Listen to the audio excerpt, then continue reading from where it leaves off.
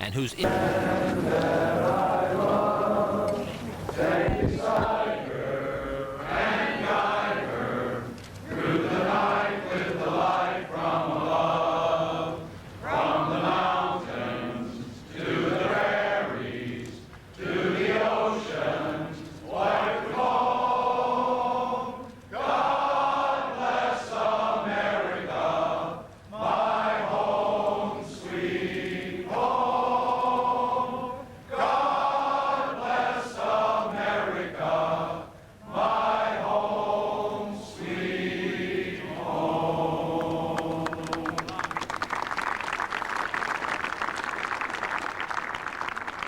A pointed display of bipartisan unity at this critical moment in U.S. history.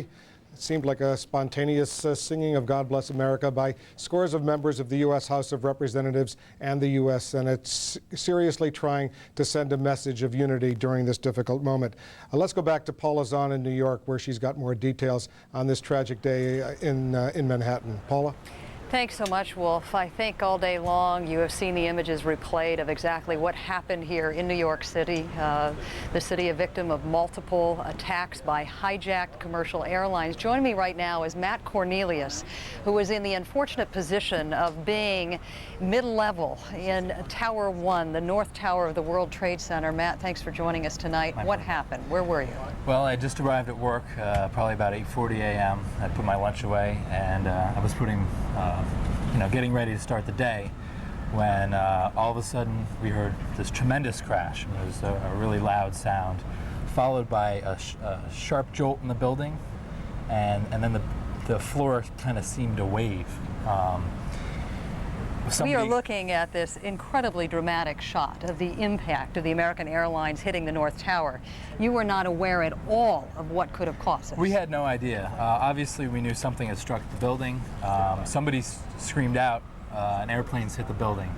But I think that was just a guess. And when I thought about that, I thought probably a private plane, because you often see them flying around the World Trade Center.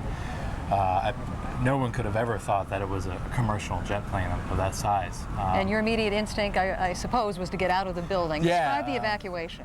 Well, it wasn't, because people hadn't really arrived at work yet, it wasn't very organized. We basically decided... Now that actually represents the second attack that happened 18 minutes after your building was struck. Right. So when we got struck, everyone basically started running for the stairways. And we went in immediately to the stairways and started our way down. Were people pushing and shoving, or was it an orderly exit from the building? People were confused at first, but once we were in the stairway, people were very orderly. How long did it take you to get out of the building? About 45 minutes. Some people were upset. They had gone through the bomb in '93. How could it take so long to get out of the building? You had 65 flights of stairs. You're a young man, but one would think you could get out of there quicker. We moved very quickly, probably 15 minutes to the 40th floor. And then after that, we got held up. There were firefighters coming up the stairs, police officers, and I believe FBI agents. So they were coming up. And there were people, there was a man in a wheelchair who they were trying to assist, so we kind of had a hold for him. But people remained calm throughout this and kept saying, we're going to take it one stair at a time, everybody's going to get out. And, I think we weren't aware of the situation. We thought it was an isolated event. I think had we known what was going on, it would have been a different story. But these pictures obviously show the unspeakable horror and tragedy, the fallout from which we're only just beginning to grasp. Once you got out of the building, at what point did you become aware of what had truly happened? Well, I would say the minute as we came out of the building, actually exited the complex, the police officers were screaming, "Don't look up, don't look back, just go." And I, of course, looked back, and I saw that the second tower was indeed on fire. And that's when it hit me that this was something major. I mean, this was a real catastrophic event. And actually, when we came out of the stairs, there was a lot of devastation in the lobby, and actually the center of the complex, the plaza area, there was a lot of debris and some bodies. I mean, it was truly awful. We have some shots now that we'd like to show you of what some people have described almost as a nuclear winter, when they talked about the amount of soot coming down on those of you who were fleeing these buildings. Now that you've been able to absorb what happened, what's going through your head tonight? You must feel like a very lucky man. I feel very lucky. I'm so thankful to be alive. My heart goes out to those who don't know about their loved ones or have lost loved ones, and it's still very surreal. I mean, I look down behind us and can't believe that my office building that I go to every day is gone. Matt, before you go any further, we were just looking at shots of the countless number of New York firefighters that were on the scene. We are just getting information from a union official of some of the 400 firefighters that initially went into that area. 200 may have perished. Matt, we appreciate your sharing your thoughts with us tonight on this incredibly tragic day of our American history. Let's go back to Wolf Blitzer. Once again, Wolf, New York City officials are not confirming, nor is the Pentagon, exactly how many people were injured here or how many people died. I know Governor Pataki of New York was saying earlier this evening it will be many, many days before we have any of those numbers.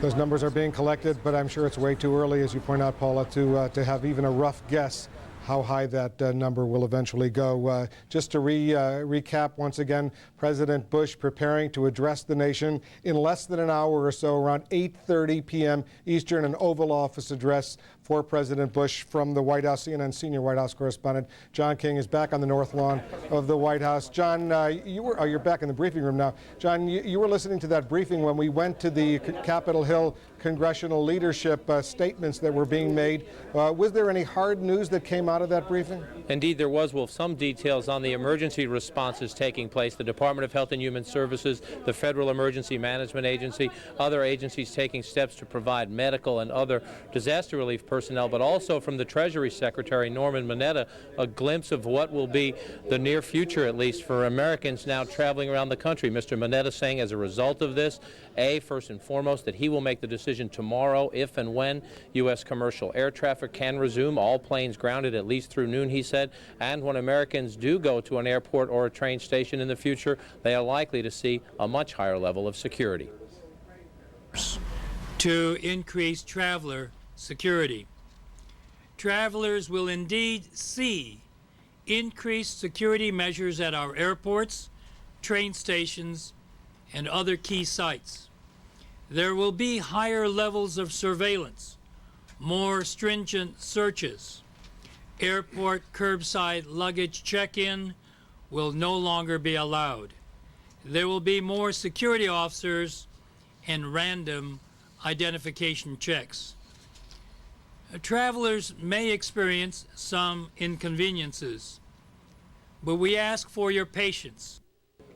Now the President is in the Oval Office with his national security team preparing for that address to the American people. About 50 minutes away from now, that address from the Oval Office.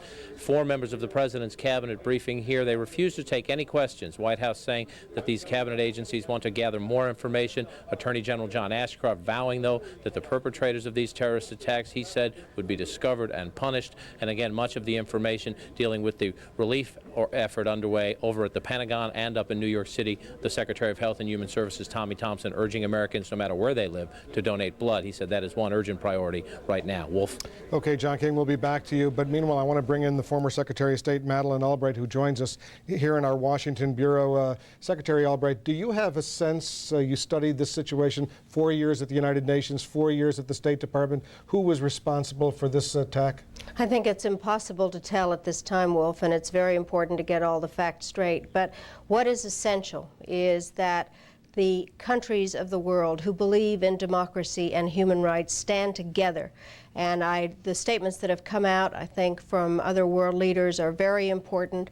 We all have to stand together. I ache for America tonight, but I know that we will rise to the challenge because we have the best system in the world. Is there, given the earmarkings of this highly sophisticated, very coordinated attack, that some sort of state sponsorship was behind it?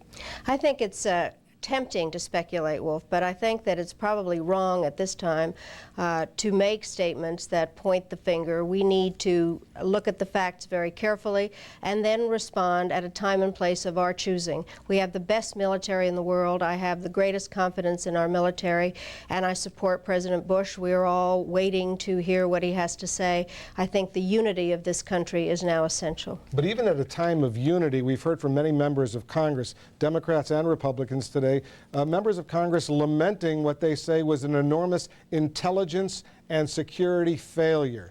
Intelligence in the sense that the U.S. apparently had no advance indication that this was about to happen, and a security failure that 4 planes could be hijacked simultaneously. I think we will have a lot of time for investigation and finger pointing. I think today we need to offer our condolences to the families of the victims and the bravery of those who have rescued people, and remember that this country is a country of laws, and those who oppose us are only countries that do not believe in a system of laws and democracy and the individual freedom. You just heard the Transportation Secretary, Norm Mineta, say that travel in the United States is not going to be as relatively easy as it's been. There's going to be much tighter restrictions for Americans. They will have to endure what many Europeans have been enduring now for several years, given the terrorist operations unfolding there and other parts of the world. It's going to cause a reaction, as you well can understand, from the American public.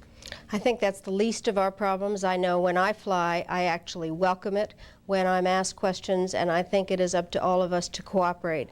But America can't be shut down. We have to remember that we thrive as an open society, and I think we have to take all the precautions and to try to find the balance between the freedom for which we are noted and the security which we need. Once the United States learns conclusively who was responsible for this coordinated attack, what should the response be militarily and diplomatically, politically? Well, I think militarily I will leave that to the defense people. I do know that we have the means to respond in whatever way we want to. We do have the best and strongest military. Diplomatically, I think it is essential to be in touch with our friends and allies, to seek their unified support.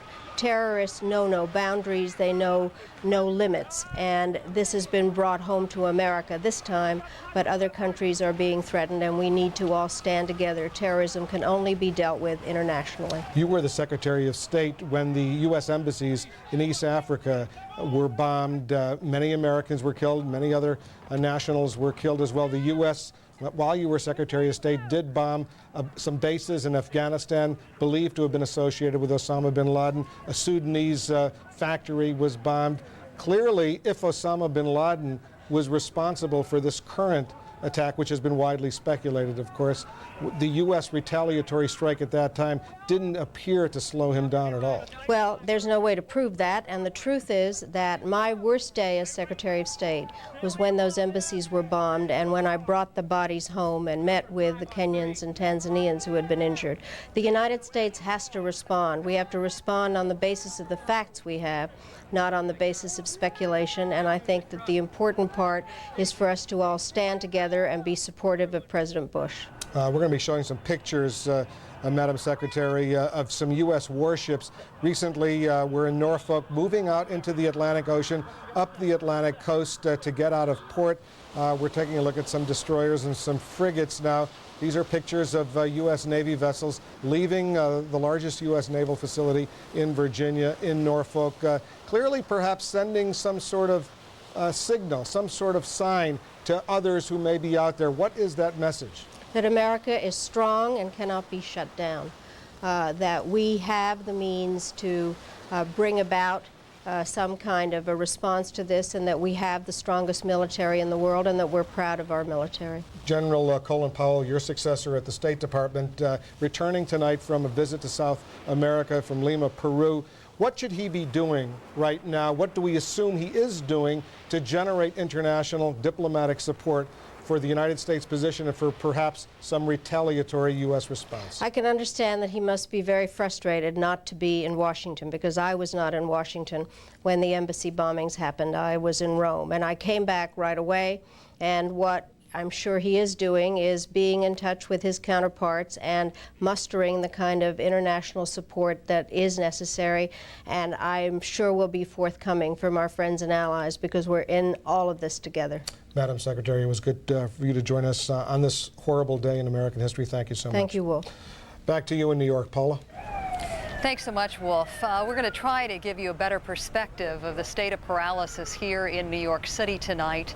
Once again, we cannot confirm the number of injured, the number of killed here today, but we have just gotten confirmation from a union representing New York City firefighters that as many as half of the 400 firefighters that were initially sent to the World Trade Center area are presumably dead tonight.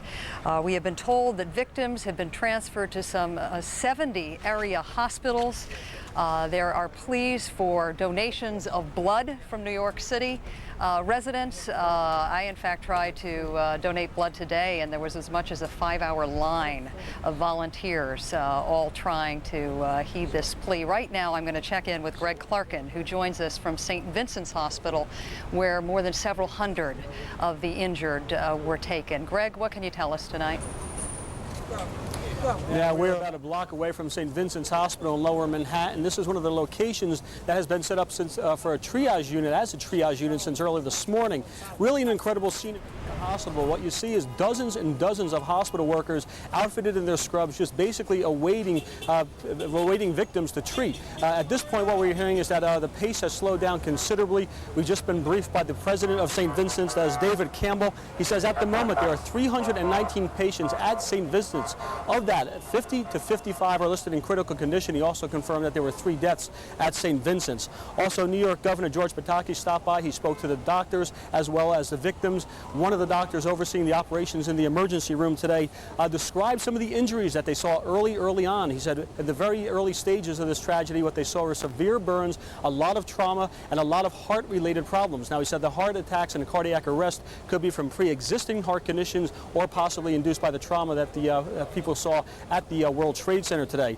Now, tomorrow they expect to get a different type of injury. Right now, the Trade Center is considered a hot zone. There are no rescue efforts underway, the doctor said, but tomorrow they expect that hot zone to be lifted, rescue workers to go back in. What they will be expecting then is what they call crush injuries, and that could be broken bones, anything that happens by people being buried underneath rubble, kidney failure, dehydration, and the like. They're expecting to see a whole different variety of injuries tomorrow. So again, from St. Vincent's, which has been a triage unit throughout the day, the scene has slowed down a little bit, but they do expect it to pick back up when the rescue efforts resume.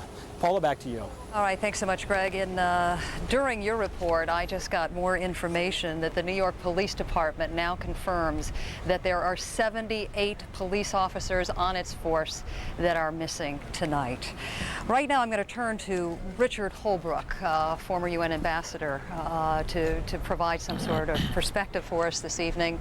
Mr. Holbrooke, we have heard General Shelton describe today's vicious acts as outrageous acts of barbaric terrorism. Senator Orrin Hatch called it an act of war. Senator John Warner calling it the most tragic hour of American history.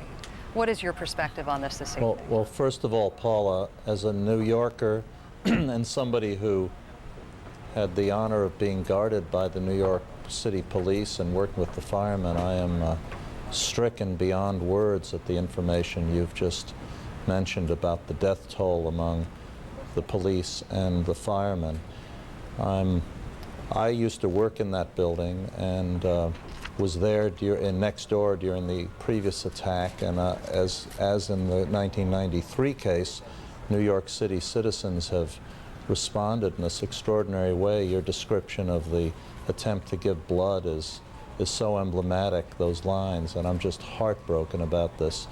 In terms of your question, and having listened to your interview with Madeleine Albright, I just want to add something to what she said, and that is this. In the past, Osama bin Laden and other terrorists who do not represent national governments, a distinction which is critically important, but are sheltered in various countries in the world, including Afghanistan, sometimes North Korea, Iraq, Libya, have played this shell game about where the government that shelters them and protects them says, well, we don't know where they are. I think it is absolutely essential for the United States to lead an international effort now that makes clear that any country which shelters people is part of an act of war against the United States. The United States, Paula, cannot make the response alone. It is true, as Madeleine said, that we have the finest military force in the world, and I've been privileged to work with them for over 30 years in Vietnam, in Bosnia, and all over the world. But I will tell you that unless we have international united front of the European allies, the Russians, the Chinese, and I want to stress this, the moderate Arab states, which must close ranks to get the extremists who are behind this, we're not going to be able to succeed. This is the beginning, after we get through the rescue phase, after we find out how the security failure occurred that you referred to, that Wolf Blitzer referred to earlier, we're going to have to turn to an absolutely non-stop diplomatic effort to create the pressure behind which we can take the necessary military action against this act of war. All right, I hear what you're saying, Ambassador, but it was Henry Kissinger who said earlier on today that we will be able to, or the United States at least, will be able to judge its friends by their level of support in trying to figure out who unleashed this fury today. What, though, realistically, do you think will happen in terms of resistance from some of these countries? I'm sorry, I don't understand your question. I heard the interview with Henry Kissinger, and he and I are in full agreement on this. Any government which shelters the people who did this has to be held equally responsible for it as an act of war. And we are going to have to mobilize an international coalition for that position as we prepare to take the necessary military responses. And I know that Henry agreed with that because I listened to the interview. Oh, no, I don't think I'm saying that anybody has misinterpreted the interview here, but I think there has been some suggestion by other guests that you may not get complete support here. Well, I don't know whether we'll get complete support or not. The Taliban is denying any influence in this thing, but all the evidence seems to suggest that. John King and others on your excellent coverage have suggested that the administration is 90% sure it's Osama bin Laden. If some countries don't participate, let them understand that they're joining a coalition of terrorists who have declared war on the United States. The key nations involved are going to be the moderate Arab states, the Russians, and the Chinese and other countries which must isolate the cause of this. Osama bin Laden is not a government, but if he is indeed, as the administration appears to believe, behind this, anyone trafficking with him should be on notice that that is tantamount to an act of war by a government. And I talked this afternoon to the Secretary General of the UN, Kofi Annan, who is trying to deal with the consequences of this for the UN. He's going to have to decide whether to postpone or cancel some major UN meetings that are coming up in New York, a children's summit in 10 days. And he has been talking to Arab leaders, and I think he will be very supportive of this. The UN will meet in General Assembly tomorrow to start the condemnation process, and we're going to have to conduct diplomacy alongside rescue and finally decide what the correct military response is.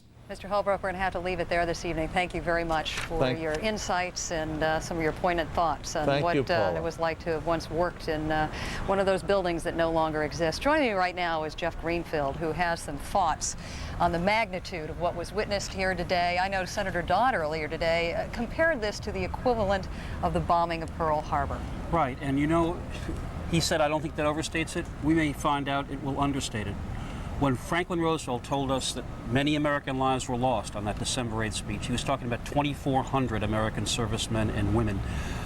Unless a miracle happened 2.5 miles south of here, we are looking at a death toll that could dwarf that. The largest act of violence in American history, Oklahoma City, 168 dead. More people than that died just in the plains. And when you and I as New Yorkers look and we realize the landscape of New York has changed, the Empire State Building is once again the largest building, I would suggest to you the landscape of America has changed. We are going to wake up tomorrow in a different country. Our luck has run out. 6 people died at the World Trade Center in '93. We saved thousands more because the buildings didn't collapse. We averted terrorist acts in the past, not today. And I think we will not get on an airplane the same way again. We will not feel the same way about our security again. I looked at some numbers, Paula. The largest number of American dead ever in one day in this country was Antietam, the Civil War battle in Maryland in 1862, 22,000 dead. I hope to God we don't approach that number when all is said and done, but we're going to be possibly in that ballpark. And I think tomorrow, in some ways, may even be a worse day than today because the sheer magnitude of this event has kind of got everybody just excited and wondering. Tomorrow, the reality sets in. And I think you also talked earlier today how that reality turns from a sense of shock and in some cases a sense of outrage. We've already about heard what has absolutely been handed this country. And one of the biggest issues we're going to be facing is drawing the line between a response that equals the horror of what was done and restraint. All right, got to cut you off here and go back quickly to Wolf Blitzer. I think Dick Armey is joining you. All right, Paula, just to remind our viewers that in a little bit more than a half an hour from now, President Bush will be in the Oval Office to address the American public. He's preparing his remarks right now, but our congressional correspondent, Jonathan Karl, is up on Capitol Hill, and he has the House Majority Leader, Dick Armey, with him. John? Well, Wolf, an amazing day up here, and we just had about 200 members of Congress, Democrats, Republicans, senators, and members of the House on the steps of the Capitol with a message. Now, we have here the Majority Leader, Dick Armey, Republican leader in the House of Representatives. Mr. Armey, you were one of those in the top leadership of the Congress that were whisked away from the Capitol this morning to a secure location, a classified location. What was it like in that room all day today? Well, we had the bipartisan leadership of both the House and the Senate. We were, of course, obviously, like everybody in America, seeking information, trying to understand exactly what's happening, where is it coming from, who's responsible, and how do we respond, measuring the threat to the nation, and preparing ourselves to bring the members of Congress back to work at the appropriate time under the right circumstances and make the point that I made earlier. You may scar democracy, but you don't shut it down. We'll be back to work tomorrow. We think of this as a horrible criminal act. It is just inhumane. It's insane. And the American House and Senate, the Congress of this nation, as the President of this nation, will address that tonight. We will address the nation's business this week, and we will continue the process of finding the people who are responsible and bringing them to justice. Now, I understand that at least 4 times during the day, the Vice President briefed the members of the leadership that were in that room at that classified location. What did you learn about that 4th plane, the plane that landed in western Pennsylvania? Well, we learned some things about that. At this point, the information is classified. It is clear that we do have a good investigation going forward. We are gathering information. There is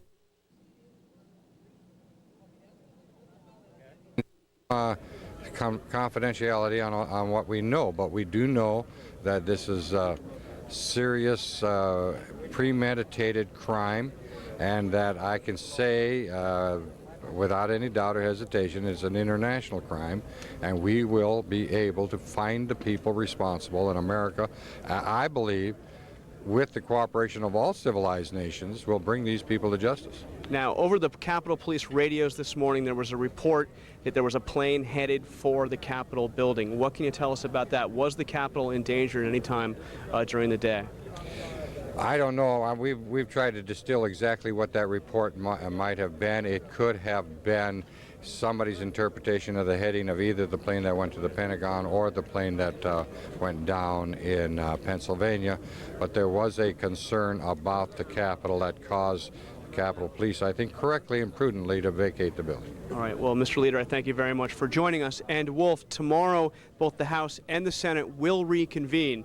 This message that wants to be sent here is that terrorism will not stop the people's business, the work of the Congress from going forward. All right, Jonathan Karl on Capitol Hill, thank you very much, and thank Mr. Armey as well. I want to bring in Senator Bob Graham of Florida. He's the chairman of the Senate Intelligence Committee. Of course, he's been receiving regular briefings throughout the day. We're hearing a lot of suspicions, Senator Graham, about who may have been responsible. Can you share what you know about that responsibility with our viewers? I would agree with Madeleine Albright. It's premature at this point to be identifying who the prime suspect might be. The number of potential suspects based on the complexity of this operation is relatively small, and I think we will soon be able to identify who the culprit is, but tonight is not the night. Has anybody definitively made any conclusions in the briefings with you and your colleagues about responsibility? Because, as you know, a lot of finger pointing at Osama bin Laden has been going on throughout the day. No, at this point there has not been a single primary suspect identified. Given the nature of this operation, the highly coordinated hijacking of these 4 airliners, is there some suspicion as well in the U.S. intelligence community that perhaps some government may also have been involved? Again, it's premature to try to determine who did it and who their collaborators might have been. One thing we do know is that we are going to, as a result of this and other incidents, reassess our ability to identify and prevent this kind of event in the future. Right now, we're in the stage of responding to a horrendous event rather than where we should be, which is congratulating on ourselves on the fact that we identified and were able to interdict the culprits before they were able to act. One of your colleagues on the Intelligence Committee, Senator Orrin Hatch of Utah, told us earlier today that as far as he had been informed, there was no advance warning whatsoever that these attacks were about to take place. Is that what you're hearing as well? Yes. There had been a general heightening of concern about the potential of terrorism over this summer. But no operational information that would have allowed us to have taken interdictive action against this specific event. Does that suggest to you, Senator Graham, that there was an enormous intelligence failure here, that the massive resources of the U.S. intelligence community had no indication whatsoever about this highly sophisticated attack? Well, what we do know is that there are several areas in which we have allowed our intelligence capability to degrade. We've allowed our human intelligence, spies, the people who can get inside the cells of a terrorist organization and give us information on motivations, intentions, capabilities that would allow us to interdict. We know that we have lost some of our eavesdropping capability, listening to what our potential adversaries are saying. We also know that we've not been making the investment in the analysis of the information that we collect so that we can use it effectively to avoid an incident like this. I believe this occasion will drive home the point that the only real protection against terrorism is the best possible intelligence, and that is the only intelligence that the citizens of the United States should be prepared to accept. Senator Graham of Florida, the chairman of the Senate Intelligence Committee, thanks so much for joining us. And I want to go back to our congressional correspondent, Jonathan Karl. He's up on Capitol Hill, and I believe he has the junior senator from New York, Hillary Rodham Clinton, with him. John? That's right, Wolf. We're joined here by Senator Clinton of New York.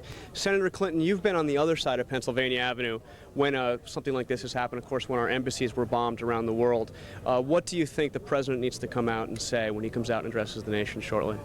Well, I do have, some understanding of how difficult a time this is for the entire country, and we're all united behind the president. We are, as you saw earlier, with the legislative leadership of our country from both houses of Congress on both sides of the aisle, saying just as clearly as we can that this was an attack on America, and the President of the United States is our president, and we will support him in whatever steps he deems necessary to take, both in the retaliation that will be called for, and also in the very important work of rebuilding New York and the Pentagon. We can't let these evil acts in any way deter us from, making it clear that the United States is resolute, and we are going to support the president. And are you getting any new information from law enforcement out of New York about just the extent of the loss in New York? John, I don't think we even have an inkling of the devastation. We've not really had the kind of coverage at ground zero that would show what I'm hearing. Rubble sometimes up to your waist. Our firemen and police officers wading through dangerous circumstances, trying to see if there are any survivors. The numbers of people who are injured and who we fear are casualties, I think, will be terrible once they are fully understood.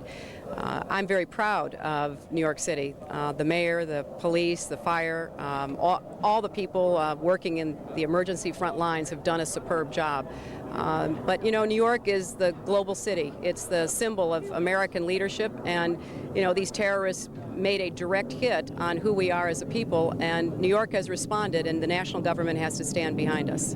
And Senator, you had told us earlier that you had spoken at length with former president, your husband.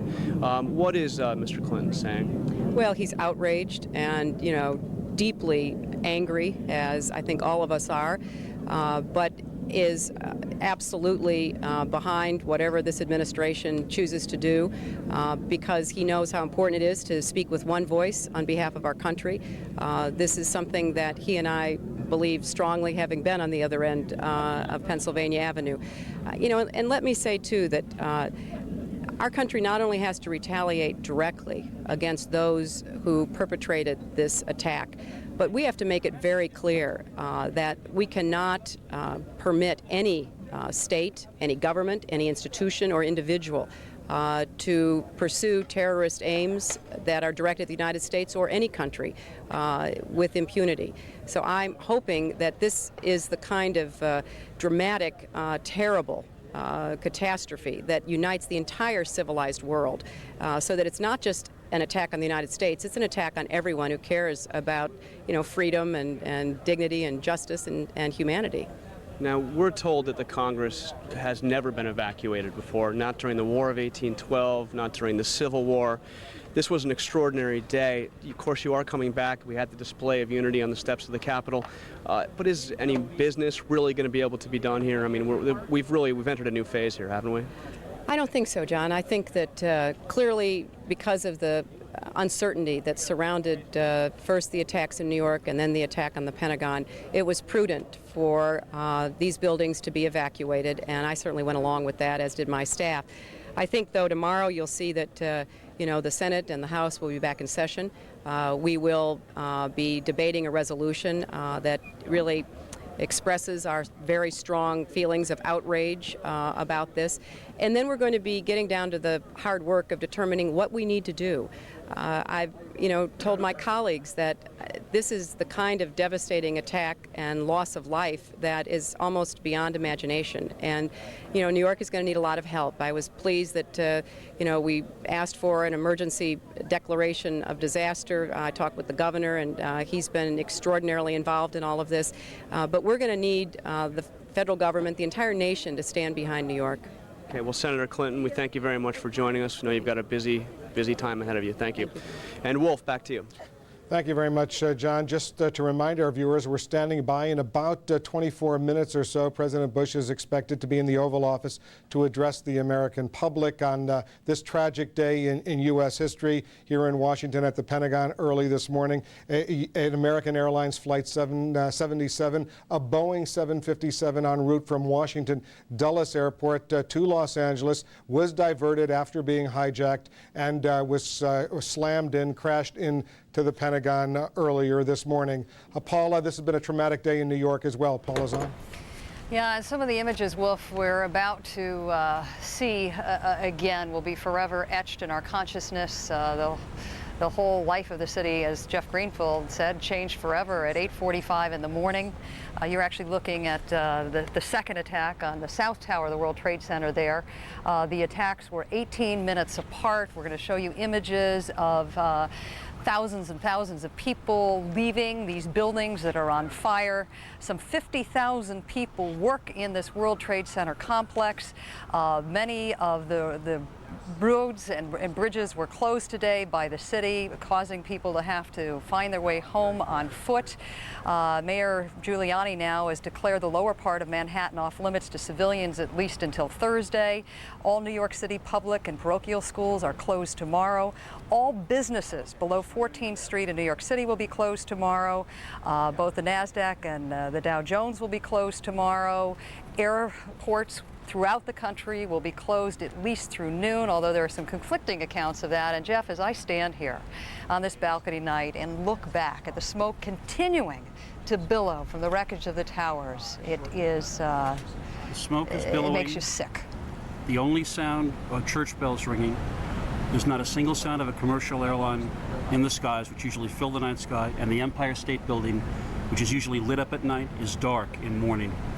It's a scene as a lifelong New Yorker, I could not have imagined in my worst nightmare. I think one of the more poignant images this evening was watching our Congress sing God Bless America. It actually was one of the more affecting things. You got a sense that the political community, which so often offers prepared statements and goes in a partisan battle, this time they are simply overwhelmed by what happened, and that was a kind of small effort at affirmation.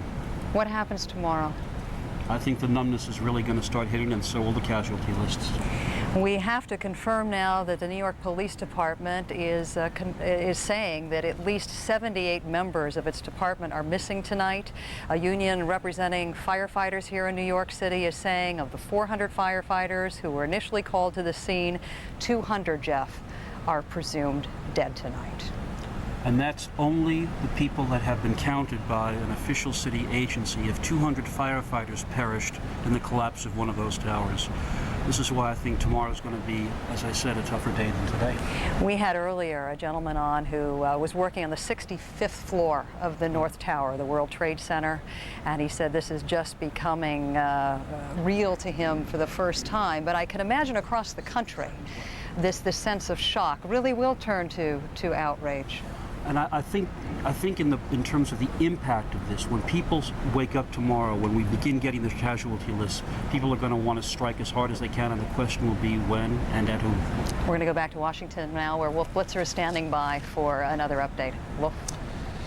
We've heard so far, Paula, from the congressional leadership, from members of President Bush's cabinet, from the Defense Department, the Defense Secretary Donald Rumsfeld, the chairman of the Joint Chiefs of Staff. On this horrific day throughout the United States, we're looking at these pictures earlier today at the Pentagon when an American Airlines Flight 77, a Boeing 757 en route from Washington Dulles Airport to Los Angeles, was commandeered and was forced to slam into the Pentagon. We do not know the number of killed and injured, although the number is expected to be very, very high. I want to show our viewers the extraordinary newspaper editions of both the Washington Post and the Washington Times are now coming out with special editions. Here is the headline, "Horror," in a special edition of the Washington Times. Similar edition of the Washington Post was put out today as well. On this day, we're standing by. In about less than 20 minutes, President Bush will be in the Oval Office to address the American public. Bill Hemmer is in Atlanta. He now has more. Bill? Well, thank you. So much of our concentration for our coverage today has been focused on Washington and New York City, but there's another element to the story in Somerset County. That's in western Pennsylvania, southeast of Pittsburgh. United Airlines Flight 93, bound from Newark, New Jersey to San Francisco, went down in a field. CNN's David Mattingly, one of the first on the scene earlier today, now joins us with a live update from what's happening from that perspective. David, what do you have for us this evening as night has fallen there in western Pennsylvania? Well, Bill, we are standing right in the heart of farm country in western Pennsylvania. I'm surrounded by cornfields, green pastures, and rolling hills. But tonight, this normally peaceful setting is teeming with emergency personnel, hundreds of emergency personnel and state troopers. Their mission tonight to lock down the crash site of the United 757 right here in this area. The plane went down in an old strip mining area. Views of the crash site indicate an impact crater about 10 feet wide and 10 feet deep and 15 feet wide. Officials report only small pieces of debris at the site, excuse me, giving you an indication of what kind of force was behind this crash. Now, residents say they were watching news coverage, and you can imagine their horror watching the news coverage in New York and Washington, D.C., and suddenly hearing a tremendous explosion here. And the plane crashed with such a powerful force that people miles away say their houses were shaken. The school a couple of miles away, windows were shaken. Students and teachers who were watching also on television at the time were reportedly very upset. Now, this evening, Governor Tom Ridge surveyed the crash site, and he called on Pennsylvanians for their prayers, their blood donations, and to volunteer their skills in this time of emergency. We'd like to provide Pennsylvania's support if called upon to do so. And my plea to all Pennsylvanians is to, first of all, for your prayers. Secondly, for your blood. I think that the Red Cross would appreciate volunteers. There is a great deal of speculation here at the crash site regarding the reporting of a 911 call that reportedly originated from the hijacked plane and was taken by a 911 operator in a neighboring county. Well, at this time, there's no confirmation here at the scene of the accuracy of that report. The FBI has reportedly, again, taken control of that tape, but tonight will not confirm or deny anything regarding that tape. So obviously, possibly a key piece of evidence also being looked at in regards to this crash site. Bill. All right, David. David Mattingly on the scene there in Somerset County, western Pennsylvania. Again, 38 passengers on board, 5 flight attendants, and 2 pilots. And the indication David was given earlier by eyewitnesses who saw that plane go down, it appears that plane went directly into the earth again earlier today, 10:20 a.m. Eastern Standard Time. We'll continue to canvass the country, and it should be pointed out that a number of Americans in many major cities across the country, and even in the small towns, still somewhat disturbed and in a state of shock over what we're seeing throughout the country today. Here in the city of Atlanta, it is quite unusual to see a heavy commuter city like Atlanta to have so few cars traveling on its downtown streets right around rush hour. But that was the scene we saw in this southern city today, and a number of malls indeed closed as well, as people again continue to react to what we have seen throughout the day here. The president will speak in 15 minutes time, 8:30 p.m. Eastern Time from the White House, and certainly CNN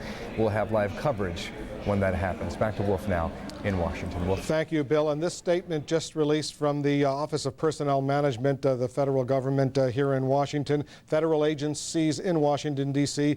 Will be open for business as usual tomorrow, Wednesday, under what is called an unscheduled leave policy. That means federal employees may take leave without prior approval, but federal agencies will be open in Washington. Our senior White House correspondent John King is over at the White House getting ready, like the rest of us, to hear the president, but he has a guest.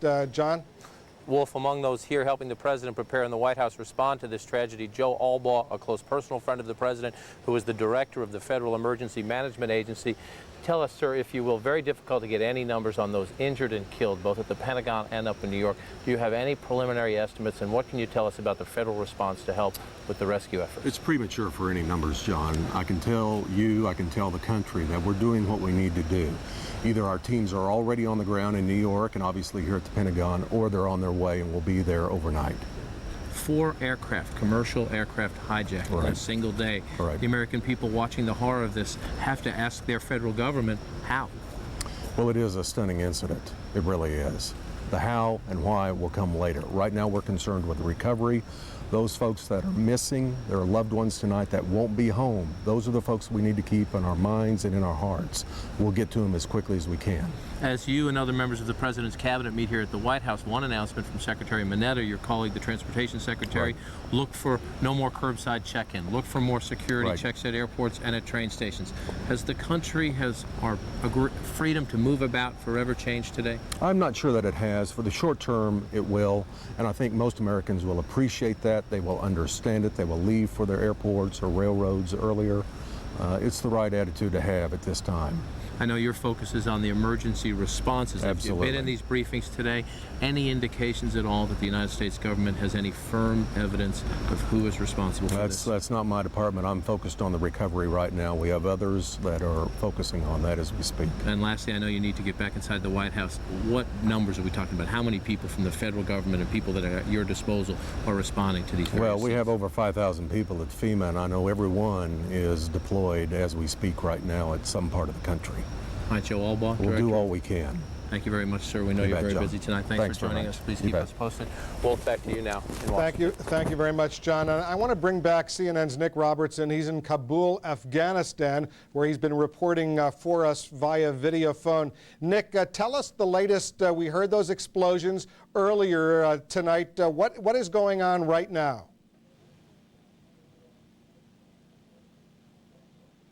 Well, Wolf, it's about 10 to 5 in the morning, daybreak here in Kabul. We'll certainly get a better idea of the extent of the damage caused by those explosions we heard overnight. A little under an hour ago, we heard from a senior Taliban official who confirmed that the city was attacked. He said it was attacked by 2 helicopters, firing rockets, hitting an ammunition dump in the city. He said that the helicopters were sent by the Northern Alliance. That is the forces that the Taliban are battling to gain control of the last 5% of Afghanistan. The Northern Alliance said that they were responsible for those attacks. Northern Alliance very, very upset with the Taliban at the moment. At the weekend, their senior commander was the subject of a suicide assassination attempt that the Northern Alliance blamed the Taliban for. So in the civil war that's going on here, things are very tense at this time. An audacious attack. One analyst described the attack this evening. The front line of the Northern Alliance, some 40 or 50 miles from this capital, they flew helicopters in under the cover of darkness, switched on searchlights when they got into the city, and fired missiles at the city. In a few hours, Wolf, we expect the United Nations agencies here and several international diplomats here in the city to consider their position. We understand the United Nations often at times like this will withdraw its staff. In a few hours, we'll find out about that. Wolf? Nick Robertson, our man in Kabul, Afghanistan, thanks so much once again for joining us. Stand by. I want to bring in right now Paul Bremer, the former U.S. ambassador for counterterrorism. You spent many, many years studying these kinds of developments, perhaps not as horrendous as what has happened in the United States today. Whose fingerprints do you suspect are over this operation? Well, as the chairman of the Intelligence Committee said earlier, it's early to make any conclusions, but there basically are 4 groups that you can imagine having the capabilities of doing this. Bin Laden is certainly one. The others would be some of the more radical Palestinian groups, which might be able to do this. And then, of course, there are 2 states, Iraq and Iran. And I think that's the list of possible suspects for the moment. And you've eliminated homegrown U.S. sponsorship the way that occurred at Oklahoma City.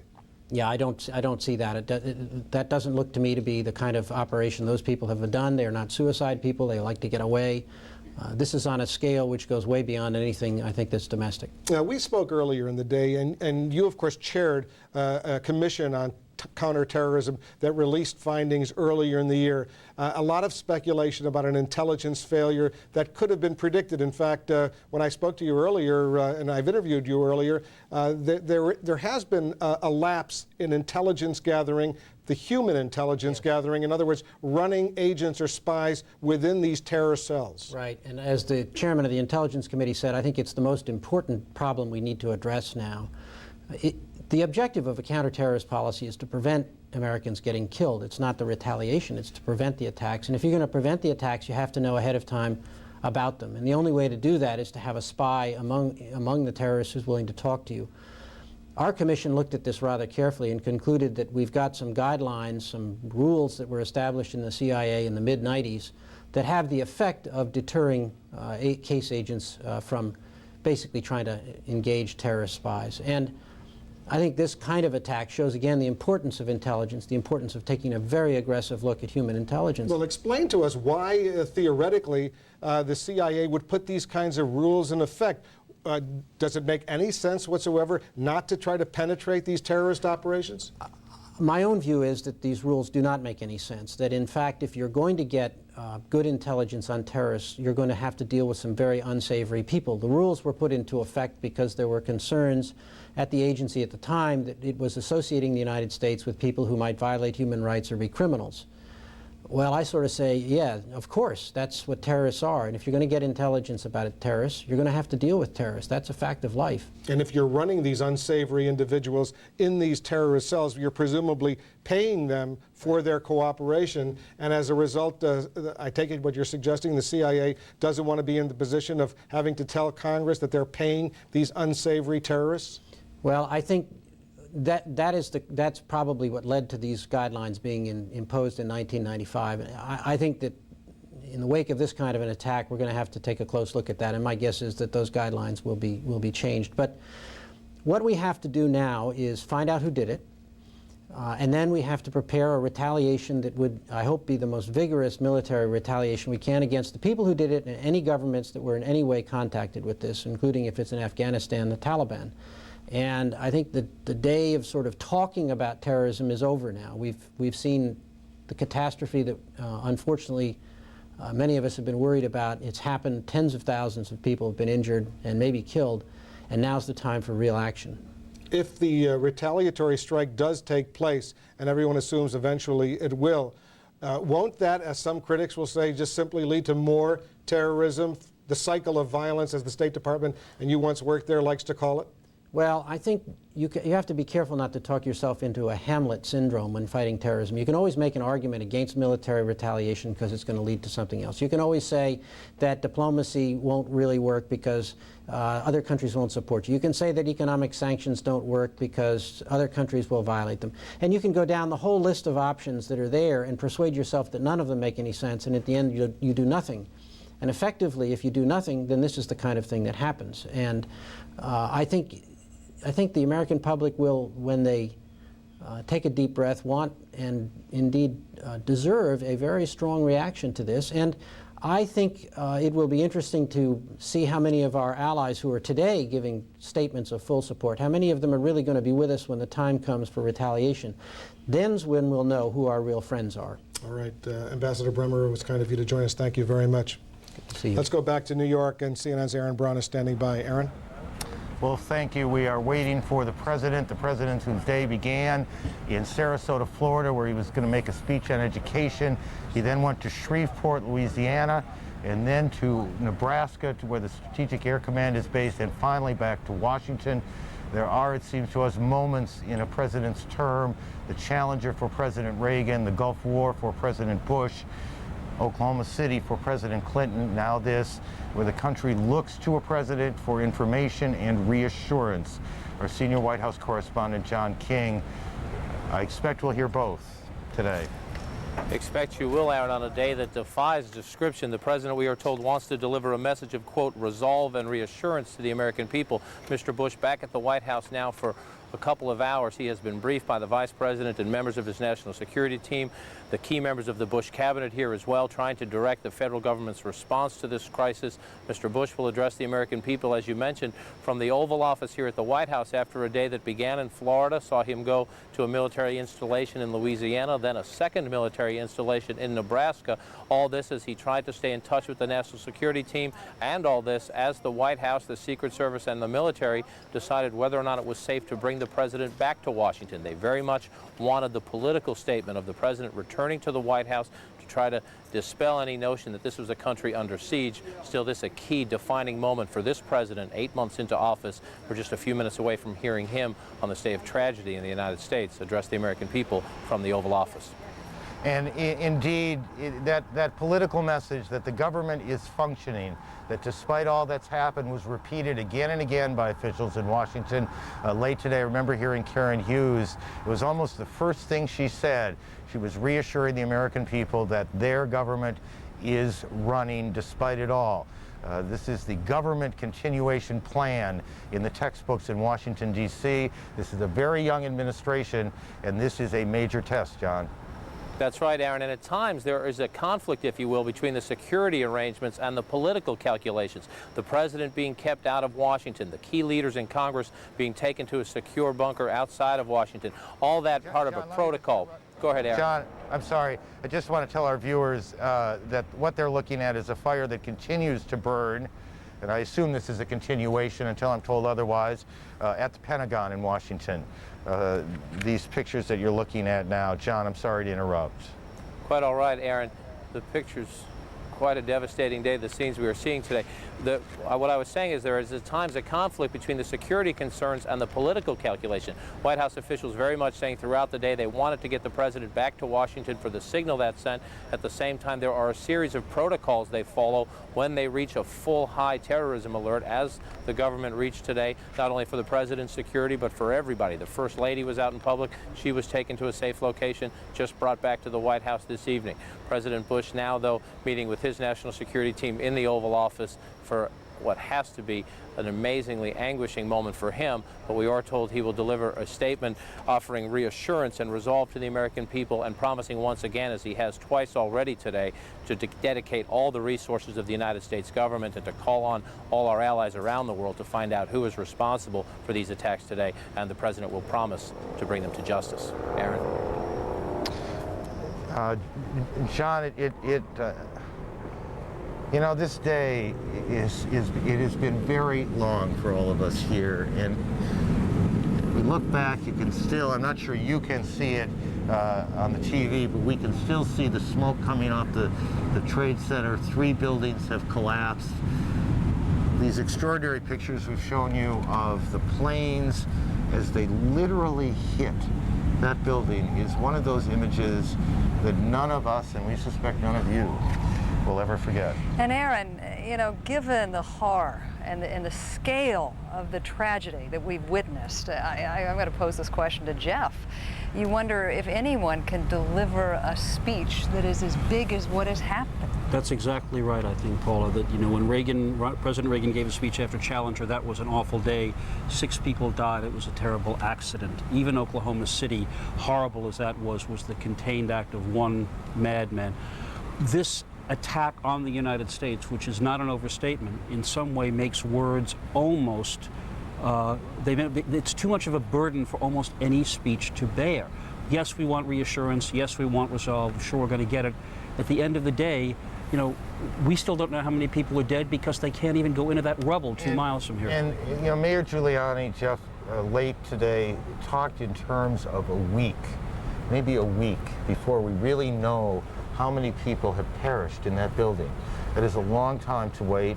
There were a lot of phone messages when I was downstairs earlier from people wanting to know the answer to that question. How many people have died today? And that is simply unknowable.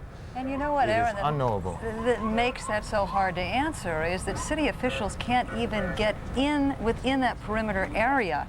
There is still debris falling from these collapsed buildings, and there are an untold number of people still trapped. And we know that there are a couple of hundred firefighters who are missing. There are 78 New York police officers who are missing.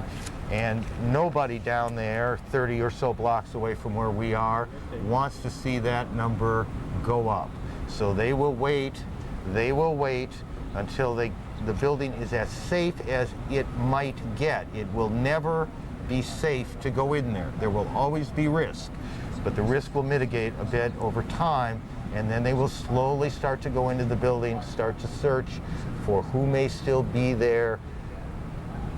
And that's why days away. And that's why but that's why the president's speech tonight has such a burden upon it. The stark reality of that makes what the president has to say tonight probably as difficult a speech as any president, at least since Roosevelt's Day of Infamy speech. Probably since Roosevelt. This is one of those moments. The president now just a few moments away from addressing the nation from the Oval Office. He has not been back in Washington for very long.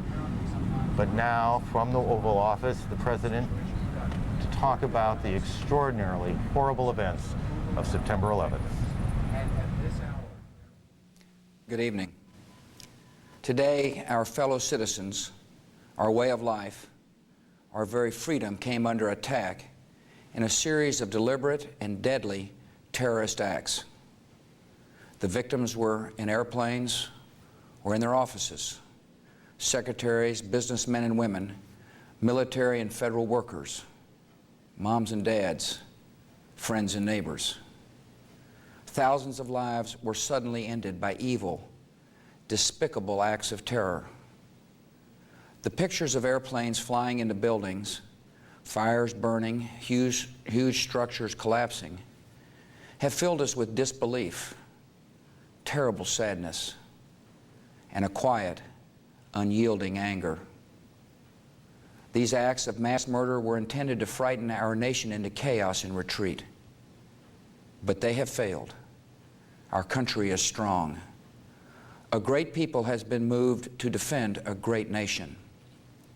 Terrorist attacks can shake the foundations of our biggest buildings, but they cannot touch the foundation of America. These acts shatter steel, but they cannot dent the steel of American resolve. America was targeted for attack because we're the brightest beacon for freedom and opportunity in the world, and no one will keep that light from shining. Today, our nation saw evil, the very worst of human nature, and we responded with the best of America, with the daring of our rescue workers, with the caring for strangers and neighbors who came to give blood and help in any way they could. Immediately following the first attack, I implemented our government's emergency response plans. Our military is powerful, and it's prepared. Our emergency teams are working in New York City and Washington, D.C. to help with local rescue efforts. Our first priority is to get help to those who have been injured and to take every precaution to protect our citizens at home and around the world from further attacks. The functions of our government continue without interruption.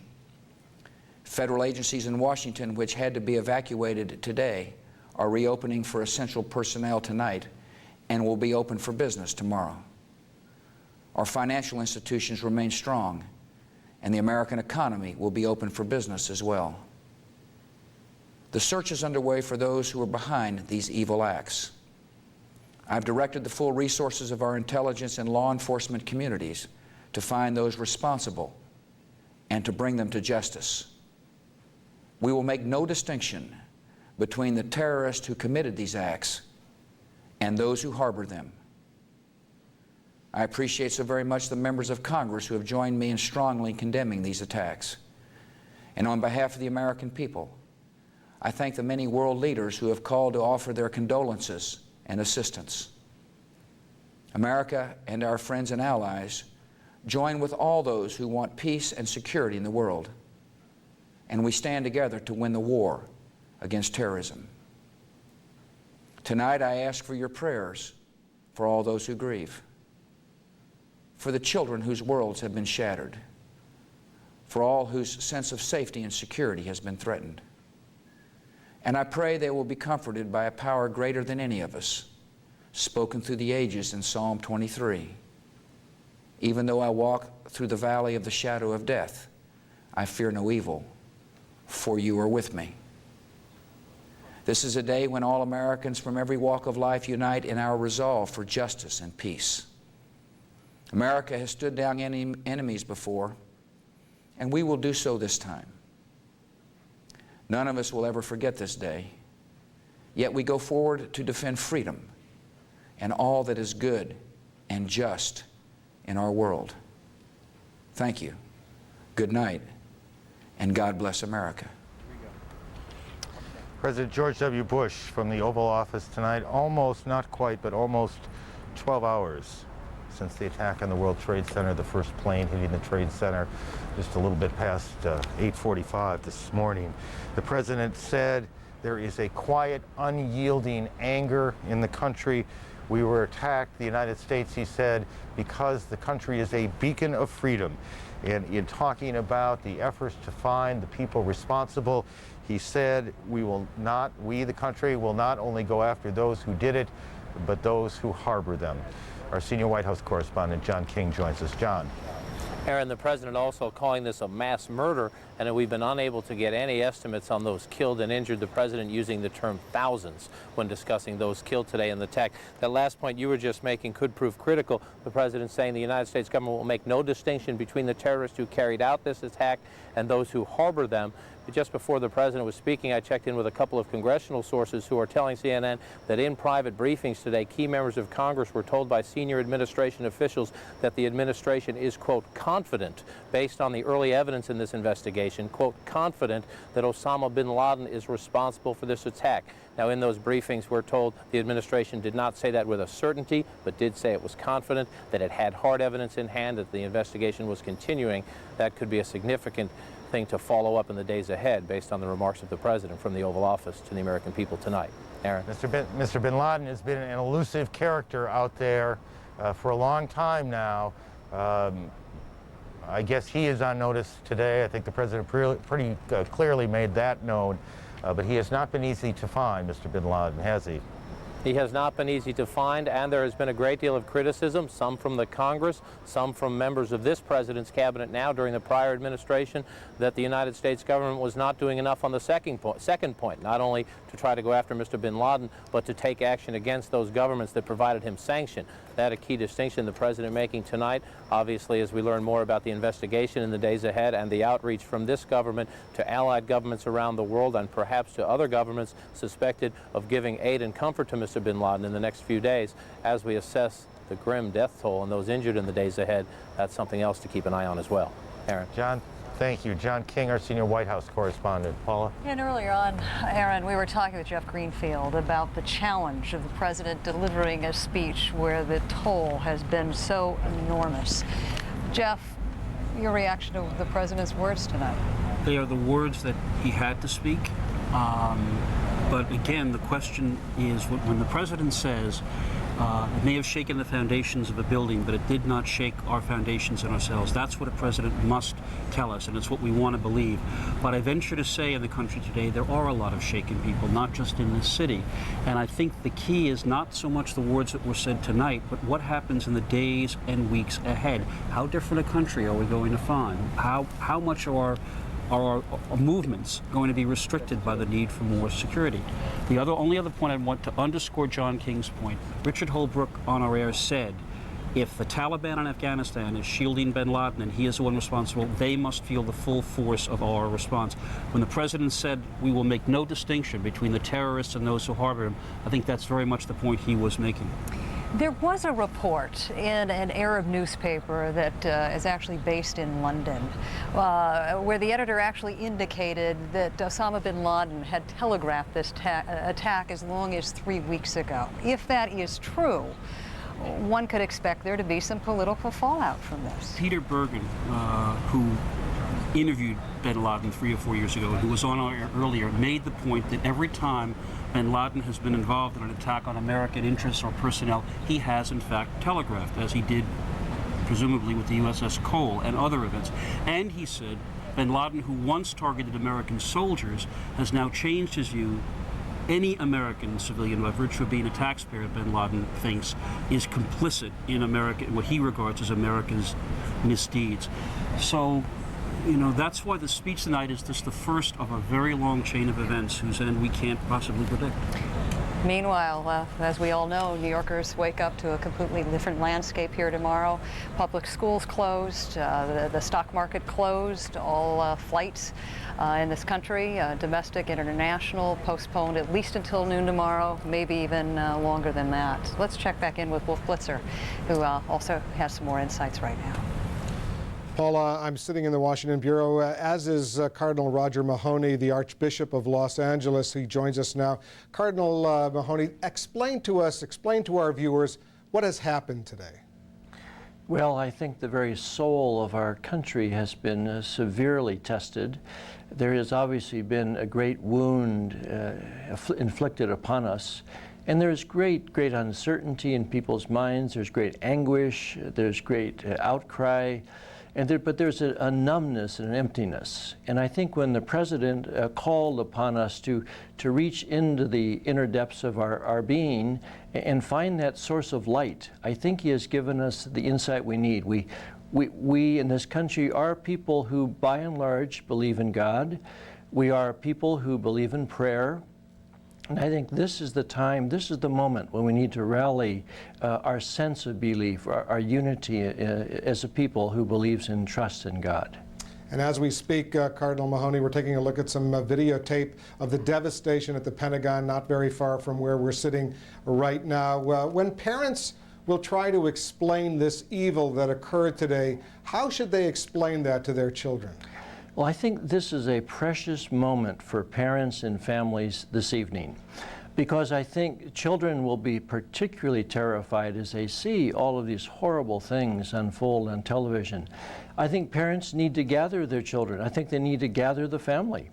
And in whatever faith tradition they might have, they need to link today with their scripture, with the Bible, the Hebrew scriptures, the Quran, whatever belief system they have. This is an excellent moment to do it. I think also something that's significant today, as I drove over to the CNN headquarters tonight, and the city is quite dark. It occurred to me that terrorists live in darkness, and their evil deeds, they do not wish those to be seen. So I'd say to parents tonight, gather your family, get out a candle. If you have a candle, light the candle as a family, and let the children in the family see the hope that is in that light. And I'm hopeful that the President is going to declare a day of prayer this week, hopefully for all of us to come together in our various faith communities. But just as the terrorists tried through darkness to bring down the spirit of our people, I'd love to see people light a candle in their home, maybe put one in the front window. Let that light of hope and trust in God's providence in our lives, let that shine across our country tonight and tomorrow. Cardinal Roger Mahoney, the Archbishop of Los Angeles, thank you so much for those words. And I just want to throw back to our Aaron Brown in New York, but to remind our viewers that first crash occurred almost exactly some 12 hours ago when that first plane crashed into the World Trade Center in New York. Aaron? Well, thank you, and particularly thanks to the Cardinal. Those were extraordinary words and much needed, I think, to remind us how we might deal with the issues here with our children. I think all of us at some point today have wondered how we are going to explain this to them. Larry Eagleburger has been a part of a number of administrations in the diplomatic positions. He's, I think, familiar to many of you as well. He joins us from Charlottesville, Virginia, I believe. Again, good evening to you, sir. It's nice to see you again. Good to see you. I want to go back a few hours to a conversation you had, because if I remember it correctly, you talked specifically about two things that came up in the President's statement. One is that we need to be proactive. The country needs to be proactive in attacking terrorist groups before they attack the United States. And this is the point the President made, that it is not enough to go after the terrorists. You also must go after those who harbor the terrorists. Heartened by the President's words tonight? Very much so. I thought it was a superb speech. I'll tell you something. I think we're all going to find that the American people are much tougher than some of the commentary tonight that I've heard would imply. And if you have the leadership that I think the President demonstrated tonight, and if we carry out the words he said, and we do in fact act hard against not only the terrorists but those who have housed them, I think we will find that we have struck a real blow for beginning the end of this terrorist tragedy that's taken over the world for so long. We won't win it all at once, but if we now really start to take seriously the words that the President said, both in terms of attacking the terrorists and those who mother them, I think we can begin to see this thing turning around. And I think the American people will be totally in support of that. Secretary Eagleburger, what is it that you've heard from commentators or anyone else that made that perked your ear there, that suggested the American people did not have the resolve or did not have the toughness to deal with this? Well, I don't want to carry it too far, but what I've heard is, they're all shaken. There's some implications that we're not going to sort this out too quickly. All I'm saying is, whether we've been shaken or not, if you watched what went on in New York City today, and particularly the police and the firemen, but also average New Yorkers, in the ways in which they responded to try to take care of each other, I was in fact very much impressed by their guts and their ability to deal with these things in a rational way. And I think it showed a great deal about the city of New York, which has not always been my favorite place. And it also showed a great deal about the American people. And I think you're going to find that we are going to be really prepared to back the president all the way. Now, in this sense, I do think it's like Pearl Harbor, because it's Pearl Harbor that led us all to come together to defend ourselves against the Japanese. I think this is Pearl Harbor in a sense, in bringing us now to look at this terrorist issue as in fact we should look at it, which is if we don't deal with it now, it will be so much worse as the years go on. Secretary Eagleburger, thank you. It's good to talk to you again. If I could just a second, one thing he said, of all of the images that we've seen in the 12 hours that we've been here, it is a scene of New Yorkers calmly evacuating the area, very slowly walking, no panic, no screaming, helping one another, that has stayed with us. It is not the most dramatic picture, but it is one of the most telling pictures we have seen about how people respond in moments of extraordinary crisis. Paula? I'll also tell you, Arian, the story that hasn't been told is the generosity of the spirit of the New York people. I mean, a lot of New Yorkers get a bad rap here, but the fact is there was a plea made for people to donate blood, and at many area hospitals there were as many as 4 to 5 hour waits. Yeah. People lining up. This is a city that has taken a number of terrible hits in recent time, but in moments like this, it is truly the best of us that we saw today. And I don't think it's simply New Yorkers. I think we would have seen this most anywhere else. But they're a tough group out there below us, 30 or 20 floors. And they handled an awful, awful experience today with extraordinary calm, to which I think we all are grateful. All right, right now I'm going to check in with James Kallstrom, who was formerly of the FBI. Welcome, thank you for joining us tonight. Well, sir, can you explain to the American public how it is possible that 4 commercial airliners were hijacked in a several-hour period? I don't think we can explain that right now, Paula. I mean, we'll be answering those questions in the future. I can tell you this, that everyone in law enforcement and the intelligence agencies prayed and hoped that something like this would never happen. It has happened. I thought the president gave a great speech tonight. I was particularly impressed. It's a bit redundant from the other speakers, but his discussion of there will be no difference between those that committed this horrendous act and those that supported, harbored, assisted this horrific act. I think that's a very, very key point. And as the days roll out, the United States, this great country we all live in, and the heroism that you saw on the streets of New York, I saw that day in and day out in smaller tragedies, and I'm sure we see that throughout the United States. But as the days wear on, the United States and the Allies, if they carry out what the president said, we'll be far better off for it. If you would, sir, though, would you come back to the vulnerability that was exposed today? What is the significance that 2 planes were successfully hijacked from Boston? What is the significance of the fact that all 4 of these flights were cross-country flights? Well, I mean, I think we can read into that, Paula. I don't know the answers. It would seem like the interesting and tragic thing is that people would give their lives that could also fly sophisticated airplanes, that they apparently could get on these airplanes through generally good screening techniques.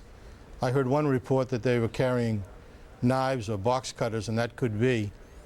How do you get through security with box cutters on you? Well, I'm not going to go into all the different ways that could happen, and I don't know exactly what happened. I don't think now is the time to try to figure that out.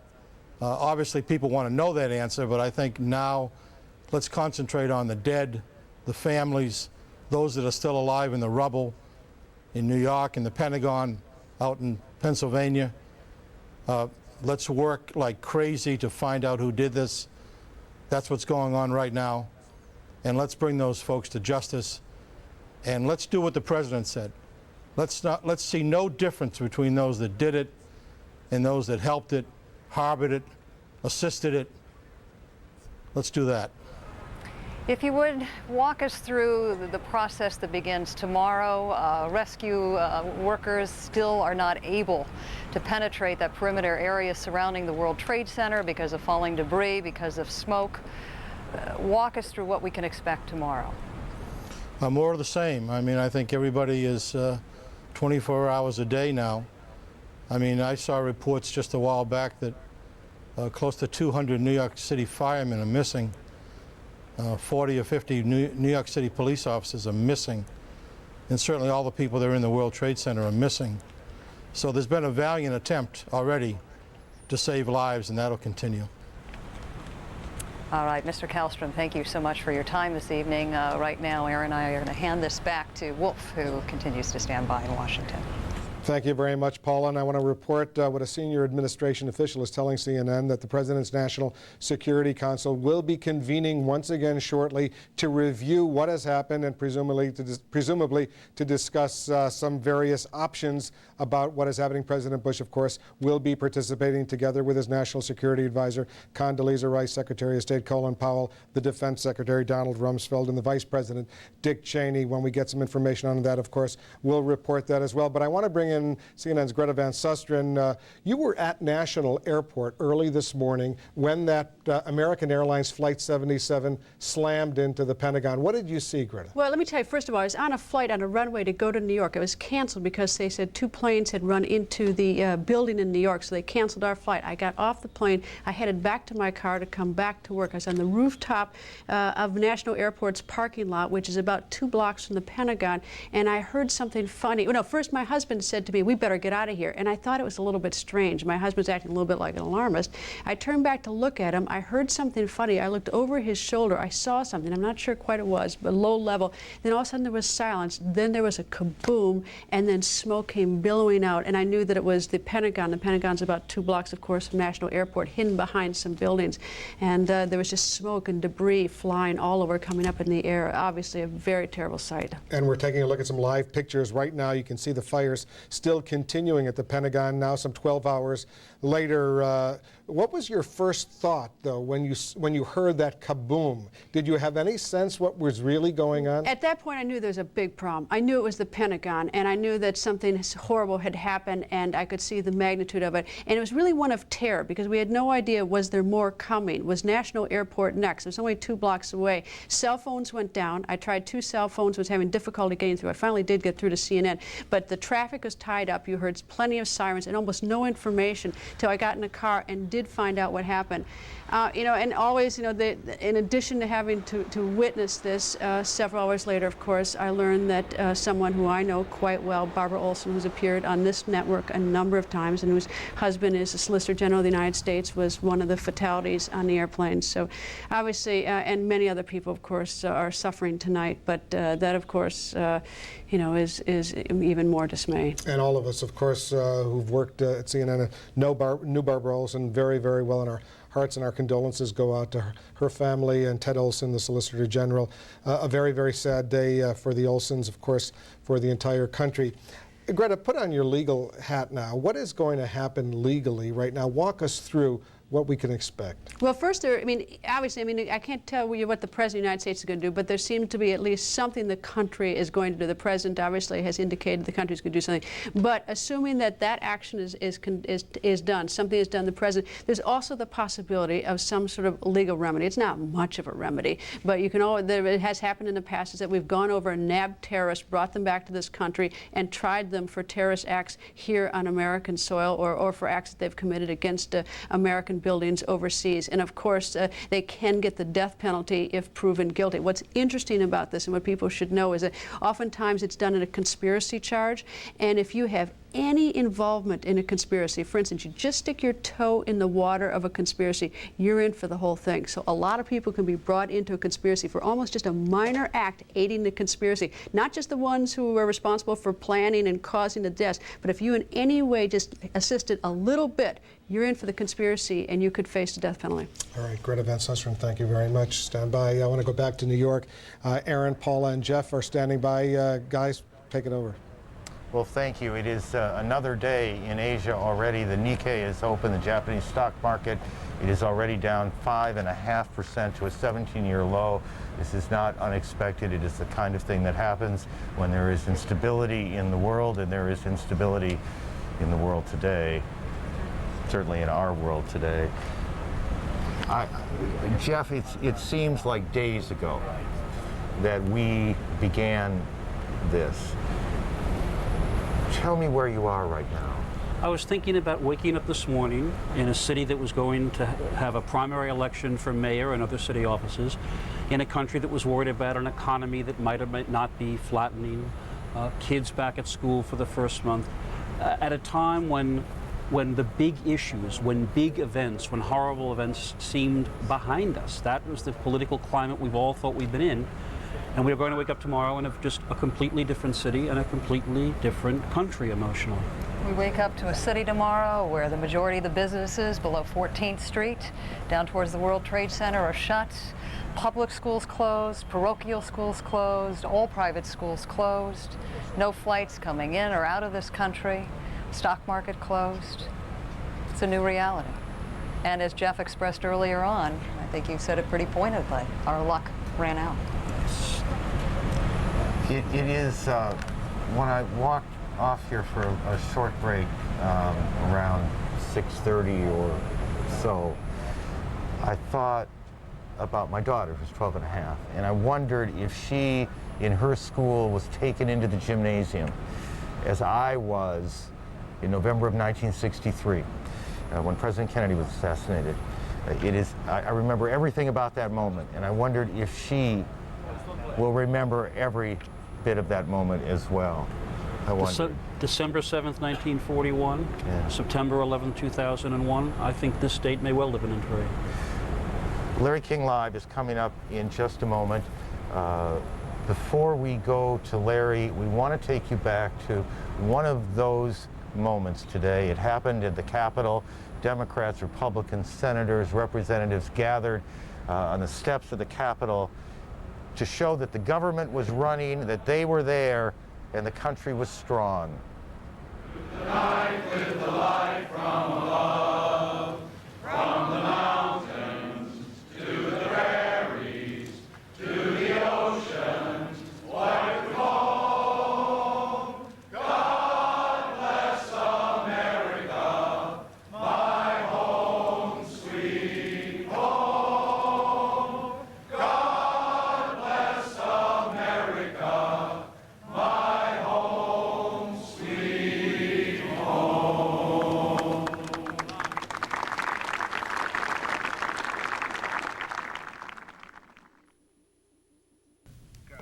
Tonight, America under attack. Horrible images as terrorists strike against symbols of wealth and power. The casualty count unknown, the damage unspeakable. I'm Larry King. We'll have a full hour with lots of guests. We begin with the governor of New York, George Pataki. Governor Pataki, what can you tell us when you bring us up to date on statistics here? We have to go through this. Firemen, policemen, people, what? Well, Larry, we're just not looking at statistics yet. We're still doing everything in our power to do the searching and rescue efforts because we hope there are still people that can be rescued. The city has the finest emergency forces anywhere in the world, and we've augmented them with our National Guard and state emergency forces as well. And there's an ongoing effort to try to rescue as many people as possible and to make sure we provide the best possible care to those who have been injured. So the time for counting is later, the time for action is now, and that action is underway. We do know, however, that 200 firemen and 78 policemen are missing, right? We do know that numbers of police and fire are missing, and it's a tribute to their heroism, that they went down there and risked their lives to protect others and try to save other lives. And, you know, Larry, this is a very dark day for America. But out of the darkness, you see the spirit and you see the hope. I was at St. Vincent's Hospital a little while ago visiting some of the injured firemen and injured policemen, and they were asking about if they could go back to try to do more to help uncover their comrades and the people who are still at risk. So the spirit is strong. We will get through this. Governor, you've been close to being inside and near this. Can you tell us what's going on? Well, there's still very great risk downtown of possible additional building collapses. So that's why we've ordered, along with the mayor, New York City south of 14th Street to be shut down. And right now, it's simply a matter of trying to contain fires and work through the rubble. We have National Guard heavy equipment, wreckers and tow trucks and others on trying to help out with the police and fire who are going through the rubble and trying to just find as many people that we can save and rescue and help those who need our help as possible. At the same time, we're making sure that the city and the surrounding area is as secure as possible. And again, Larry, I got to tell you that the spirit of the people has been enormous. They haven't been intimidated by this horrible act of cowardly terror. I was just out on a block where for blocks people were lined up waiting to donate blood, not cowed by this terrorism, but showing their faith in America and belief in tomorrow, and that's what we have to make sure triumphs here. Governor, how close have you gotten to the scene itself? I've gotten downtown, but I haven't gotten all the way down to the towers themselves, perhaps later on. But what I've been trying to do is coordinate response and make sure that we have the best possible efforts, and I believe we do. And Larry, I also want to say that the cooperation, not just of the city and the state, but the surrounding states, the federal officials have mobilized resources from around the country to help us out, and they are here. And we've gotten expressions of support and condolences from around the world, and we're going to get through this. We're united as a people, we're strong as a people, and we will get through this and make America and New York even stronger. We know the military's on full alert and aircraft carriers are coming to your harbor. Is there fear of possibly more? Well, Larry, I think the federal government's looking to reassure us by having this presence, and we're delighted to have that reassurance. There can never be guarantees. No one predicted this. No one anticipated or had advance warning of this attack. So you never know what tomorrow might bring. But my understanding from my communications with the President and the White House is that they are unaware of any additional specific threats. Obviously, we are on the highest possible state of security and alert, and will continue to be so. Where were you when you heard of the first crash?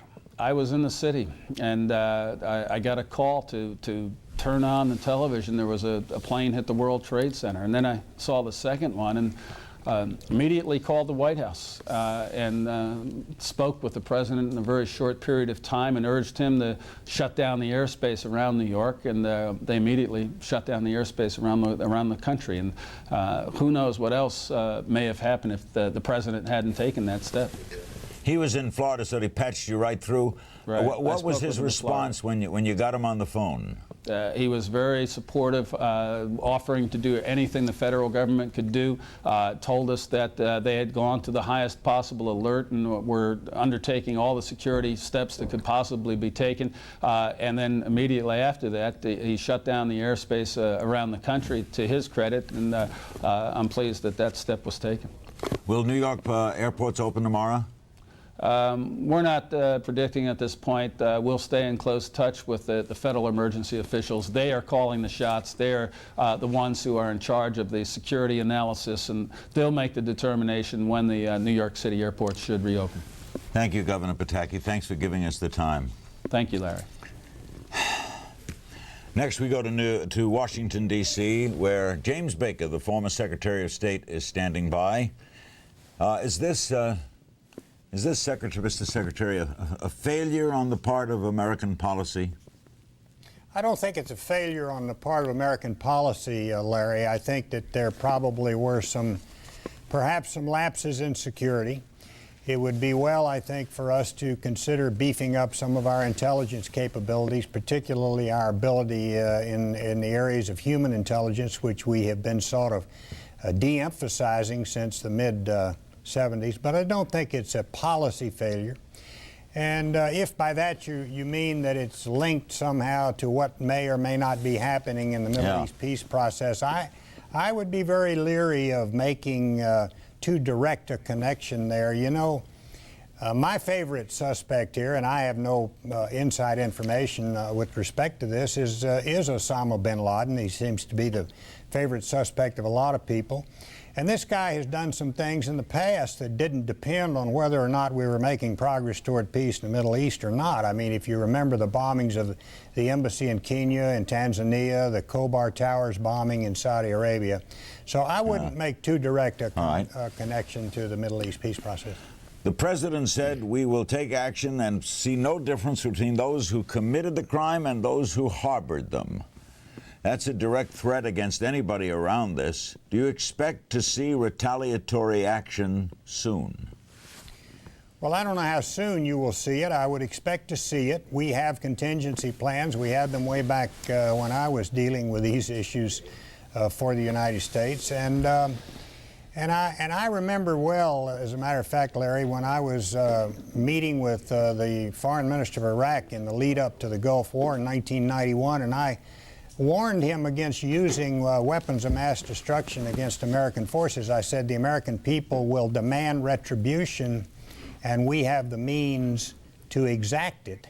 And I think they took that to heart. They didn't use weapons of mass destruction, but I think the American people, following the tragic events of today, are going to demand retribution, and I think the United States does have the means to exact it, and I think we will. Mr. Secretary, when you fear terrorism, as all of us have to fear it to be logical human beings that surround us, did you ever think of anything like this? Not anything of this scale. I mean, you have to really be amazed, or at least I'm amazed, at the degree of success. 4 airplanes were hijacked. 75%, 3 out of the 4, found their targets. We haven't had a hijacking in this country in over 10 years. And yet these people were successful in hijacking the aircraft, not only hijacking them, taking control of them, flying them into their intended targets. It really is rather surprising and rather amazing. And I'm reminded also, Larry, of the successes that American counterterrorism and counterintelligence forces have had through the years.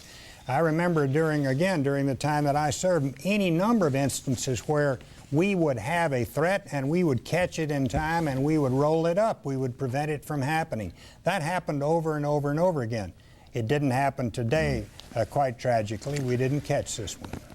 Thank you, Mr. Secretary. Good seeing you. Thank you, Larry. Good to see you. Secretary James Baker, the former Secretary of State. Now we go back to New York. Standing by are Teresa Ward. She worked in the World Trade Center, in the #2 World Trade Center on the 33rd floor. Bill Heitman, who worked on the 81st floor, was also working at the time of the '93 bombing. John Avarone, who works at the World Trade Financial Center, that's right next door. And Tim Cavanaugh, who works about a quarter mile away from the World Trade Center. He was on the phone to a friend who works in the World Trade Center, was suddenly cut off. And Rose Arce, our CNN producer in New York, who's been on the scene. She's outside. There's Rose. All day long, it seems, on top of this. Let's start with Teresa. Where were you, Teresa? What happened? I was in my office, just starting my day, booting up my computer, having my coffee, and we felt the building shudder. And at first, we didn't really know what was happening, but we all sort of walked out of our offices and looked around.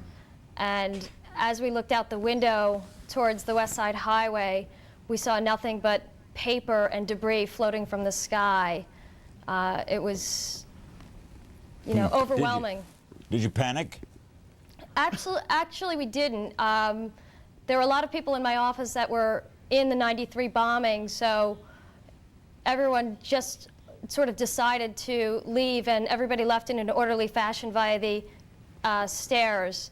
And it was very orderly. In fact, everybody was really calm. So we were fortunate in that regard. Now, is it true, Teresa, when you were outside, they told you it was okay to go back in? No, actually, what happened was we were in the stairwell. I was on the 9th floor, and there was an announcement on the PA system that basically said that there was an incident in One World Trade, but that 2 World Trade was okay, and that you could return to your offices. It was okay. And at that point, a few coworkers and I jumped on the elevator, And we thought for a moment about going back up, then thought better of it, and decided to go down. And at that point, we had no clue what was happening with One World Trade or Two World Trade. And when we got out to the street, it was just pandemonium. Teresa, do you know why you didn't go back up despite the fact the announcement said you could? Well, you know, it just seemed like there was so much going on, and we felt that it would be better, as everyone was exiting the building already, to just gather with everybody from my firm on the concourse level. So it just seemed like the sensible thing to do at the time, and in retrospect, you know, probably saved a lot of lives. Good instinct. Bill Heitman worked in World Trade Center 1, the first building hit. He was working on the 81st floor. What was happening? And you were also in the 93, right, Bill? Yes, I was. Yeah. What happened at the moment of impact? Where were you? What happened? At the moment of impact, I was knocked out of my chair, and we just briefly panicked and headed towards the middle of the floor to get away from the windows. And then we headed for the stairwell and started heading down from the 81st floor in an orderly fashion. And aside from some people that were suffering from asthma, and some injured, it was actually well-spirited going down, you know, until we started getting down to the 30s and the 40s. Then what? And the firemen started passing us and were collapsing on the stairs. The firemen were collapsing? Yes, just from the loads they were carrying, the oxygen tanks, the hoses. It was really bad. It was tough to see these guys. Did you say to yourself, "Here we go again"? Yes, I did. But at this particular point, it didn't seem like it was a bombing. And after the initial crash going down, it seemed like the worst of it was over. And you did or did not know it was a plane? We had heard when we were in the stairwell. Probably it took a total of an hour for me and the people that I was to get downstairs. We had heard when we were about halfway down that a plane some kind of plane had hit, but at that point we thought it was small, a helicopter, a small craft airplane. As soon as you got out, what did you do? I beg your pardon? When you got out of the building, what did you do? Did you hang around or take off? As soon as we got down to the lobby level, I myself was actually surprised at the damage that there was to the concourse level of the Trade Center. I thought at that point the condition would look not as damaged, but as soon as we got downstairs, we were walking in ankle-deep water, and there seemed to be this an urgency to just get us out of the building, where I thought that people were just going to be directed to like triage units or something. But once I stepped outside onto the street, there was something really wrong, and that's when I think the fear of the buildings collapsing really became apparent. And I had only been out of the building less than a minute when tower number 2 came down. Oh boy. John Ivarone, you work at the World Trade Financial Center. That's next door. What did you see? Where were you?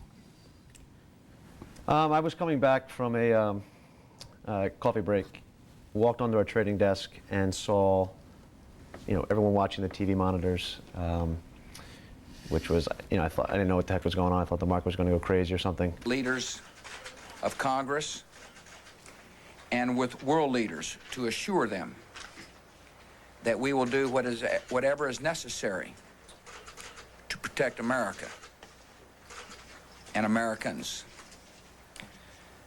I ask the American people to join me in saying a thanks for all the folks who have been fighting hard to rescue our fellow citizens, and to join me in saying a prayer for the victims and their families. The resolve of our great nation is being tested, but make no mistake, we will show the world that we will pass this test. God bless. The president then President Bush is on his way back to Washington now. He'll be addressing the nation later tonight around 9 p.m. Eastern Time. We'll carry those remarks live. Now some further reaction to today's events from the Vice Chairman of the Senate Intelligence Committee, Richard Shelby, Republican of Alabama, Senator Richard Durbin, Democrat of Illinois, also a member of the Intelligence Committee, and Strobe Talbott, who was the Deputy Secretary of State in the Clinton administration. Senator Shelby, what can you tell us about who did this? Well, we're not exactly sure as of this hour. I talked with George Tenet, the director of the CIA, within the hour. We talked about some of the details of it. He gave me some opinions. They were preliminary. I will not divulge them now. But I can tell you this. These were dastardly deeds, but we're going to go through some more of this unless we get timely information. You know, this was not a intelligence success. We've been going through this. To fight terrorism, we have to beef up intelligence. We've got to have the best intelligence in the world, and obviously we don't have it today. I want to come back to that point in a minute, Senator Shelby, but are you saying that the CIA has a very good idea as to who is behind it, you're just not going to tell us, or they don't know yet? Well, they're not sure yet, but this was within the hour. I'd say it might be a matter of hours. I don't think it will be days before they will have a pretty good, if not a definitive, idea who was really behind this. Senator Durbin, what would you add to that? Only that the appropriation for the next year was already focusing on putting additional resources into human intelligence, the electronic surveillance, research, things that are essential. But certainly what happened today, a day that in American life that we will never forget, is going to change the contour of that debate dramatically. When it comes to our intelligence effort and our defense effort, it'll be defined based on September 11th, 2001 for a long period of time. Strobe Talbott, much of the attention, rightly or wrongly, has been put on Osama bin Laden, the former Saudi resident who is believed to be headquartered in Afghanistan and has been identified with other terrorist acts, including during the Clinton administration. Does this sound like Osama bin Laden to you? I think the only proper and prudent thing to say, Jim, is sure, he's a plausible suspect, but there are others as well. And as the two senators have said, the first thing to do is to establish the facts. Well, the first thing to do is to try to save as many of our people as possible, but to establish the facts and not jump to conclusions.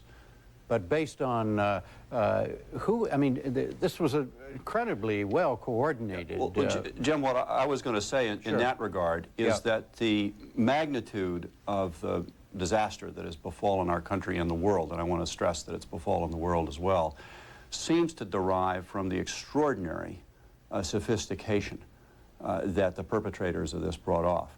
And I'm sure that Senator Shelby in his conversation with George Tenet probed this question. But is it possible for private or non-governmental groups to have pulled off something like this without the support of a nation state?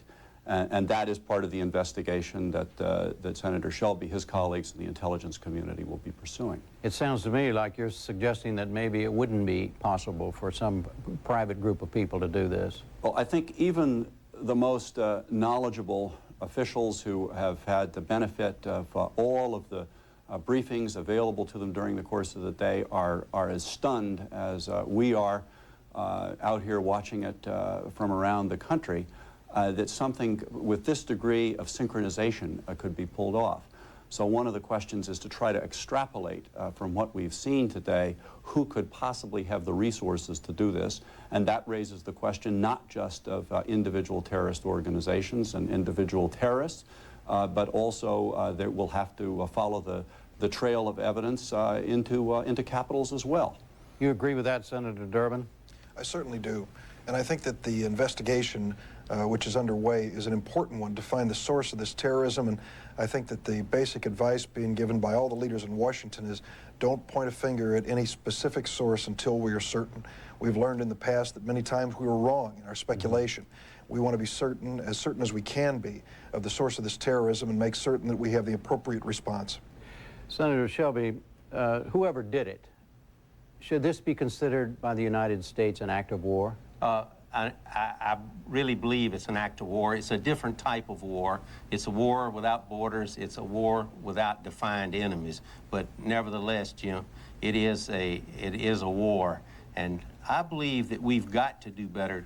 Dick Durbin just mentioned that we are doing a lot in the Intelligence Committee and on the Appropriations Committee to fund properly the intelligence agencies. But we've got to have NSA that's on the cutting edge of technology. We've got to have... That's the National Security Agency, the electronic eavesdropping organization. Yeah. And it's fallen behind, and we know that, and we're beefing it up, but we've got to do better. People have said in the last year or so all over the Hill, well, we spend too much money on intelligence. That's not right. We're going to have to spend more because we live in a free, open society, and we're going to want to continue that. We must continue that, and we've got to run this information wherever it leads us, and we've got to find out, as Strobe Talbot said, who did this, and it could be nation state, it could be something big, because this was not an amateur job. Jim, could I just add one point on that? I think it's very important for us to see this not just as an attack on the United States. It, of course, is an attack on the United States. But I suspect that when we go through the dreadful process of toting up the carnage here and we start putting names and faces to the victims, one thing we will see is that there were many, many people killed today who are not Americans. And this was really a blow against the entire international system.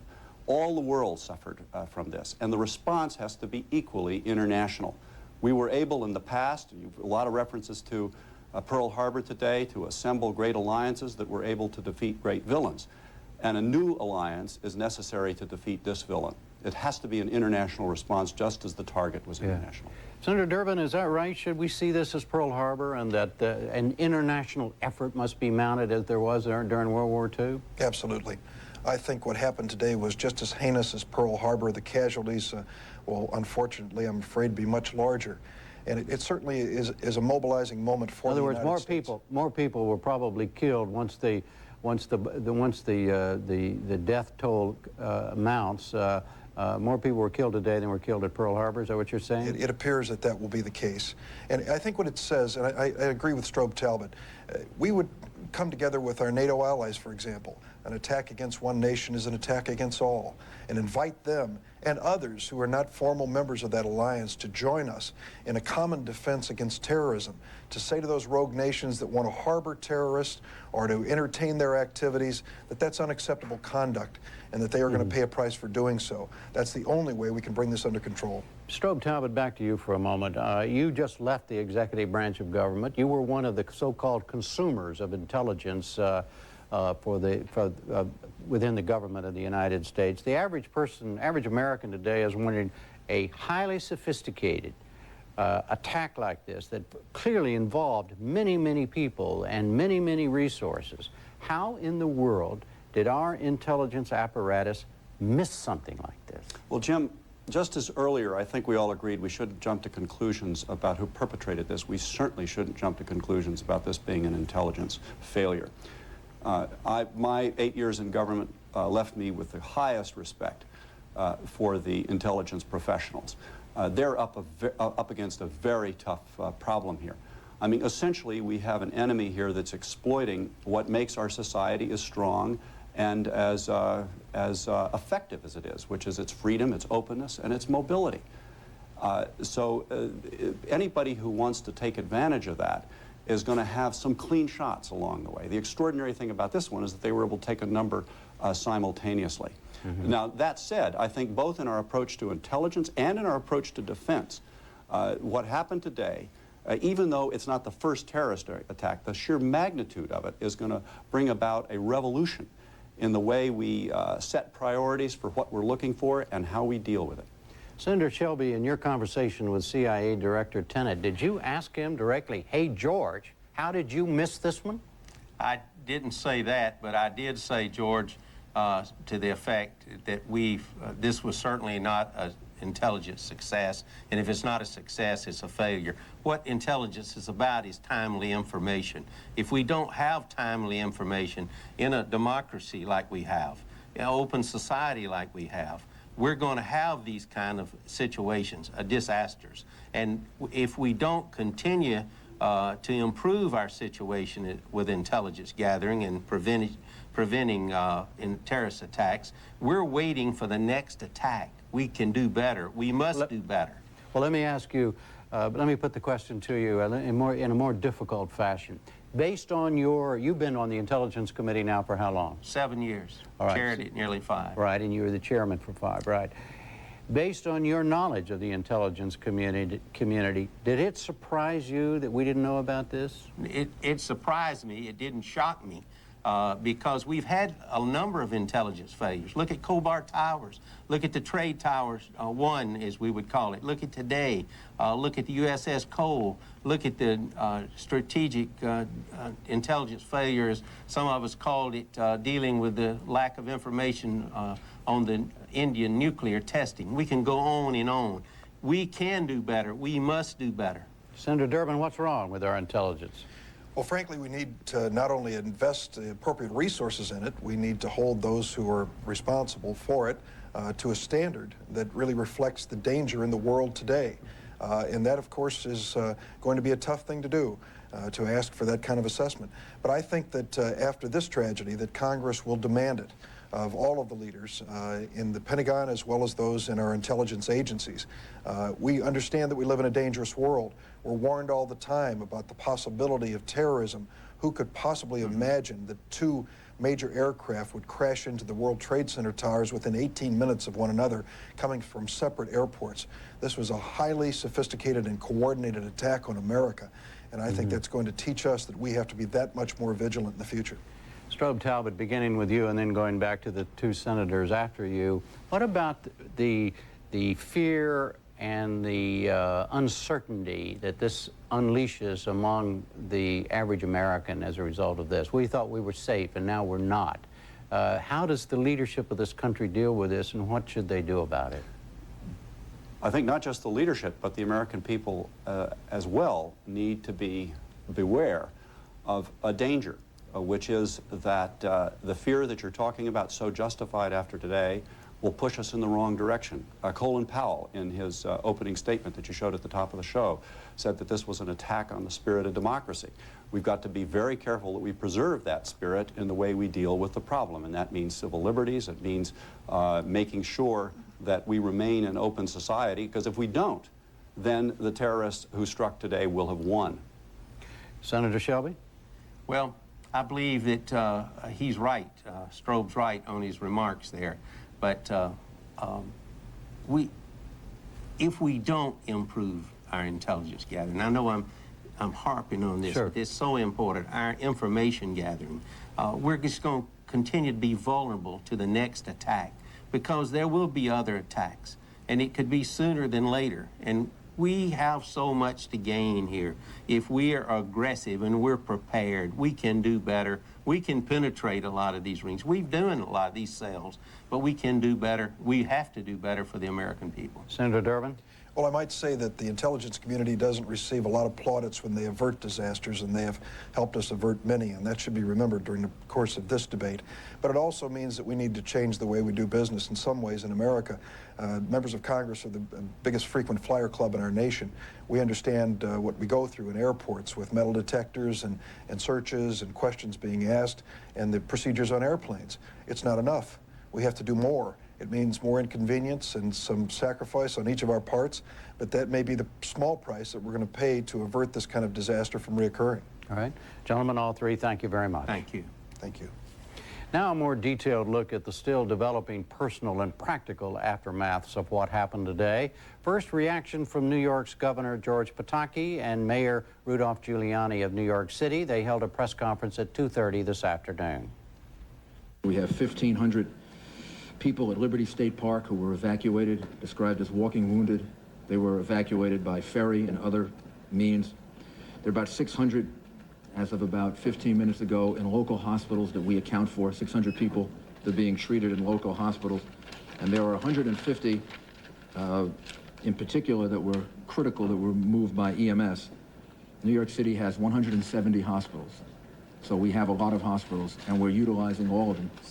The people of New York are not only the freest and most diverse people in the world, we're also, I believe, the most capable of rising to meet the challenges of this type of attack. And right now, we want New Yorkers to remain calm, to go about their business, to appreciate the fact that everything to provide for their safety is being done. Earlier today, Ray Suarez spoke with a reporter who was in the area. We're joined now from New York by Scott Gervey, who's the New York bureau chief for Public Television's Nightly Business Report. Scott, I understand you were on your way to work when the first attack occurred? On my way to work, yes, actually just putting on my jacket. I live in an apartment that's within walking distance of the World Trade Center and of our bureau here. I heard a noise. It sounded like a tremendous crumbling, a crunching. I thought as if someone were unloading gravel in front of the building, only much louder, of course. I ran to the window and saw the smoke and flames already burning from the top floors of the World Trade Center. We were looking out of my office window later on when the second explosion occurred, and then still later on when the towers themselves collapsed. You're pretty close to the World Trade Center area at the Nightly Business Report studios. Yes, about 2 blocks. Outside it was like nighttime. There was so much debris and smoke, dust, papers flying through the air that it was just very, very dark. Even now, hours later, as you see the sunlight begin to pour through and you think it's beginning to clear up, there must be secondary settlings or additional explosions or something, and it just gets dark again. It is unbelievable how much debris is still in the air. It must have taken some time before you even fully understood what was happening. Yes, and in fact, of the local television stations, almost all of them, all except I think WCBS, have their transmitters on that tower. WCBS is on the Empire State Building or as a secondary transmitter there, so that the people of the city are listening to radio. They are getting cable feeds. You know, there's a lot of cable television in this market, but not over-the-air broadcast. The streets are pretty well deserted. You may be hearing there's an alarm that goes off here about every minute or so. It is an evacuation signal that has been raised. The mayor has asked everybody in the southern part of Manhattan, really, if they can leave, to leave. Were there, in evidence, a large number of emergency personnel, vehicles? What did you see? Unbelievable. My remark from just a few moments when I was down there, which was probably about, half an hour after the first explosion and before the towers collapsed, was I was seeing ambulances coming from places I had never heard of, as if every ambulance that was available, they had probably just put out a call saying, anything out there, come. And they had come. The enormity of this has not sunk in, I have to be honest with you. And I was here for the 1993 bomb, which was a much smaller thing. Early in my career, I was one of the first reporters on the scene of the crash of the DC-9, American Airlines 191 in Chicago, which is my hometown. So I've seen some of these things, but if you consider how many people must have been in those 2 buildings, you're talking about tens of thousands. I don't know, how well they had evacuated the towers already by the time they actually did collapse. The enormity of this has not sunk in yet. That's going to have to come in the days ahead. For people who've seen it in person or for people who've only seen it in the movies or on television, these 2 buildings are symbols of the New York skyline. It must be shocking to see a skyline without them. We're watching, we're watching the shots from across the river, the video that's being taken. The skyline of New York has now irrevocably been changed. I mean, if someone had said to me, postulated this kind of thing to me yesterday, I would have said, yeah, that's a pretty far-fetched movie script or something. Nobody would ever have believed that this could happen. Scott Gervey earlier today from his office in Lower Manhattan. For the latest on the ongoing emergency, we're joined from New York by Frank Donahue of the American Red Cross. He's a member of the organization's National Disaster Response Team, and Thor Valdmanis, a reporter for USA Today who's been on the scene all day. And here in Washington, our health correspondent, Susan Denser. Well, Susan, it's been many hours since the first attack. Is it at least now possible to start getting a feel for the human toll in injuries and deaths? It's possible, Ray, but it really is only a beginning. Mayor Giuliani said earlier today that 2,100 people had been injured. It's not clear whether that is still a very preliminary number, as we suspect it is. It's also not clear how many are dead. In New York, all of the New York area hospitals were almost instantly put on alert. We are told that there were people taken as far away as Bridgeport Hospital in Connecticut by helicopter to be treated today. There were people on alert at Stamford Hospital, 50 miles north of the city, waiting for wounded to arrive on Metro North commuter trains later this afternoon. That apparently had not happened as of showtime tonight, but they were still on alert.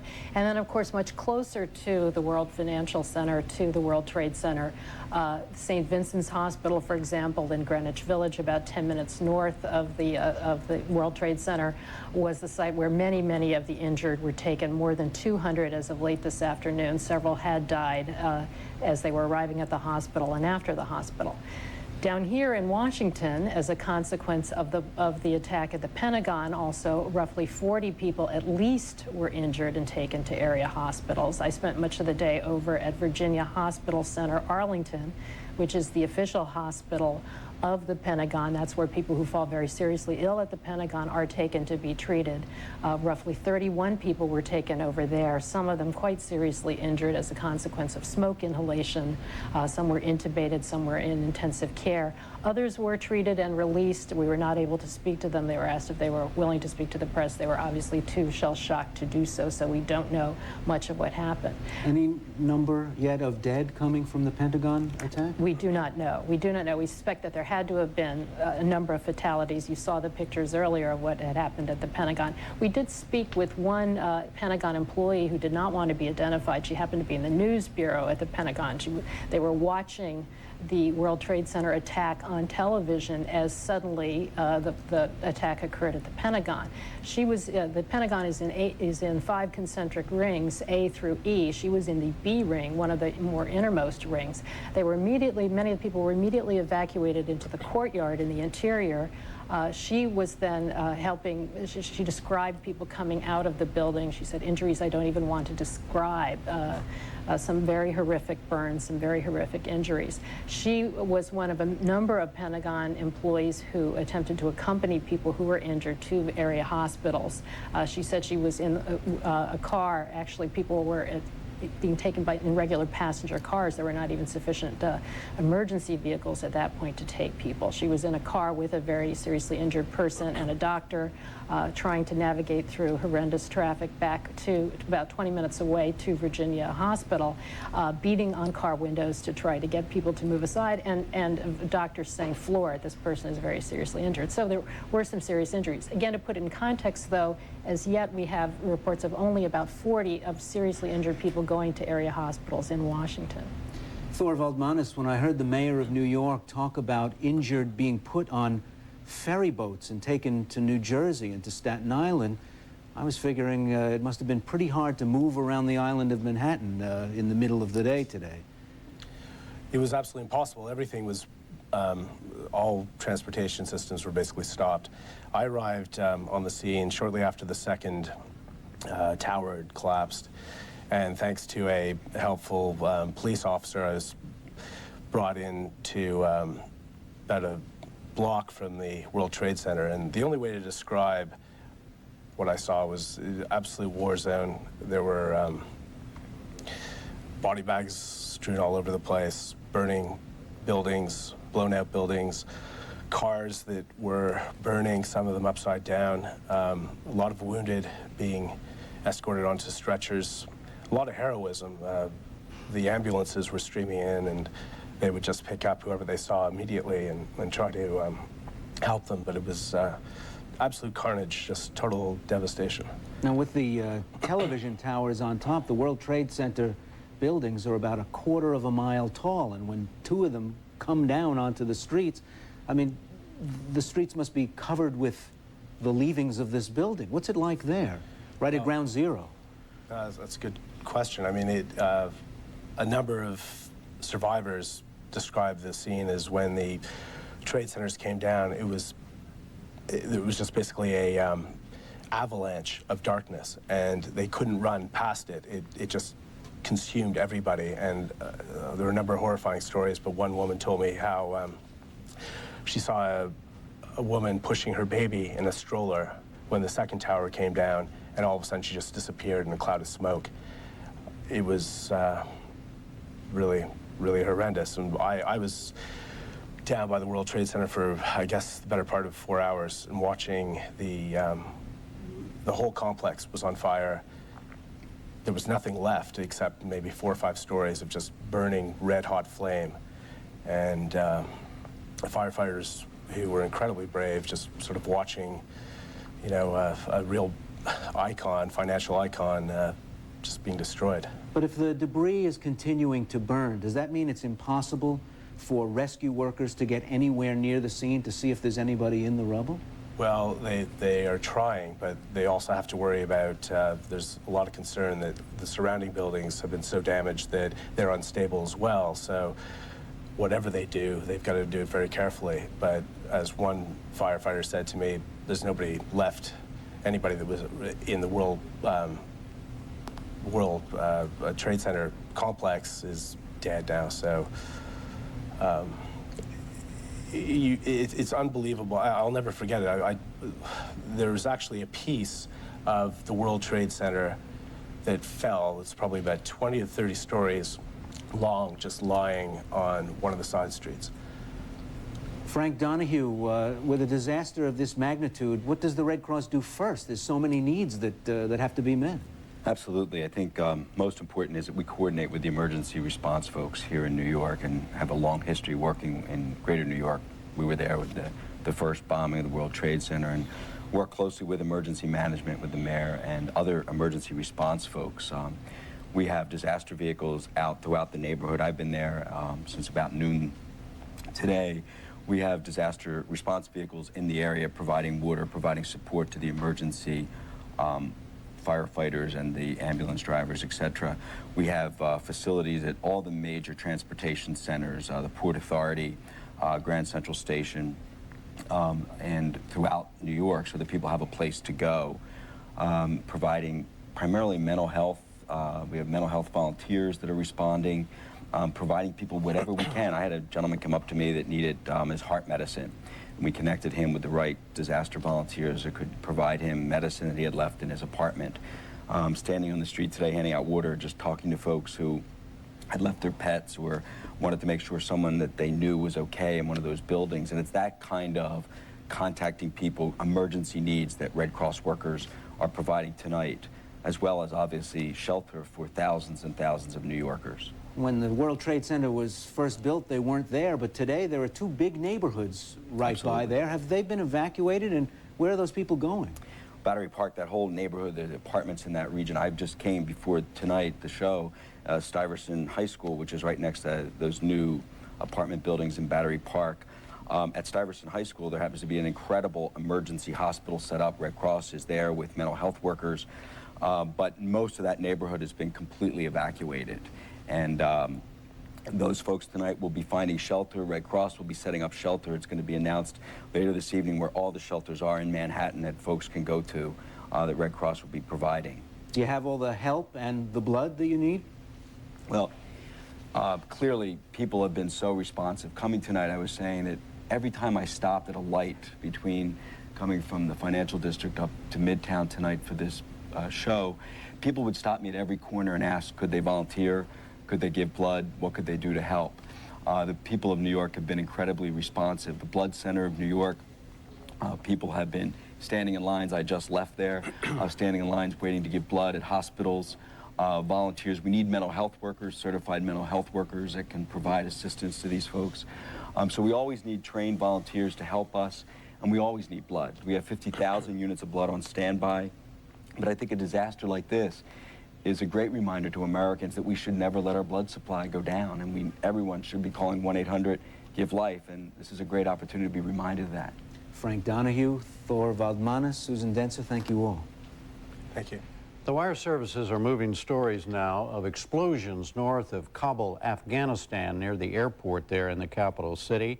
They say there have been no sounds of airplanes or anti-aircraft fire. There's no reason to suggest or to believe at this point that they may be related to any attack by the United States, but they could be related to these terrorist attacks in some indirect way. We do not know yet. Hopefully there will be more information as the evening goes on.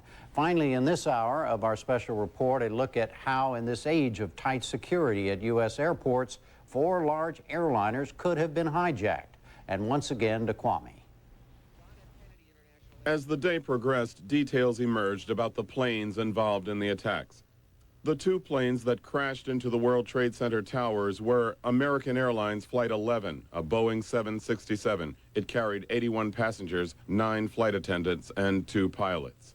And United Airlines Flight 175, also a Boeing 767, with 56 passengers, 9 crew members.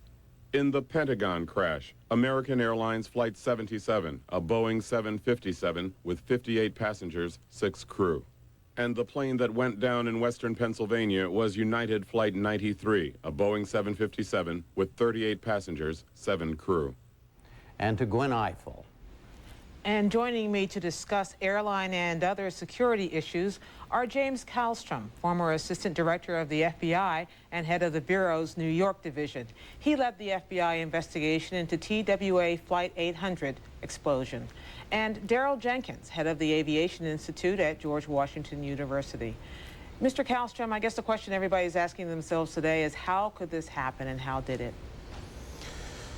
It's a sad day, Gwen, and you know, my heart goes out to all the victims of this tremendous series of tragedies and their families, all the people that don't know the outcome of their loved ones in the World Trade Center, at the Pentagon, or on those airplanes. So it's, how could it happen? I think that's the question. Do we think it was, in your experience, would this be a breach of security, a breach of what? Well, that's what the investigators are going to be looking for. Obviously, the FBI, the intelligence community, are looking at their database, their intelligence base. They have up on the board a short list of people that would have the ability to do such a horrendous thing. They're putting together what they know about that now. They're bringing to the National Command Authority intelligence that will tell the National Command Authority, you know, who did this horrific act. Should, at this stage, should that investigation be focusing on the air or on the ground? It's going to focus everywhere there's evidence. It's going to focus around the world. 3 out of the sky. The aftermath brought both recriminations and recommendations. Our government assured us airport security would be beefed up. Additional security personnel were hired, metal detectors, X-ray machines, and most recently, bomb detection technology. All were deployed to combat the threat of terrorism. But time and time again, in the 12 years since Lockerbie, gaping holes in security have been exposed. Holes the FAA pledged to fix. Holes that government reports warned still remained.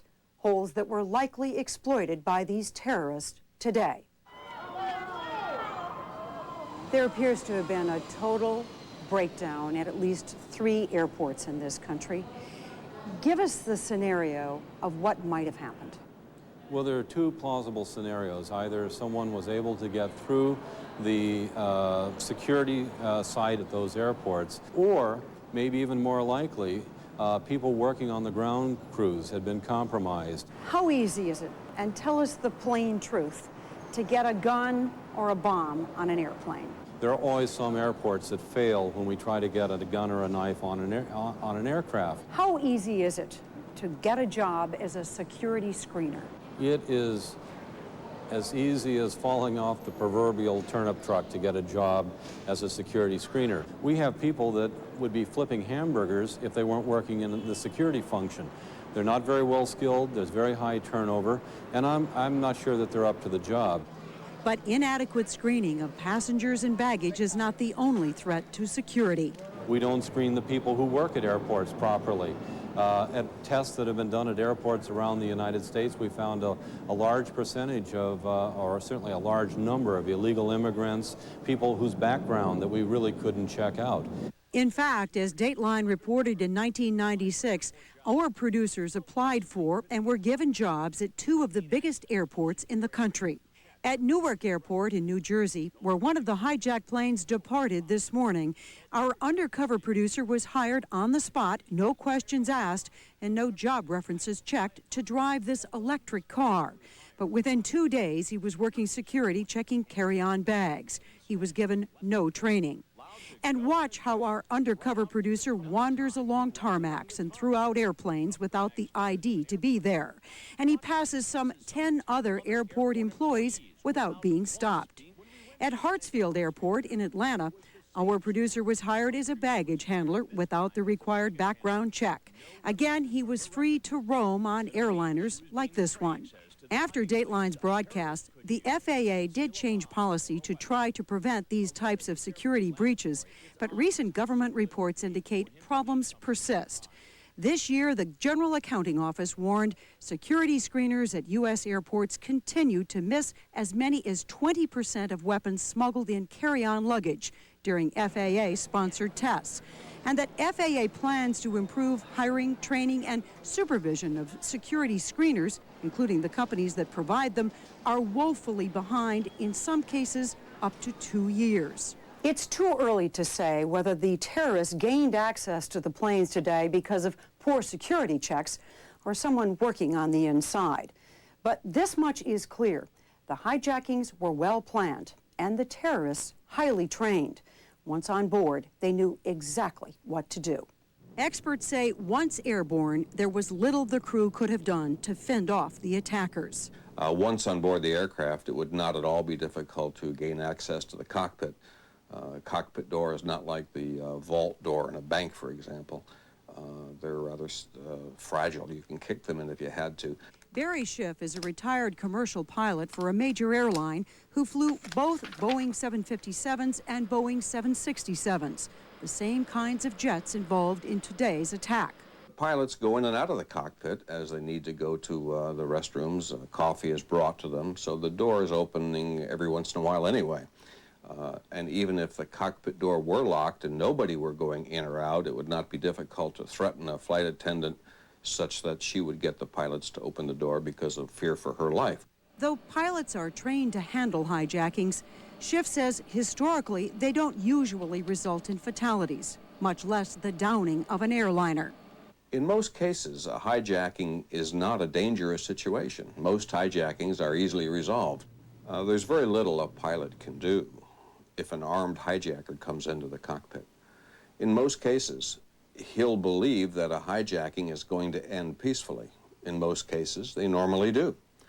He would have no idea that his aircraft were going to be used as a missile. Commercial pilots do have the ability to push a button to communicate to air traffic controllers that their plane has been hijacked. But apparently, none of the pilots this morning even had a chance to send the signal. If one had to speculate, I would say the terrorists were flying the aircraft, not the airline pilots who should have been flying the airplane.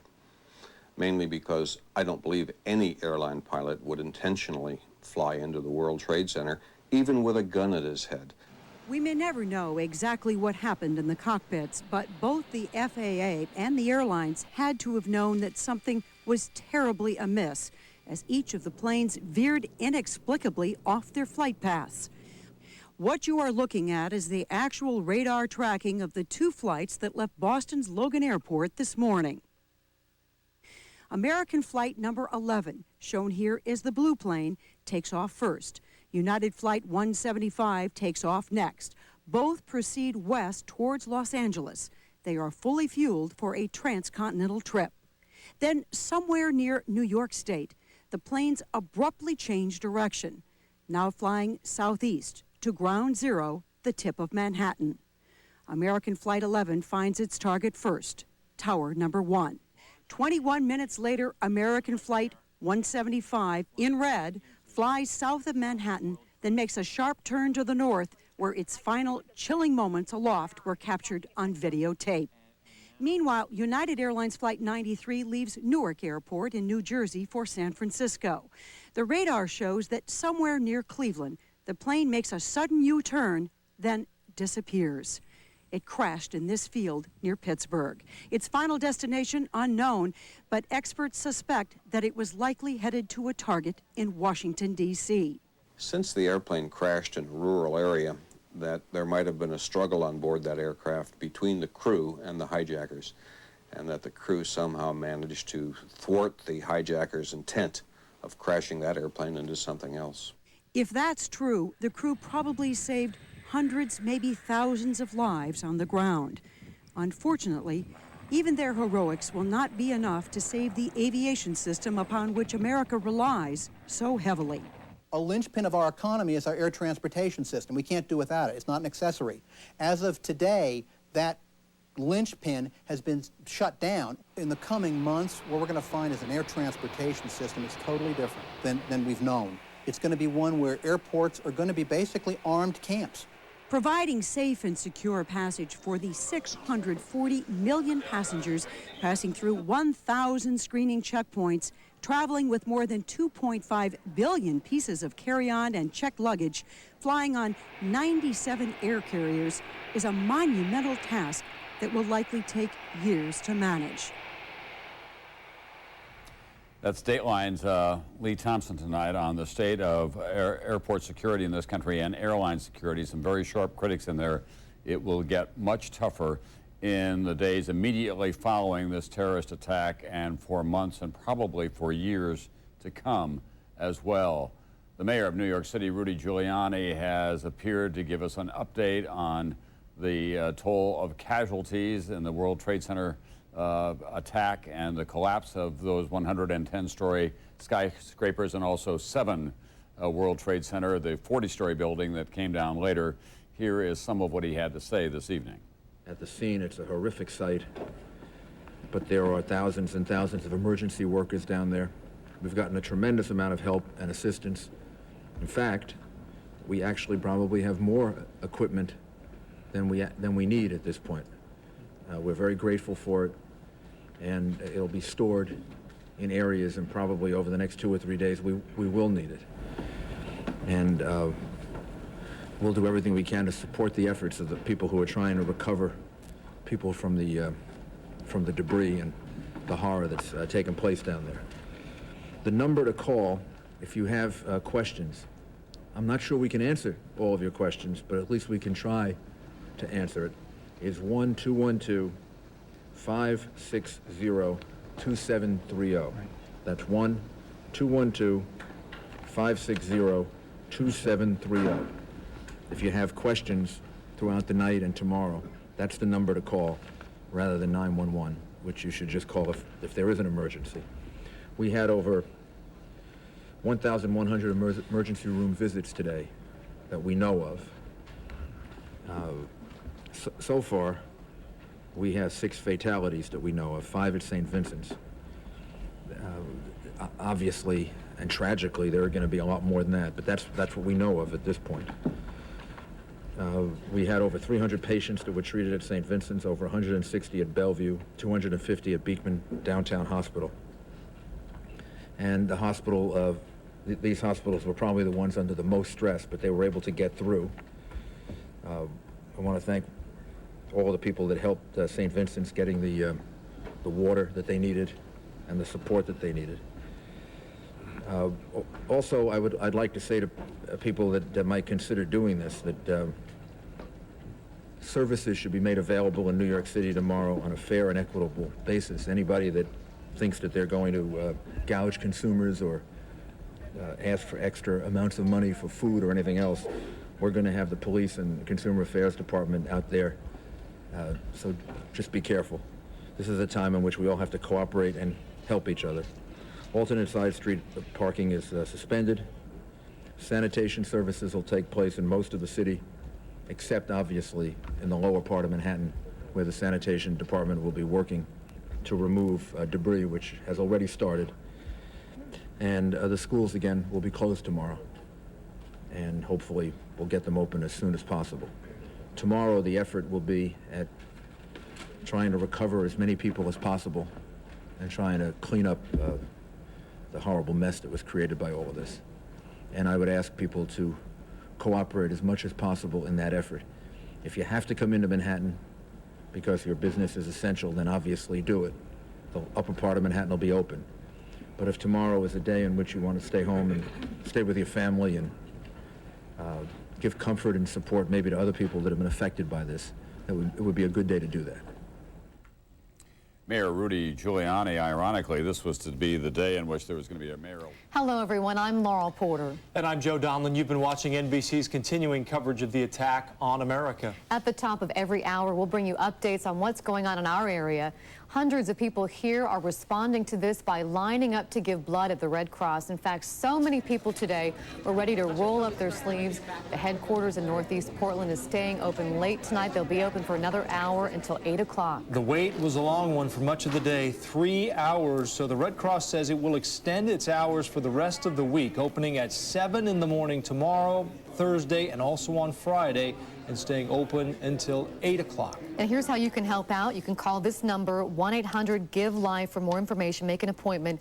The agency is accepting financial donations as well to help the victims. Send your check to the American Red Cross. Here's the address. It's P.O. Box 4125, Portland, Oregon 97208. And please stay with KGW Northwest News Channel 8. We will have hourly local news updates tonight. Plus, we'll have a full report tonight at 11 o'clock. Right now, we will rejoin NBC's coverage. Doing there, and what have you seen? Just when we first got here, originally we mobilized here, and just trying to help out and get people off the streets and just helping wherever we can. For the last 5 hours, 6 hours, what is the rescue effort been? How's that been going? Just trying to get to see if there's people around, and just trying to call out going into the subways, and just trying to see if there's anybody that we can help out. How would you characterize the scene back there now? It's words I guess can't describe it. Never seen anything in my 14 years. I've never seen anything like it, quite like it. Hopefully I'll never see anything like it again. Detective, thank you. Tom, I want to bring in Captain Kenner from the Fire Department of New York, who is one of the people who's been back there. Captain, thank you for taking the time. Tell us what you have been doing there. You seem to be covered in soot. Just I've never seen such carnage. Right now, you have some heavy cranes, payloaders, lifting heavy steel beams and all, and doing search and rescue operations. Quite a bit of devastation over there. When you say search and rescue operations, what exactly is that involving? Well, we're looking if there are any survivors. I try and ID what we can, and basically lift some of the heavy building off. As you know, 2 buildings came down and another 60-story building collapsed. It's nothing like you could ever imagine. So we have some big payloaders and cranes, and we're going into that operation. Commissioner's over there. We just walked out now after about 10 hours, and we'll be going back in a little while. So everybody's working very hard and doing the best we can. Have you found survivors? I mean, a lot of the firefighters are coming out are saying to me, look, this is a recovery effort. Have you been finding them? No survivors so far. So sad to say, quite a few victims, but no survivors so far. So, and again, when you say quite a few, can you give us a little bit more specifics about what you've been seeing back there? You'd have to ask the command post. They have an overall view. We were in small pockets in certain areas doing our searches, so I could, knowing what we found, and I'd really rather not say what type of numbers, but I know the command post would have the overall figures. Finally, what is the state of the building right now? How would you characterize it? Non-existent, gone. So both towers and a 60-story building next to it. So totally collapsed into each other. Okay. Thank you very much, Captain Kenner. We appreciate it. Tom, back to you. They don't call them New York's finest for nothing. Those are really heroic efforts that are underway tonight in the lower end of Manhattan, and they will go on all through the night as they have all day long. The New York City Firefighters Union saying they believe that they lost at least 200 firemen when those buildings came down, and the toll, as we have been saying repeatedly, I know you may be tired of hearing it, we simply don't know how high it may go. At one point today, the president used the phrase, thousands dead. It could very well go into the thousands. 2,400 people were killed when the Japanese attacked Pearl Harbor 60 years ago this year. This attack on America, this terrorist war in America, could be more consequential in terms of lives lost, and it could be as well consequential in other ways in terms of getting this country involved around the world. Pearl Harbor, of course, triggered World War II, one of the epic events in the history of mankind. This is not expected to do just that, but it will change this country in so many ways. Let's go to Robert Bazell now, who has been at St. Vincent's Hospital for much of the day. It's one of the hospitals that are very near the World Trade Center, first-rate medical facility, and they have been taxed beyond their belief, I would guess. Robert. Yes, Tom, in the last hour or two, the number of ambulances coming in here has gone down to a trickle. And we understand from hospital officials that's because rescue workers have hit some kind of a hot spot, possibly a gas line or something like that, that's made them have to stop the search and rescue operations. But to get the latest numbers from the hospital, I'm going to bring in Mark Ackerman, who is a deputy administrator of St. Vincent's Hospital. He's been here all day.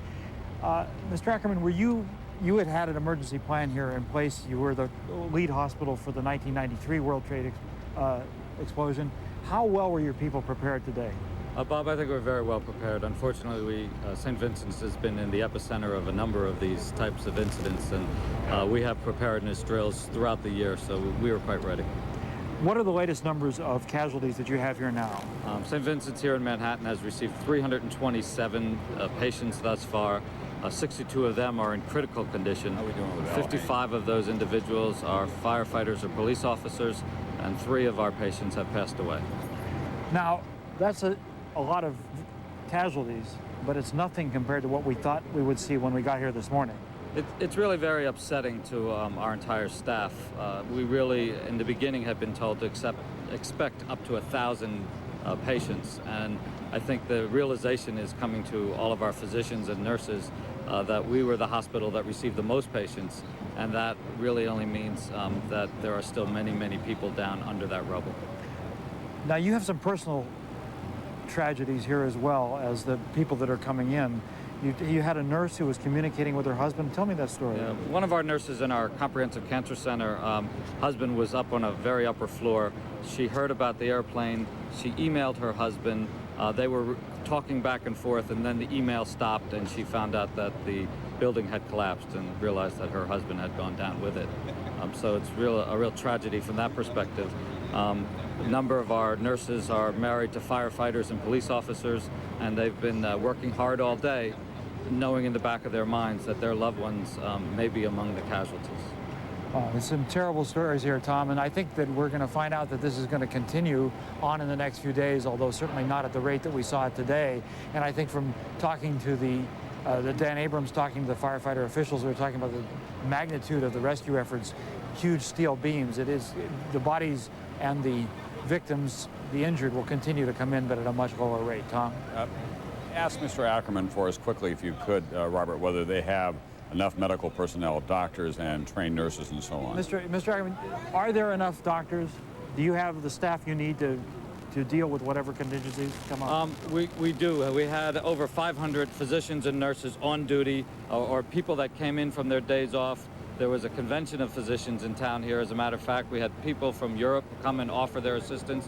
And in fact, ultimately, we ended up turning people away because so many wonderful New Yorkers and people from around the world volunteered their services. And there was also an amazing sight here today. At one point, the hospital had asked for blood, and the number of donors who were spilling onto the street here was so great, within just minutes of the first announcement, that you had to turn them away. We did. Actually, we had over 800 people in line at one point. The mayor happened to come at that moment and said, "What do you need?" And we said, "We have people we have to ship to other blood centers." And we had 10 city buses here in a matter of moments. Those 800 people were brought around the city to donate blood in other places. And you have enough beds to handle all the people that have come in and all the people that will be coming in the next hours?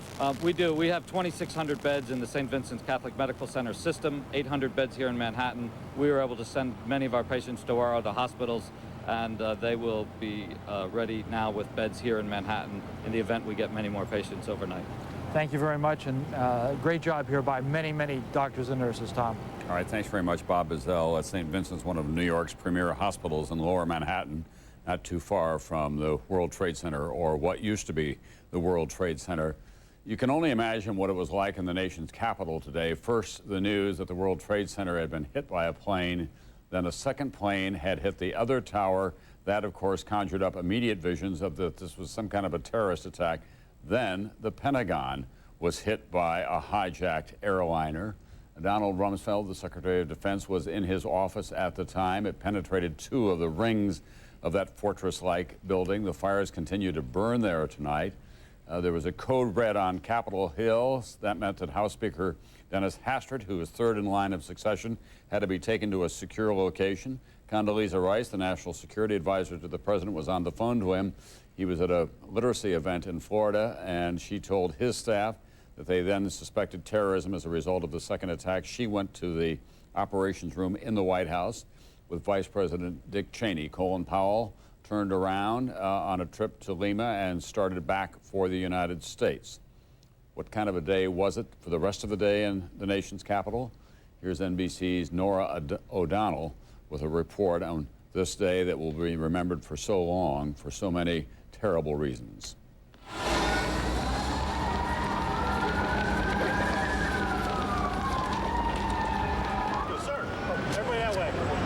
Help me get all these people across the street, please.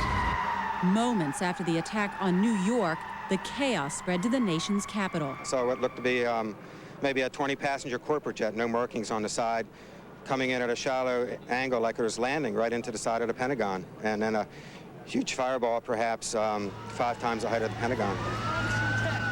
The terrorist target was the nerve center of the United States military. An explosion ripped through the building that since World War II has symbolized America's power. And we heard this boom, the building shook, the ceiling tiles fell out of the ceiling, and we ran out. We kind of dazed, grabbed our hard hats, ran out, and there was just smoke. People were screaming, "Run, what is it, what is it?" Let's roll! Get on the other side! As firefighters rushed to put out the flames, America learned that the Pentagon had indeed taken a direct hit, not from a corporate jet, but from another hijacked plane, American Airlines Flight 77, en route from Washington's Dulles Airport to Los Angeles. 58 passengers and 6 crew members were aboard. There may have been as many as 100 more people killed or injured inside the building. Dozens were rushed to area hospitals, yet to be accounted for, others that may still be left in the smoldering rubble. Here in Washington, D.C., we are at threat condition Delta. Washington, D.C., now in the crosshairs of terrorism. The military was ordered to its highest state of alert. And at the White House, the Secret Service received a credible threat of a terrorist act. You've got to be off the grounds and inside the building. A fourth hijacked plane that crashed 80 miles outside Pittsburgh is believed to have been headed for an attack on Camp David, the presidential retreat in the mountains of Maryland. The president wasn't in town, but Vice President Cheney was. He and key aides were whisked out of the West Wing and into a secure location, while other White House staffers were evacuated under the watch of Secret Service agents armed with machine guns. We've had some reports about intrusions of airspace, which caused us to be concerned enough to recess the House of Representatives subject to the call of the chair. At the other end of Pennsylvania Avenue at the U.S. Capitol and Supreme Court, lawmakers and justices were forced from the seat of American democracy. I think, in a sense, it is unfortunately a unique experience in American history. And I characterize it as a man who lived through World War II, or as a young sailor at the end of the war. It's another Pearl Harbor for this country.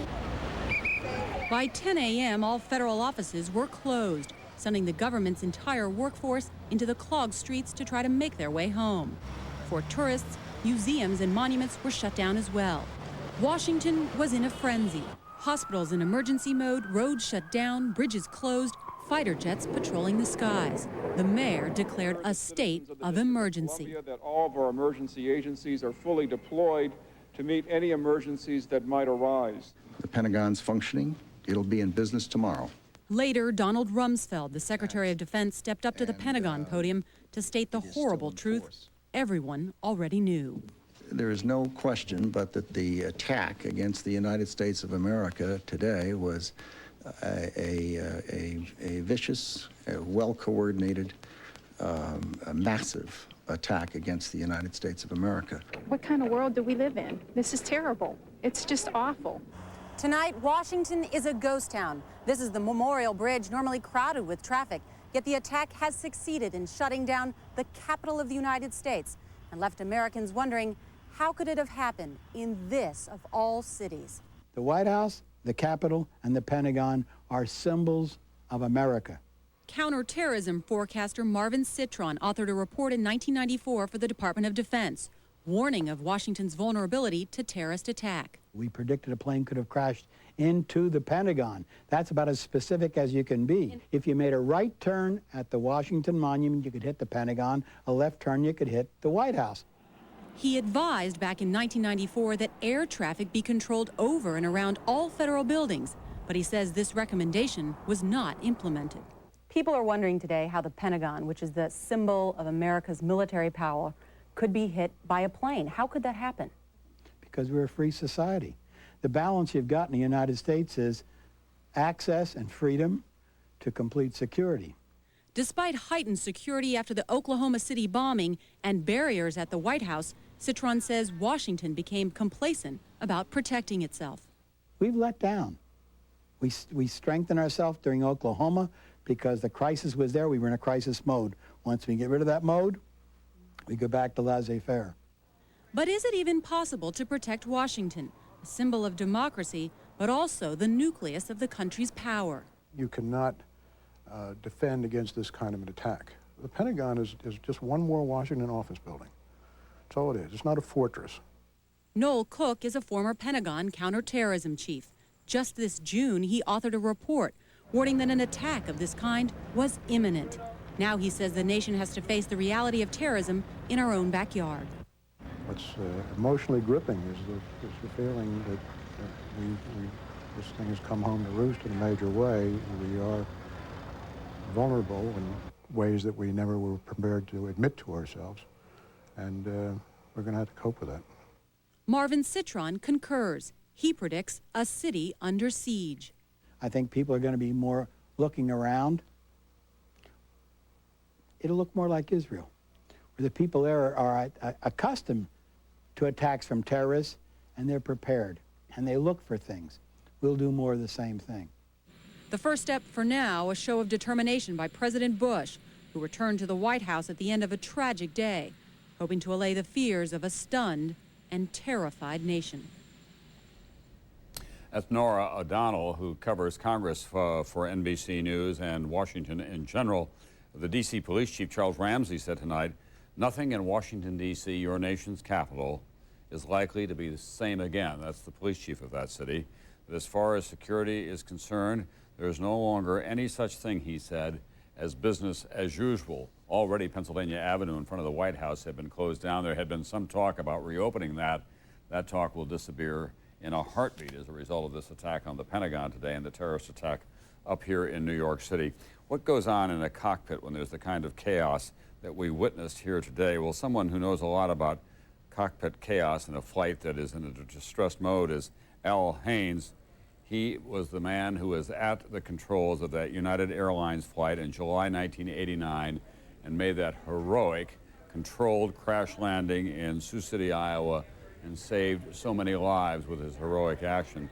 Let's talk to you, Mr. Haynes. You were not being hijacked at the time, obviously, but what it must have been like in that cockpit. You had to be thinking about that today as you watched all these images. Yeah, Tom, I can't imagine what that crew went through. I have to believe, like everybody else has been saying all day, that the crew only had control of the airplane from the very beginning, and after that it had to be someone else. No crew would do what those people did. Yeah. What they went through had to be terrible. And they were obviously very sophisticated, the hijackers, because they knew enough to turn off the transponders so no one could track their flight. Oh, I hadn't heard that. They did turn the transponder off. Yes. And if well, that would be. Go ahead. Excuse me. They can track them by the blip, but they would have just a blip to follow, and it'd be very difficult for the controllers, I would think, to follow. Yeah. What are the procedures in a cockpit if you are being hijacked? How are you trained as a pilot? Well, you have several different things you can do. One is you do send out a transponder code, but obviously they knew better than that. And that's about it. There's not much else you can do. You send the transponder code, and if they won't let you transmit on the radio, then you're just there, and that's all there is to it. Is there any other way to send a secret signal to air traffic controllers that you're being hijacked? Not unless you use a transponder. Other than that, there's really no way to contact them other than by radio. And if they know enough to turn the transponder off, I'm sure they won't let you talk.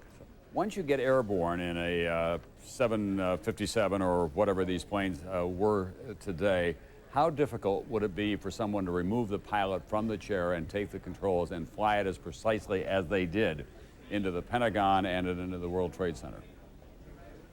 Well, I would just guess here, speculation, that once they're in the cockpit, they probably know enough to put it on autopilot. They put it on autopilot, then they pull the crew out of the seats by either executing them or making them unconscious, and then they can get back in and fly. But first it would go on autopilot, so the airplane would be under control while they were doing this. And they probably know enough to do that, evidently, if they know enough to turn off the transponder. That'd be a guess anyway. Yeah, but they made a hard left turn when they left Boston, according to the blip that we were able to follow on the tracking tape, and then they were able to make a couple of banking turns at low altitude here over Manhattan, and I think that there was at least one report that they did the same thing over Washington, D.C., perhaps over Lafayette Park. So it does appear that the people who were at the controls were skilled pilots, and if they were the terrorists, they were obviously highly trained. Well, it's also possible that they hijacked the airplane before it took off. I'm just, again, a wild guess, so that they were actually in the cockpit at the takeoff. And if you know that the one down in the Caribbean that crashed, the hijacker was in the right seat while the captain was in the left seat. It's possible if he thinks they're just going to hijack the airplane, you'll do whatever they say. And if he says, I'm going to sit in this right seat, you take off, that's what you do, because you assume he's just going to go somewhere and land and refuel and that type of thing. How difficult has this day been for you watching these planes being flown into buildings and the Pentagon? It was difficult at first, especially when I found out there were crews involved, and when I found it was United, it was even more so. But the whole thing has been very difficult. I have been busy most of the day and haven't seen an awful lot of it, but what I have seen is just, as the word everybody uses, horrific, and it's a very emotional thing for anyone. Al Haynes, thank you very much for being with us. It still was a marvel of piloting that you did when you landed that plane in Sioux City, Iowa, that United Airlines plane that had lost most of its controls, and he was able to bring it in a controlled crash landing. They did lose some of the passengers, obviously, but any number of them were saved as a result of his great skills in the cockpit. We want to show you some remarkable scenes now from inside Air Force One. This is the fighter jet escort that Air Force One had as it flew back to Washington today from the Strategic Air Command headquarters at Offutt Air Force Base. That may become a routine procedure for the president as he flies domestically in this country as well as internationally. It's not always a conspicuous presence. You generally have planes when you're flying with the president over disputed areas that are in the vicinity, but you don't see him flying that closely off the wing of Air Force One. They're on their approach now to Andrews Air Force Base. That's an F-16, I think. I can only see one tail sticking up, so I think it's an F-16 that helped escort them back to Andrews Air Force Base.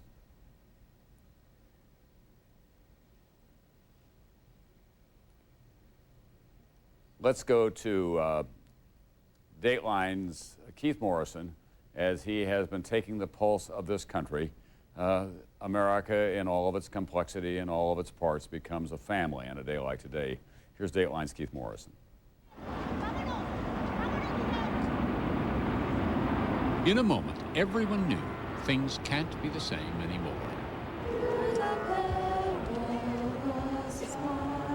And all across the country, as shock gave way to fear or anger or some other emotion, officials in charge of places and events shut them down. Suddenly, this is a country in which security means everything. Airports almost everywhere closed. No airplanes will be leaving any of the airports in the United States until the ground stop is lifted. Hundreds of people at airports all around the country crowded around TV sets, stunned. It's unbelievable to me that people can crash planes in the World Trade Center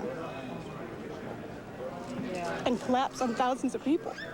All the rescue workers outside there. It's absolutely devastating.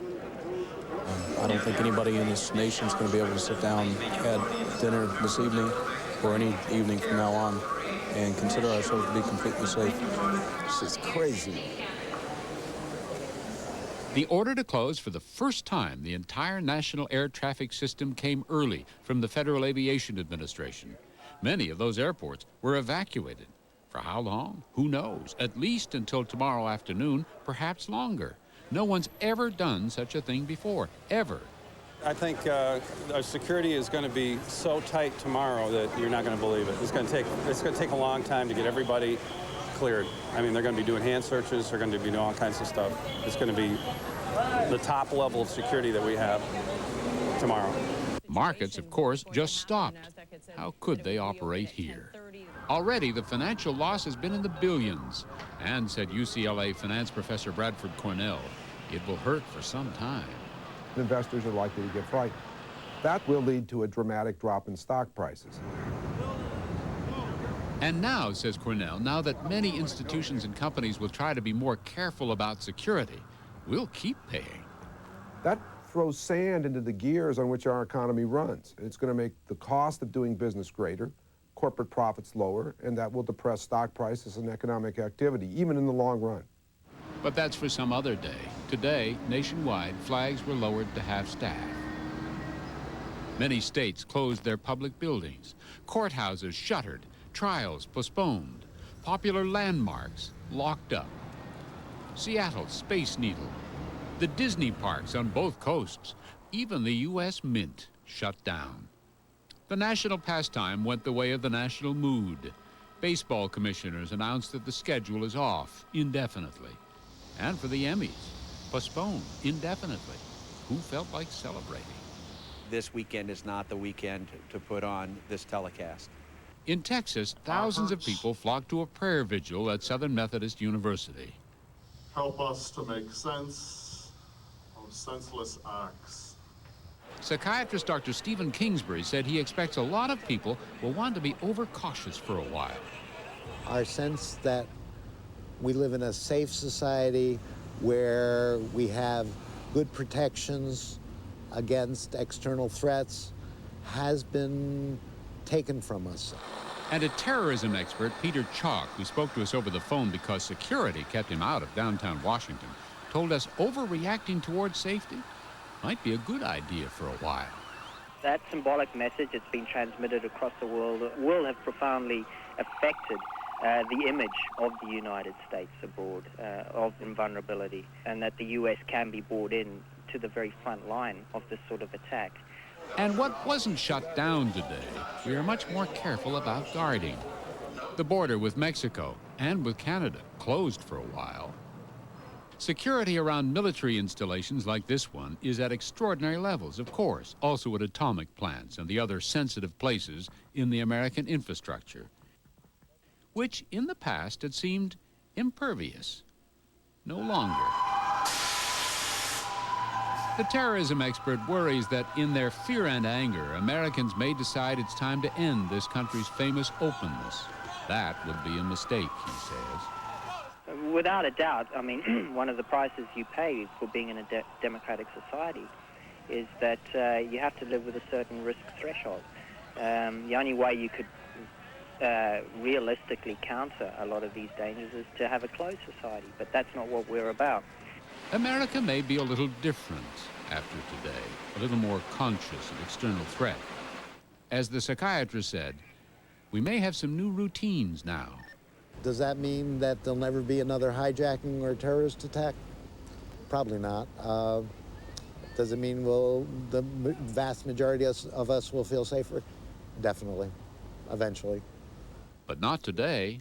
Today we interviewed the doctor in a park because security at his university office kept our cameras outside. That's Dateline's Keith Morrison on the mood of this country on this stunning day that so brought together America in grief and shock, frustration and anger and determination to go forward as well. We do have some additional information for you. A top New York City police official said at the end of the news conference by Mayor Giuliani that, in fact, there are people still alive trapped in the rubble of the World Trade Center.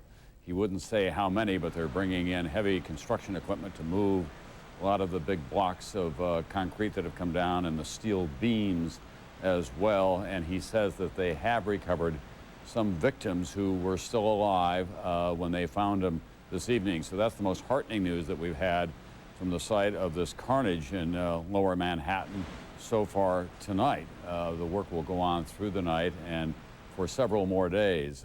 John Hanson, the assistant fire chief in Oklahoma City, reminded us earlier that in Oklahoma City the rescue efforts were going on for 7 days before they were called to a halt, and they had a full accounting of all the people who were missing.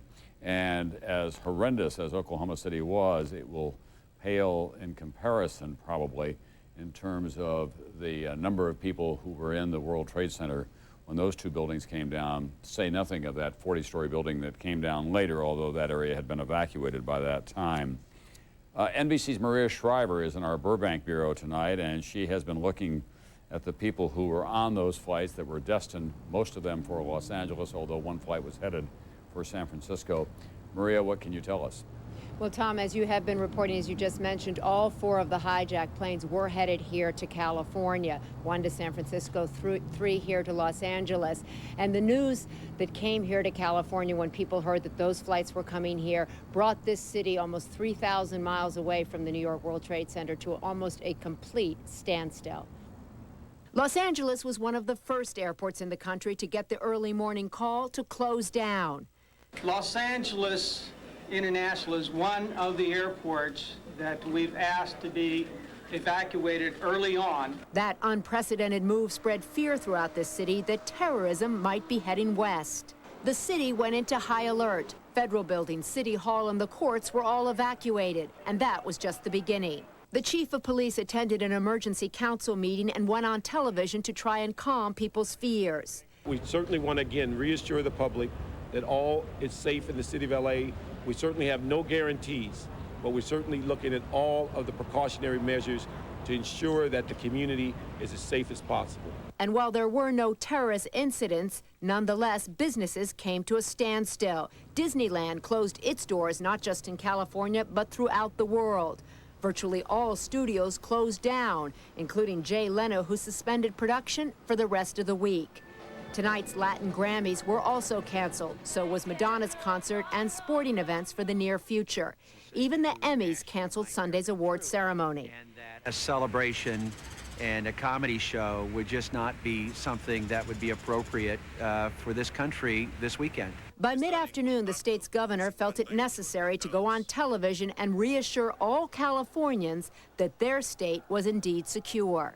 First of all emergency services operations are up and running throughout California.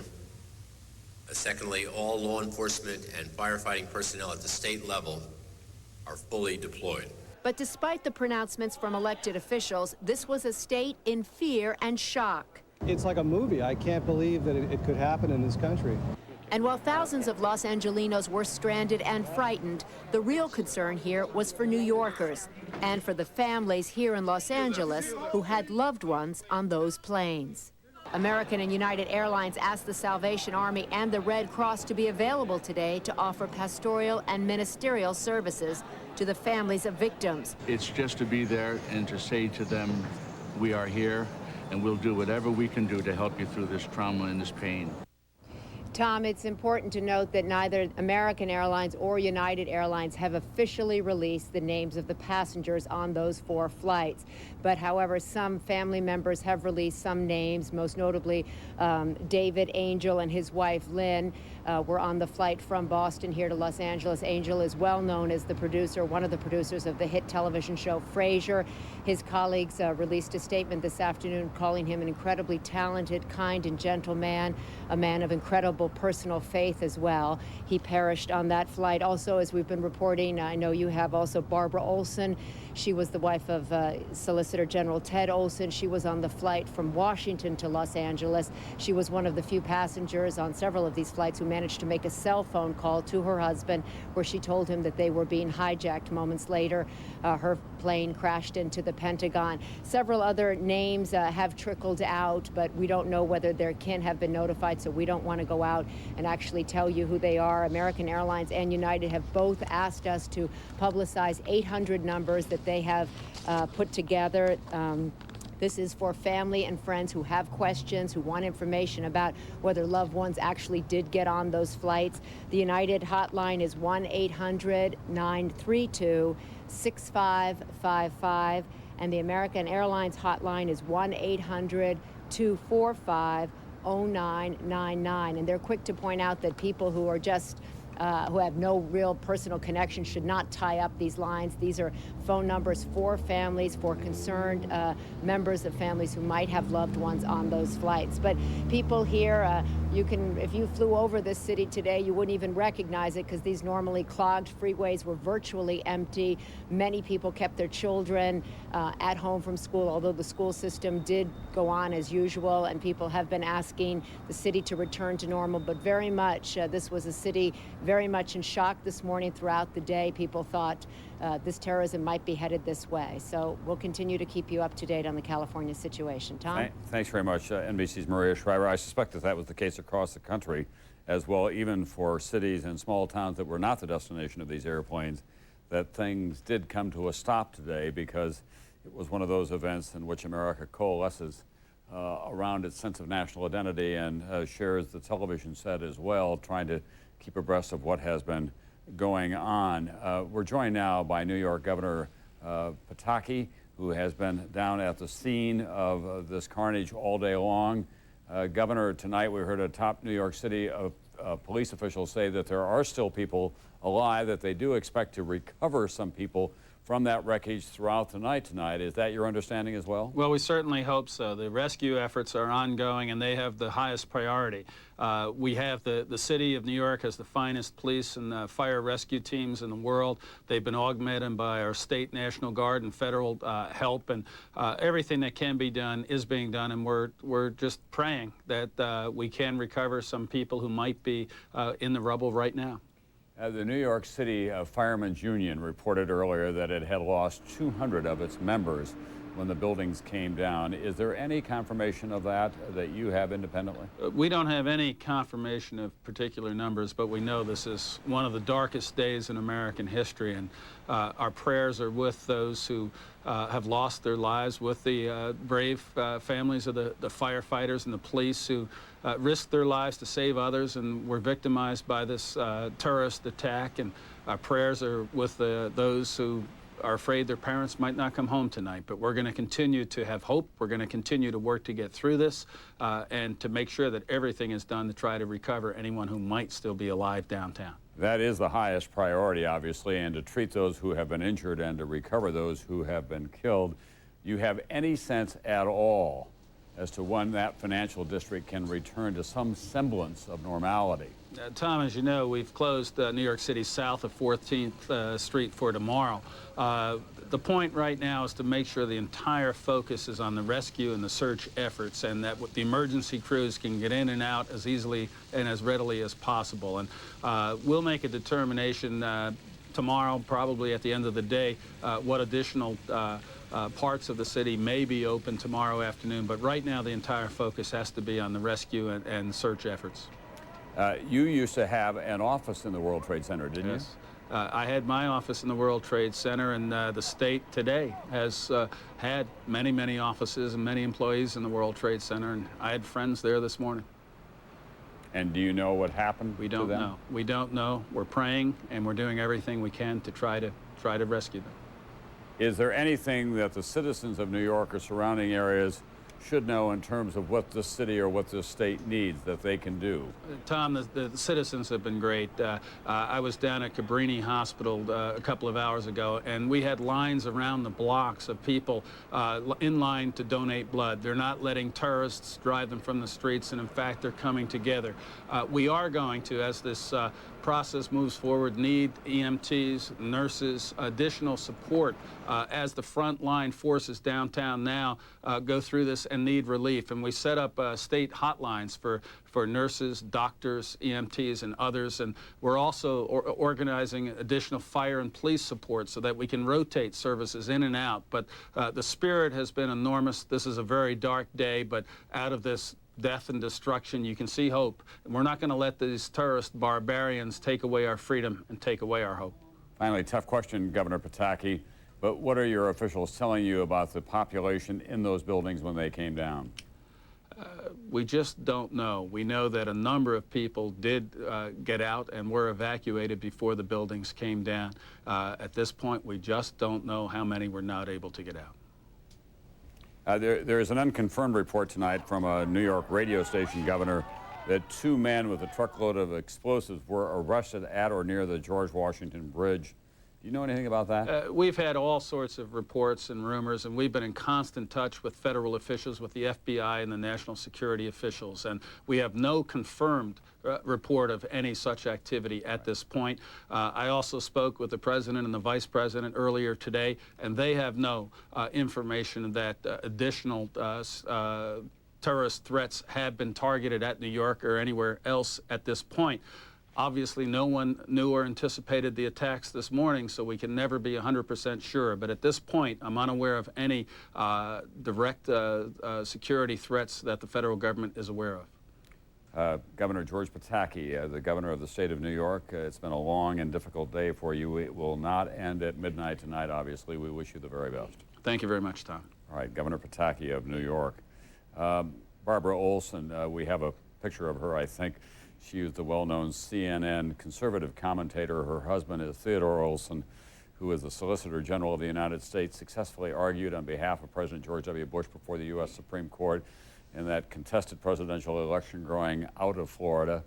This is a personal loss for the administration as well, because Barbara and Ted Olson were 2 of the most popular figures, especially in Republican social circles in Washington. They loved to entertain. They loved the opera. They were 2 people who were well known for their keen wit and their very keen intelligence. And she did get off a phone call to her husband on the cell phone before her plane crashed into the Pentagon today. So there is a personal loss at the White House tonight as well with the death of Barbara Olson.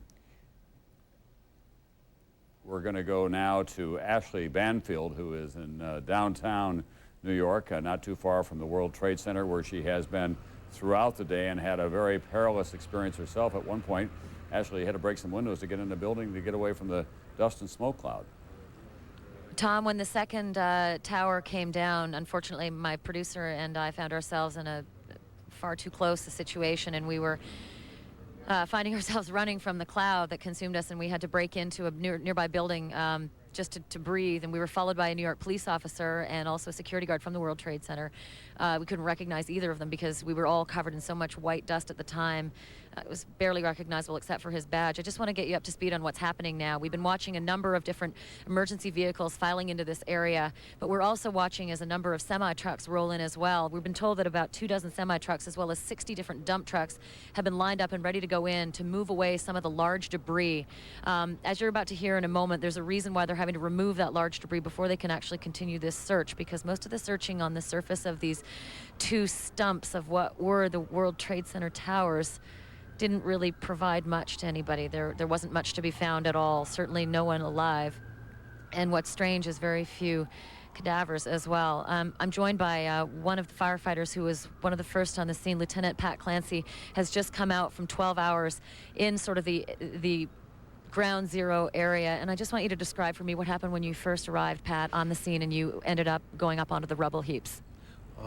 Myself and the firefighters from my company were ordered to go to, we were at a command post. We were ordered to go to where one of the towers was, I believe it was the Tower 1. There was nothing really there, but maybe 5 or 6 stories of debris, and we slowly climbed over as much as we could and started searching for people that might have been on surface, and trying to crawl into some of the crevices and crawling out, hitting tools, looking for possible firefighters or civilians. You knew at the time there would be firefighter casualties. Did you have any idea that the number as it stands is about 200 of your colleagues?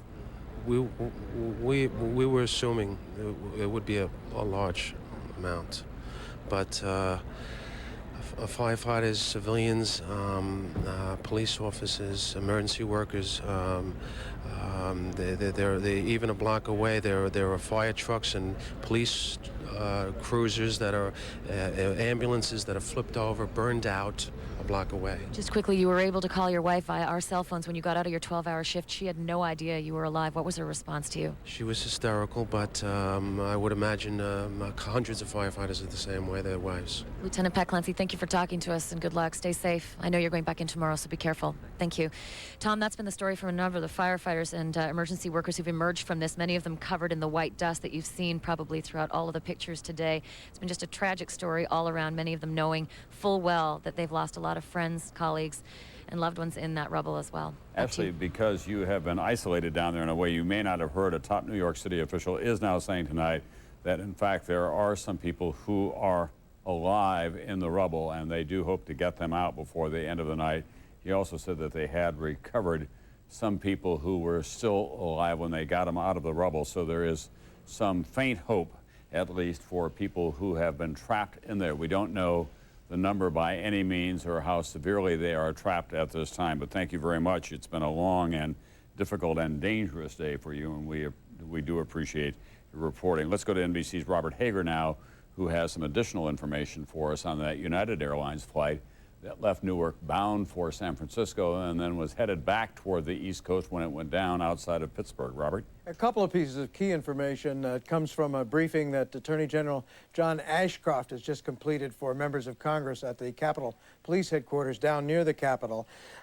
First, before that Pennsylvania plane, he did tell the members of Congress that knives were the weapons used in these attacks. We'd had some inklings of that before from cell phone calls made from the planes, but as far as federal authorities know, knives were the weapons used. There are no reports yet of guns having been used in any of these 4 planes that were hijacked. Now, the point about that the fourth of the crashes, it was a United airliner that had taken off from Newark, and on the etching you can see it got out near Cleveland, and suddenly it diverts back east. There had been some speculation that it might have been headed for Camp David, but Attorney General Ashcroft in his briefing for members of Congress said it was turning back for Washington, D.C. He did not say any particular target. In fact, I guess there'd be no way for him to know what target they had in mind, but he did believe that they had Washington in mind as a destination, and there's some indication they might have actually filed some kind of flight plan from the air saying that. He also said one other thing, that plane was not shot down. Now, there'd been no evidence that it was, but there were rumors around earlier in the day. Many people wondered, gee, could they have heard that it was going for the White House or something? Could anyone have actually dared to have ordered it to be shot down, even with all those people on it, because of national security? But Attorney General Ashcroft put an end to that. He said the plane was not shot down from the air, not shot down by any missile. Tom? All right, thanks very much, NBC's Robert Hager. Any additional word, by the way, Bob, on when flights may be resumed? No, they're still saying noon tomorrow Eastern time is when they're going to consider it, but it's not certain that that's when it will come. At any rate, it's clear that there'll be a lot more security checks, that there's going to be, for openers, no more curbside baggage, and there are going to be scattered checks for identification and personal checks of handbags, that kind of thing. It's going to be time-consuming. All right, thank you very much. We've just heard a stunning number from the Pentagon. We've been trying all night long to get some fix on the number of casualties there. NBC's Jim Miklaszewski stands by now. Jim? Tom, the latest figures from Arlington firefighters, who are really in charge of the firefighting and rescue efforts here, an estimated 800 killed inside the Pentagon, many of them still buried in the rubble that you see behind us. They brought in heavy earth movers, cadaver dogs, in an effort to find those who are still buried in the rubble. Very little hope, really, of finding anyone still alive, given the intensity of the fire inside and the severity of the damage to the building, the total collapse of all 5 floors down onto the ground floor. So, again, the latest estimate, 800 dead in the Pentagon. Tom? We should assume that the majority of those are military personnel, or would it be a mix as well of civilian employees and military personnel? Given the portion of the building, Tom, it's probably primarily military, Navy, Marines, some Army, and, of course, some civilians mixed in. All right, thanks very much, NBC's Jim Miklaszewski. The very disquieting news that at least 800 people were killed at the Pentagon, more than 266 were killed on those airplanes, an untold number still unaccounted for in Lower Manhattan.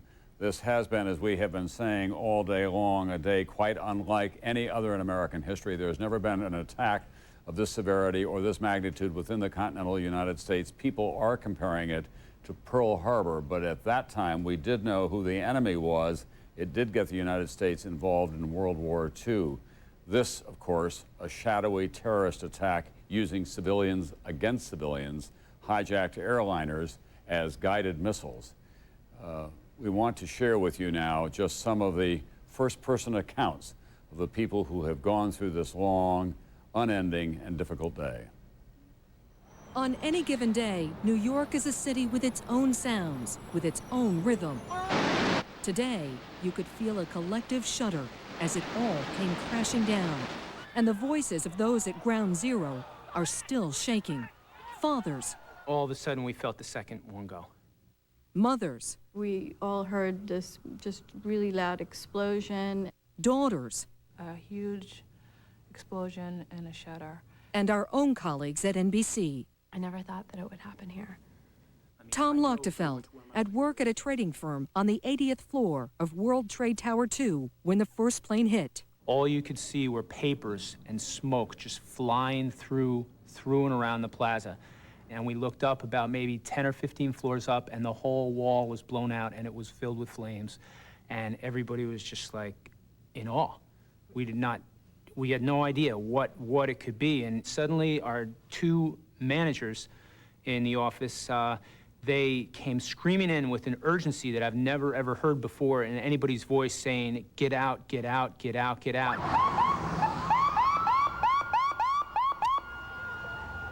We had gotten down to about the 50th floor from the 80th floor, and there was a PA announcement, and they kept saying, there's a fire in World Trade number 1. The firemen are attending to it. World Trade Center is secure. You may return to your offices. Repeatedly, repeatedly. And everybody just stood in sort of disbelief.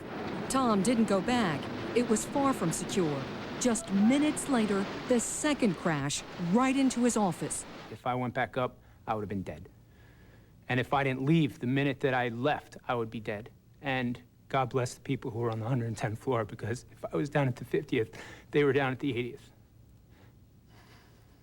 It took 15 minutes to get out, but once there... People had left their shoes to get away. I mean, there were piles of blood in the street of people who had gotten hit by shrapnel from the buildings.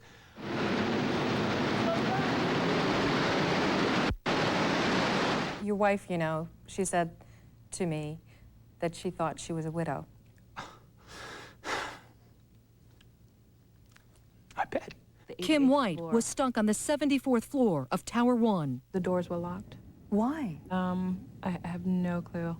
We sat around for about 5, almost 10 minutes trying to find a door or get somebody with a key to come open the doors so we can get downstairs. We had those precious 5 or 10 minutes would have made that much of a difference. A difference because she barely managed to escape as the building was collapsing. Glass just flying all over the place, and we're not knowing which way to go because we didn't know which way the building fell. Once it hit ground, all you saw was blackness. I'm sitting here saying to myself, breathe properly, Kim, breathe properly, because you don't want to take in too much because you're going to collapse and no one's going to be able to find you because there's nothing but blackness.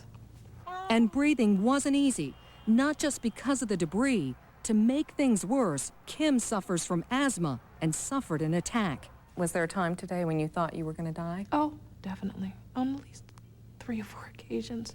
The initial explosion, going out to the reception area, seeing that ceiling collapsed, being stuck in a stairwell and not being able to get in. We couldn't go back up, we couldn't go down.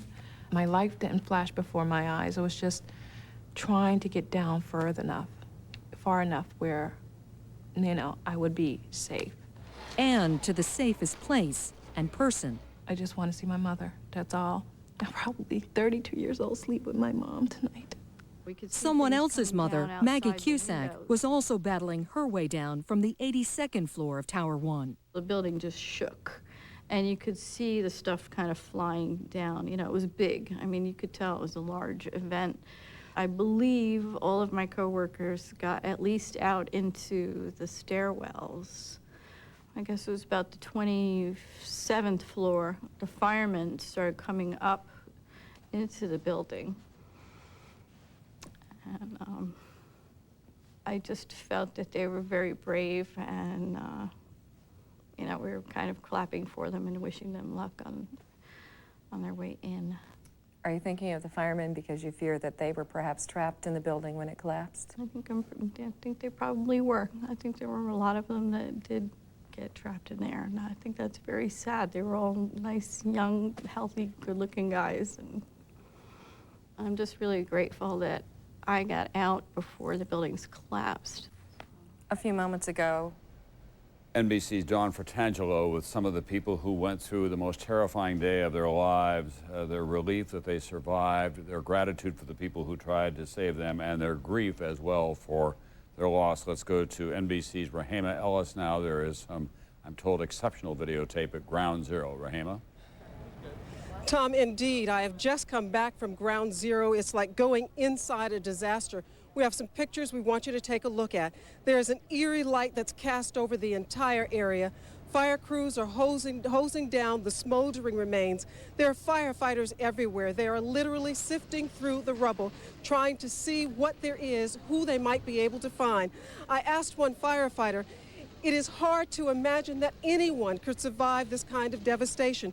But one firefighter said to me, we never give up. We will continue to search through this area until the very last word is given that we shouldn't search anymore. They are hoping against all hope that they can find someone out of this rubble.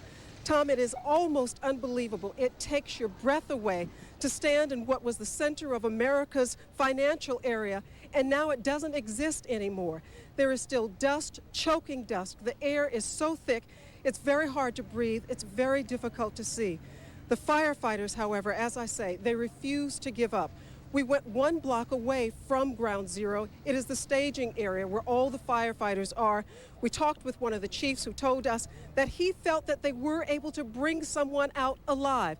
He couldn't tell me what the condition of the person was at this moment, but he said that's what his firefighters are there to do, to see if anybody has been able to survive this tragedy. Tom? Rahema, did you see any evidence of people who were alive or hear from the firefighters around the ground about recovering some people who were alive? No, Tom, I did not. Every firefighter I talked to only shook his head, lowered his head in disbelief and sadness, but again, with the determination that they were going to continue to search until all hope was lost of finding anybody alive. They are continuing that search. Thank you very much. NBC's Rahema Ellis, the New York City police official who said earlier that he believed that people were still alive there. The hope may have been the father of the wish in that case. This day, you'll remember forever, whatever your age, wherever you live in this country. There are those days that, for the people who are alive in America, are etched forever in their minds. December 7th, 1941, Pearl Harbor. 1945, the end of World War II, victory over Germany and Japan, the death of FDR. November 22nd, 1963, the assassination of John F. Kennedy. The age of innocence came to an end in America. 1968, the assassination of his brother and Martin Luther King. 1974, the resignation of Richard Nixon. 1989, the death of communism, the fall of the Berlin Wall, the liberation of Poland and Czechoslovakia. 1990, the release of Nelson Mandela. And of course, 1989 as well, Tiananmen Square and all that that meant to this country. 1968 also saw the landing of the man on the moon. And then the millennium, a new century, a new beginning of 1,000 years, new hope for this world and for America. 1 year in, on the 11th of September, the 9th month, 9/11/01, an act of terrorism that is tantamount to war. The most serious attack on this country since Pearl Harbor, the most devastating attack within the continental United States ever by a foreign force of some kind in more than 100 years. We'll all be tested by all of this, and we'll have continuing coverage. Many of your local stations will go to their local news now, but we'll have continuing coverage on this NBC station. Brian Williams will be here for a while, and I'll see you again at 11:30.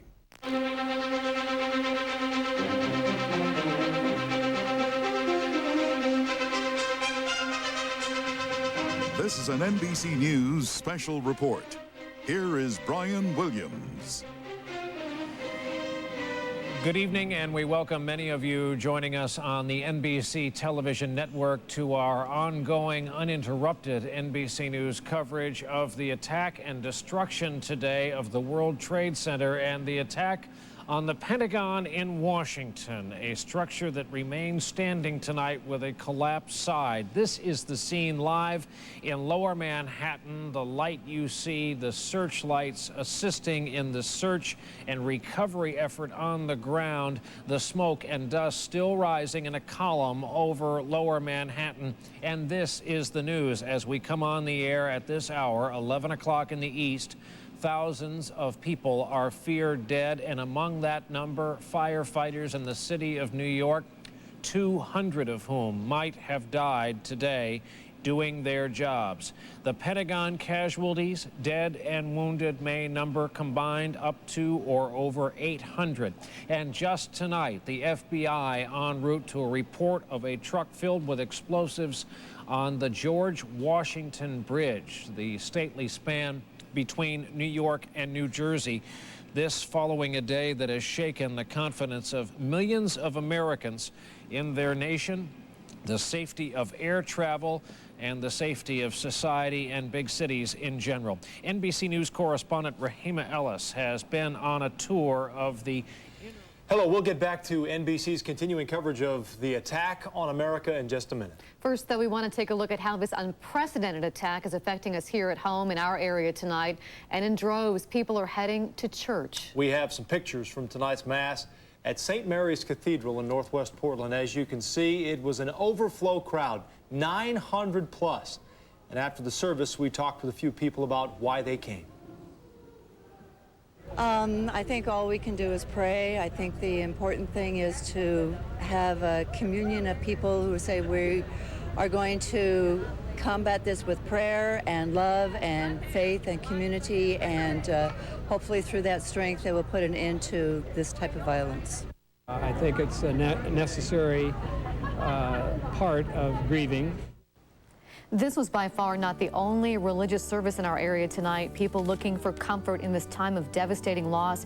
We counted at least 177 church services. We will continue to bring you live updates at the top of every hour tonight, plus a full report tonight at 11 o'clock. Right now, we go back to NBC's live coverage of the attack on America. He did not know the condition of the person at this point, but he said when they brought the person out, the person was alive. It's hard to imagine, and I don't think that the pictures really are able to give you the sense of just how devastating it is in that area. There are searchlights everywhere. Again, fire hoses are hosing down the building, and there are no people in the area with the exception of a very few number of crews. Everyone else is emergency personnel doing everything they can, sifting through this rubble, trying to see if there are any survivors. Brian? Rahima, I was surprised to see the pictures of some of the rib cage, if you will, the standing there of the Trade Center. But people are not, as I kind of presume they would be, pouring over every bit of the wreckage. I guess the hot spots are just still too hot. They haven't been extinguished for that long. Indeed, they are too hot. One other firefighter told me that they're sending in teams of firefighters, but they cannot stay inside very long because here we are more than 12 hours after the initial explosion and the initial plane that went into the World Trade Towers. He said the area is still extremely hot. It's almost unbearable. So the firefighters go in for a short time, trying to see if they can find anyone, and then they come out and another team goes in. Rahima, it looks like the surface of the moon. It does indeed. In fact, someone said it almost looks like snow has fallen also. Brian, I should tell you. We walked through this, and it is up to your ankles that you're walking through stuff that is dust, that is ash, that is everywhere. It is choking. Everybody has on these different kinds of masks and goggles, if you can get them, because it's very hard to breathe. It's very hard to see. Rahima Ellis, after tonight's rather courageous and self-guided tour, our thanks to you and to the technical crew who went along with you, Rahima, tonight down there in Lower Manhattan. I might add at some risk, extraordinary pictures and reporting out of there. To the other target today, again, a total of 4 commercial aircraft hijacked. All 4 went down. Passengers on board, all feared, presumed dead. The other target, the Pentagon, where one side of the building tonight has caved in, but the Pentagon, along with the Department of Defense, still stands. With new videotape from that scene tonight, NBC News correspondent John Palmer. John? Good evening, Brian. At this hour, the west side of the Pentagon building is bathed in searchlights as the search and recovery operation continues. We do have the first word now. This has gone on for 13.5 hours since that hijacked American Airlines plane crashed into the side of the Pentagon. The first word about casualties, not totally definitive, but the first word is about 800 casualties, including the 58 passengers aboard that hijacked plane and the 6 crew members. We've seen a lot of heavy equipment going in there. We've seen some digging in the rubble. There are cadaver dogs. There are search dogs. A new team of firefighters has just moved in within the last hour to relieve those who have been battling the flames for 13 hours. Throughout the last 5 or 6 hours, we've seen flare-ups on the roof of the Pentagon building. Those have mostly dissipated now. There's a white smoke still coming from the building, indicating that a lot of water now is all over the place on those fires. For a long time, there was a problem here with rescuers not being able to approach the debris because it was so hot and fires continued to flare up. From time to time this evening, every 15 or 20 minutes, we see an ambulance, its lights flashing, but no siren, not moving very fast, leaving the scene and heading away from the devastation here on the west side of the Pentagon. Again, the best estimate we have at this particular time is 800 casualties, including those unfortunate people who were aboard the plane that crashed. This all occurred about 9:30 this morning, when most of the people inside this building were glued to their television sets like people all over America, looking at the tragedy that was unfolding at the World Trade Center buildings. And then there was a loud noise. Some people felt a tremble of the building. Soon smoke came into the building, an alarm went off, and people inside the Pentagon then were ordered out into the parking area. Secretary of Defense Rumsfeld was in his office. He left, cut across the courtyard, and went over to the scene right behind me on this side of the Pentagon where the devastation had occurred, where there were fires and wounded and injured, and personally helped with some of the rescues there. And then he went back to the Pentagon, back to the command post where he spent much of the day talking with the president, putting U.S. forces on the full absolute alert, the Delta alert, because of the possibility of terrorism acts throughout the world and other places. Ryan? John Palmer at the Pentagon for us tonight. John, thank you for your reporting. Thank you. We've been talking all day about the cruelty of using commercial aircraft as, in effect, loaded bombs, as weapons in this case. Veteran correspondent Robert Hager, who covers aviation so well for NBC News, is with us from the Washington Bureau. And Bob, I know you have a report on this kind of day in the life of these 4 flights. But when you think about it, these commercial jets people are so used to seeing them near the Trade Center, near the Pentagon. Both structures have airports right nearby. That before they got very close, prior to impact, people wouldn't give it a second thought.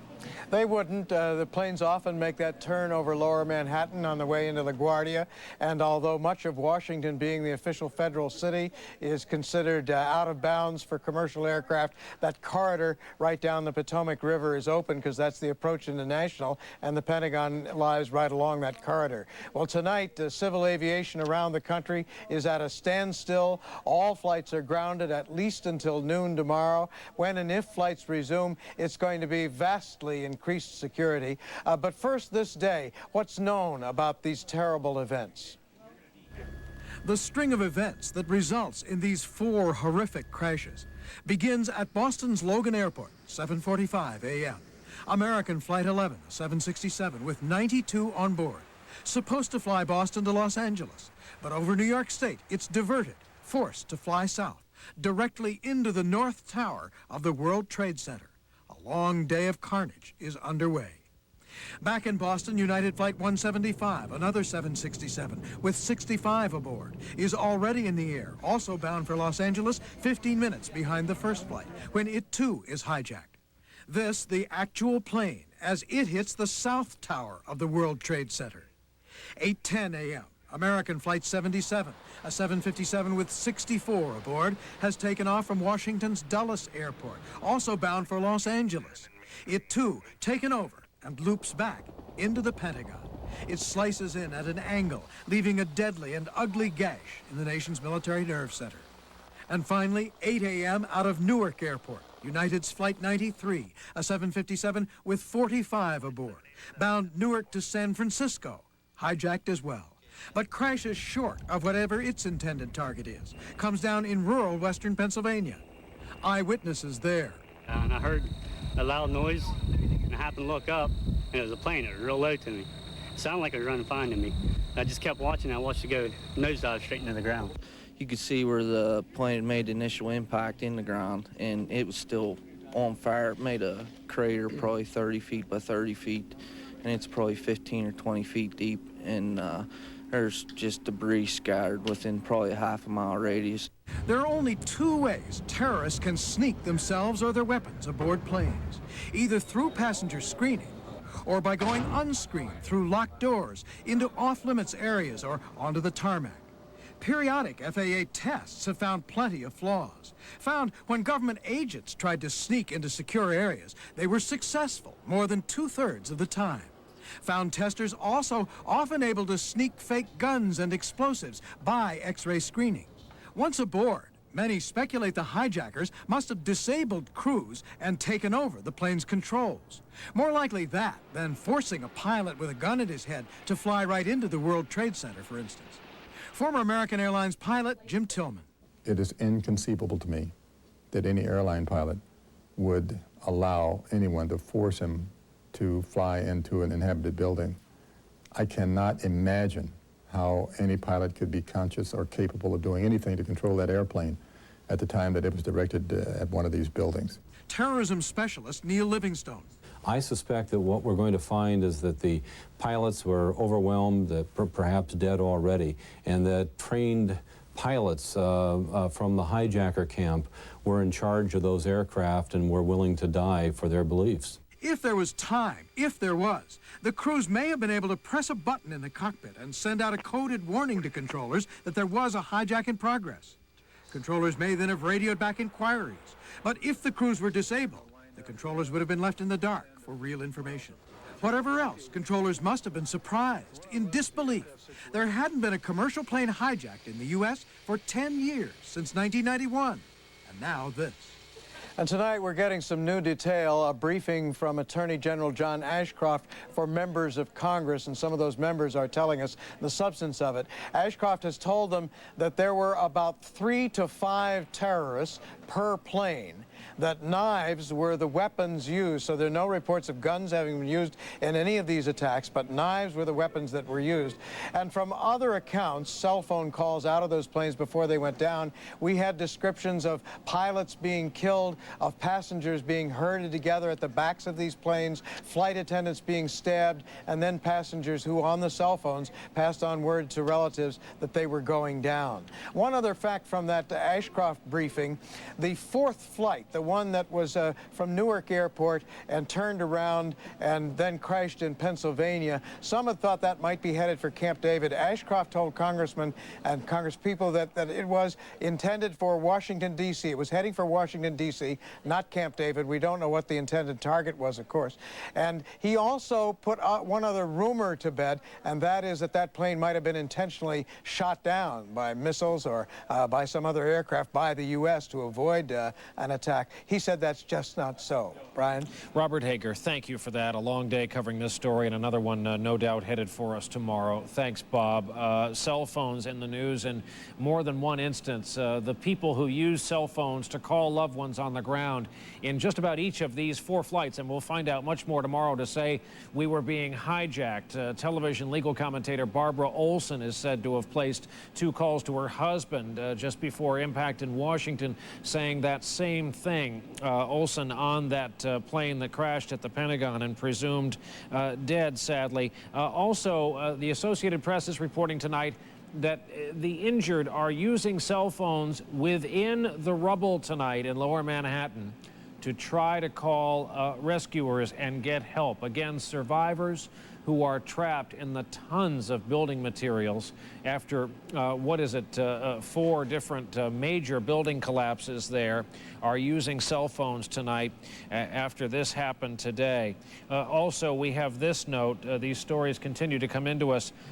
Jim Miklaszewski, our Pentagon correspondent, and this, if true, is just horrible, reporting the death toll, not just casualties, wounded and dead. The death toll at the Pentagon may number 800.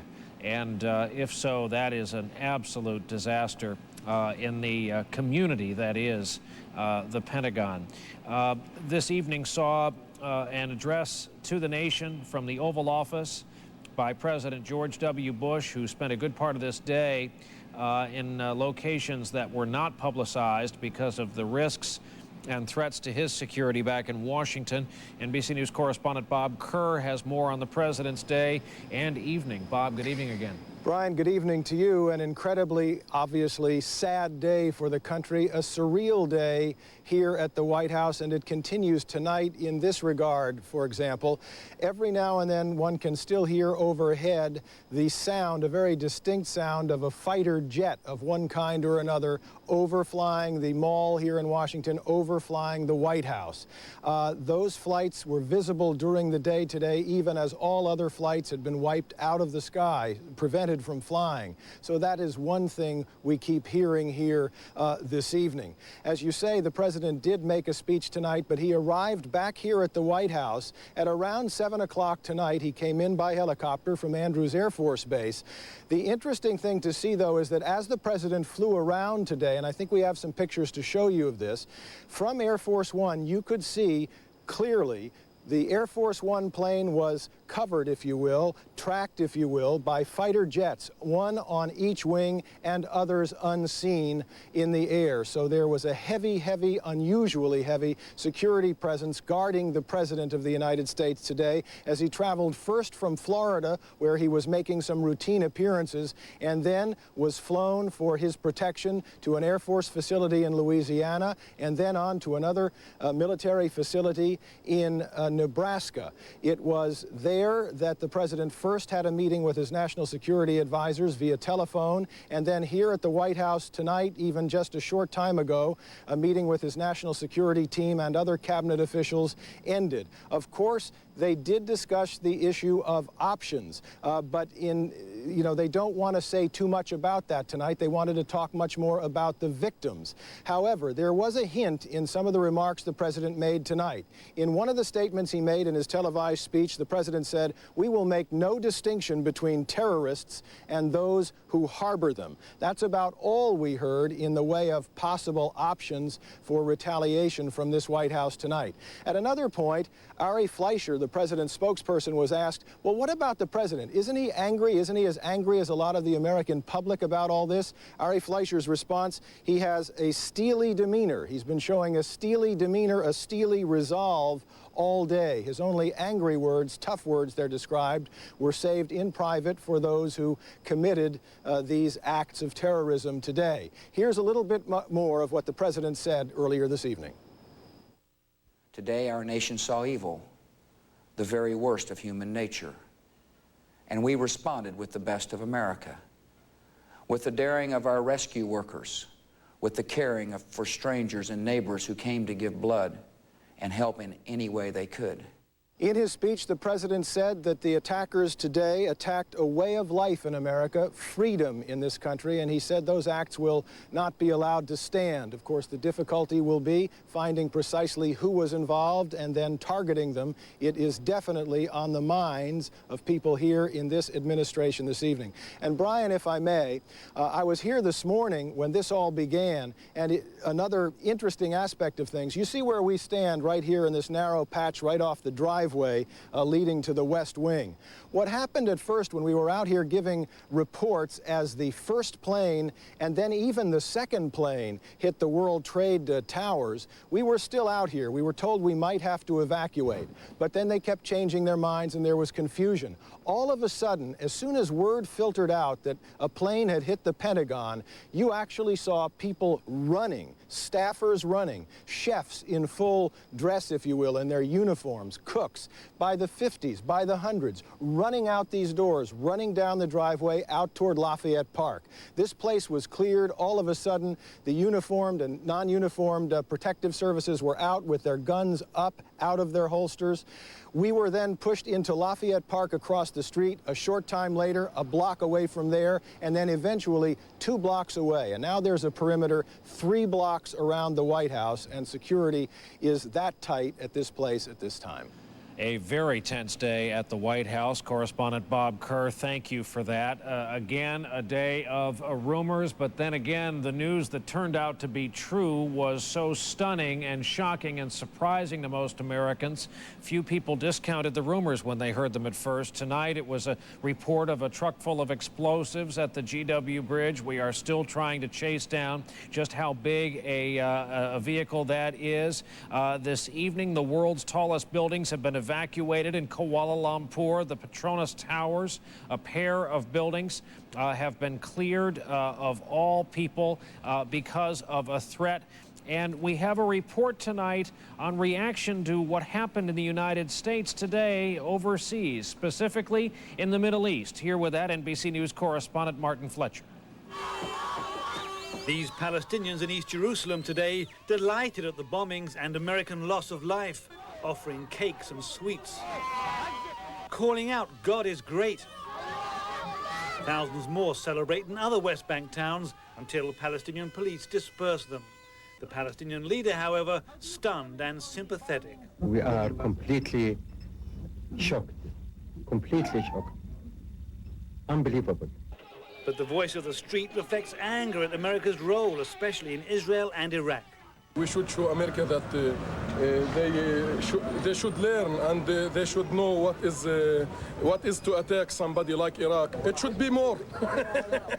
And many Arabs furious at American support for Israel. This man holds up an American-made bomb part fired by American-made aircraft used by Israel. American support for Israel, some believe, makes America a legitimate target for terrorism.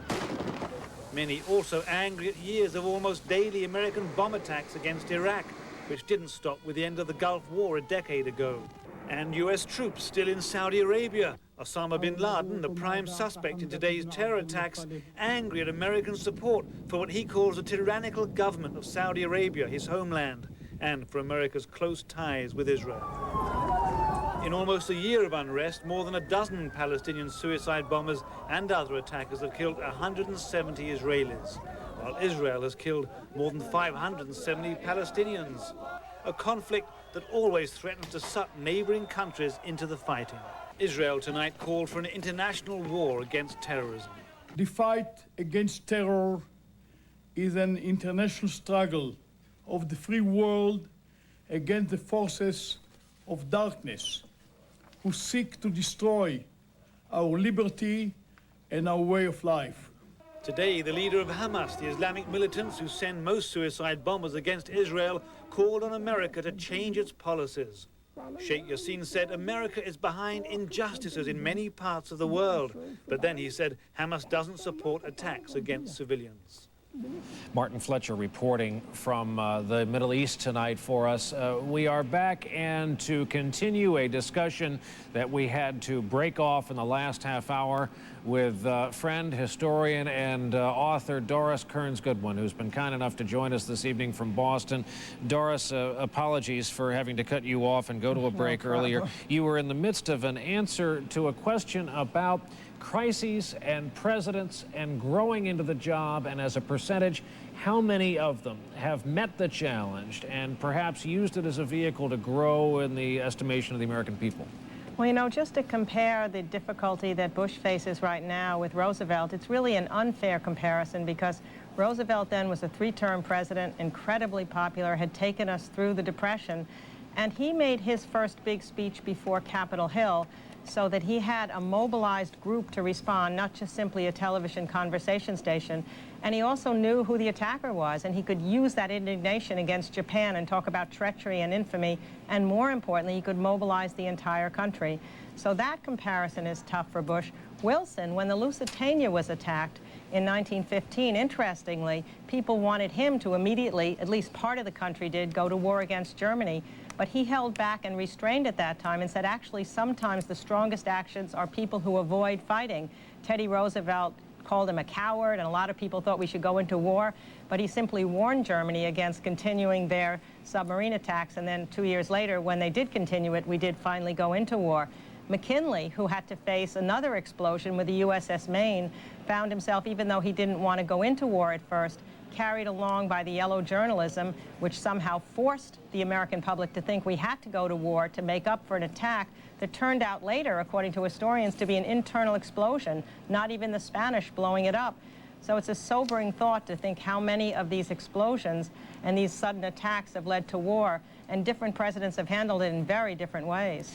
In the initial hours and sometimes days after a national crisis, talk about the reservoir of nonpartisan rally around the chief executive goodwill that presidents can tap, and how long is it theirs for? Well, what it is, I think, in some ways that they are able to tap is that the American people feel at such moments a part of the nation as a whole. You know, they go about their daily lives and they've got families and work and communities, and the country is sort of an abstraction. But what historians have noted is that when one of these crises occurs, a leader is able to make the people feel they belong to the country as home. Even the logo that you've been using all day, every time I see that, Attack on America, I feel a sense of being an American. The difficulty is that I think what happens, especially it happened even after Pearl Harbor, it wasn't as if we had a victory quickly after all that resolve and excitement about we're going to get them. There were a whole string of failures, and then the leader's more continuing task is how to keep that confidence, to keep that determination over the long haul. And here, that may be an even greater problem if there's not a swift action as to what we're going to be able to do. And we can't even call on the American people to be as involved as in a rubber drive or a scrap drive or joining the Army as volunteers. There aren't as many activities so they can feel a part of it as there were then. And there's no case law, no model, no playbook for this new president to follow. At his doorstep this morning, almost literally landed this huge foreign policy, domestic policy crisis. The only playbook I think that he has, not the event itself, not the actual terrorist attack, because this is a new world in some ways, but presidents in the past who've gotten through these crises have shown a certain number of traits. They've shown confidence in themselves and in the people at large. They've shown determination. They've been very present. I think it's very important that he be seen as an active force in these next few days. I think it was extraordinarily important he come back to America. I mean, back to Washington. Obviously, those security threats had to be taken seriously. But, you know, Abraham Lincoln was waylaid from his original journey to Washington for the inauguration on a security threat. He came under cover of night, and he never really was, he was always sorry that he'd done that, because he thought to maintain the signals and the dignity of the office is so important. They're going to have to start rebuilding. One of the other questions was what to do about the White House in World War II. They wanted camouflage over the White House, darkened blackout curtains, nobody to see it, no lights on. Roosevelt refused all those actions because he said he had to show the symbol of strength. So there'll be symbolism that he's going to have to think through, as well as actions. There's going to have to be speeches before the Capitol Hill and mobilizing the country as a whole. And there's at least a playbook if you look back on the past, because other presidents have done that, if not for this. And also what one hopes is that each president learns from the history of the past. Some of those great speeches Roosevelt made in World War II, he remembered what it was like for Washington at Valley Forge. He remembered the North struggle during the Civil War. He remembered the immigrants coming to America. He recalled for the American people this long string of historical examples. Presidents don't call on history enough. Now is a time that I think George Bush should remind us of what we're all about and what we've been through together as a nation. The pleasure of a perspective after this day of crisis coverage. Doris Kearns Goodwin, as always, thank you, Doris, very much. You're welcome, Brian.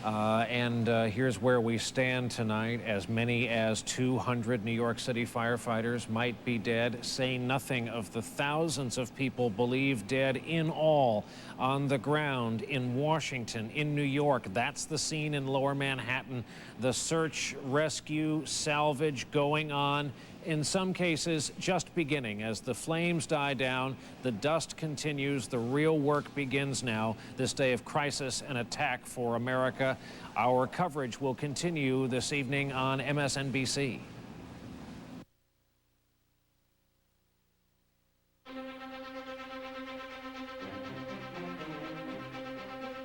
This is an NBC News special report. Here is Tom Brokaw. Good evening, everyone. It is 11:30 Eastern Time on the 11th day of September, a day that on the clock at least is drawing to a close, but the long nightmare that this country has been suffering all day long continues well into this night, through the next day, and well beyond. You are looking now at the Pentagon, where Pentagon officials are saying at least 800 civilian and military personnel were killed when a hijacked airliner was driven into the side of the Pentagon this morning after that attack on the World Trade Center in New York. The most concentrated and efficient and cold-blooded terrorist attack on America in its long history, the most serious attack since Pearl Harbor. President Bush is back at the White House tonight. He has pledged to the American people that those responsible will be brought to justice, and any nation that harbored them will suffer the consequences as well. In Lower Manhattan, frantic rescue efforts continue underway. The collapse of two 110-story towers and another 40-story building, tons of rubble and steel and debris and smoke. But now New York City police officials are telling us that some people trapped in the rubble are on their cell phones saying they're still alive. Let's go to NBC's Rahema Ellis now and get the latest from her. She's had a tour of Ground Zero. Rahema? Tom, I'm about 15 blocks right now from the World Trade Center, but with two outstanding producers and an incredible cameraman, the four of us made our way past the police barricades and right into the heart of the disaster. Take a look at some of these pictures. The firefighters are still hosing down the smoldering remains of what is left of the World Trade Center area, and the emergency searchlights cast an eerie glow over this area. It is absolutely frightening and devastating. There is no one in this area except emergency workers. They are literally raking through the rubble, hoping that they will find someone alive.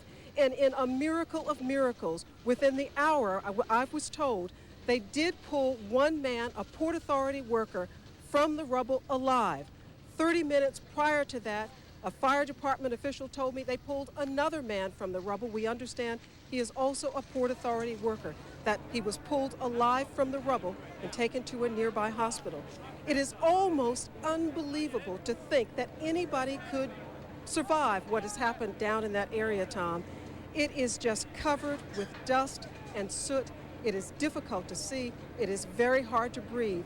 Nonetheless, the firefighters are going inside, but there are still fires that are breaking out throughout the area. As one firefighter told me, they're going in teams, but because it is such an unbearable heat, they can stay in for only a short time, and then they have to come out.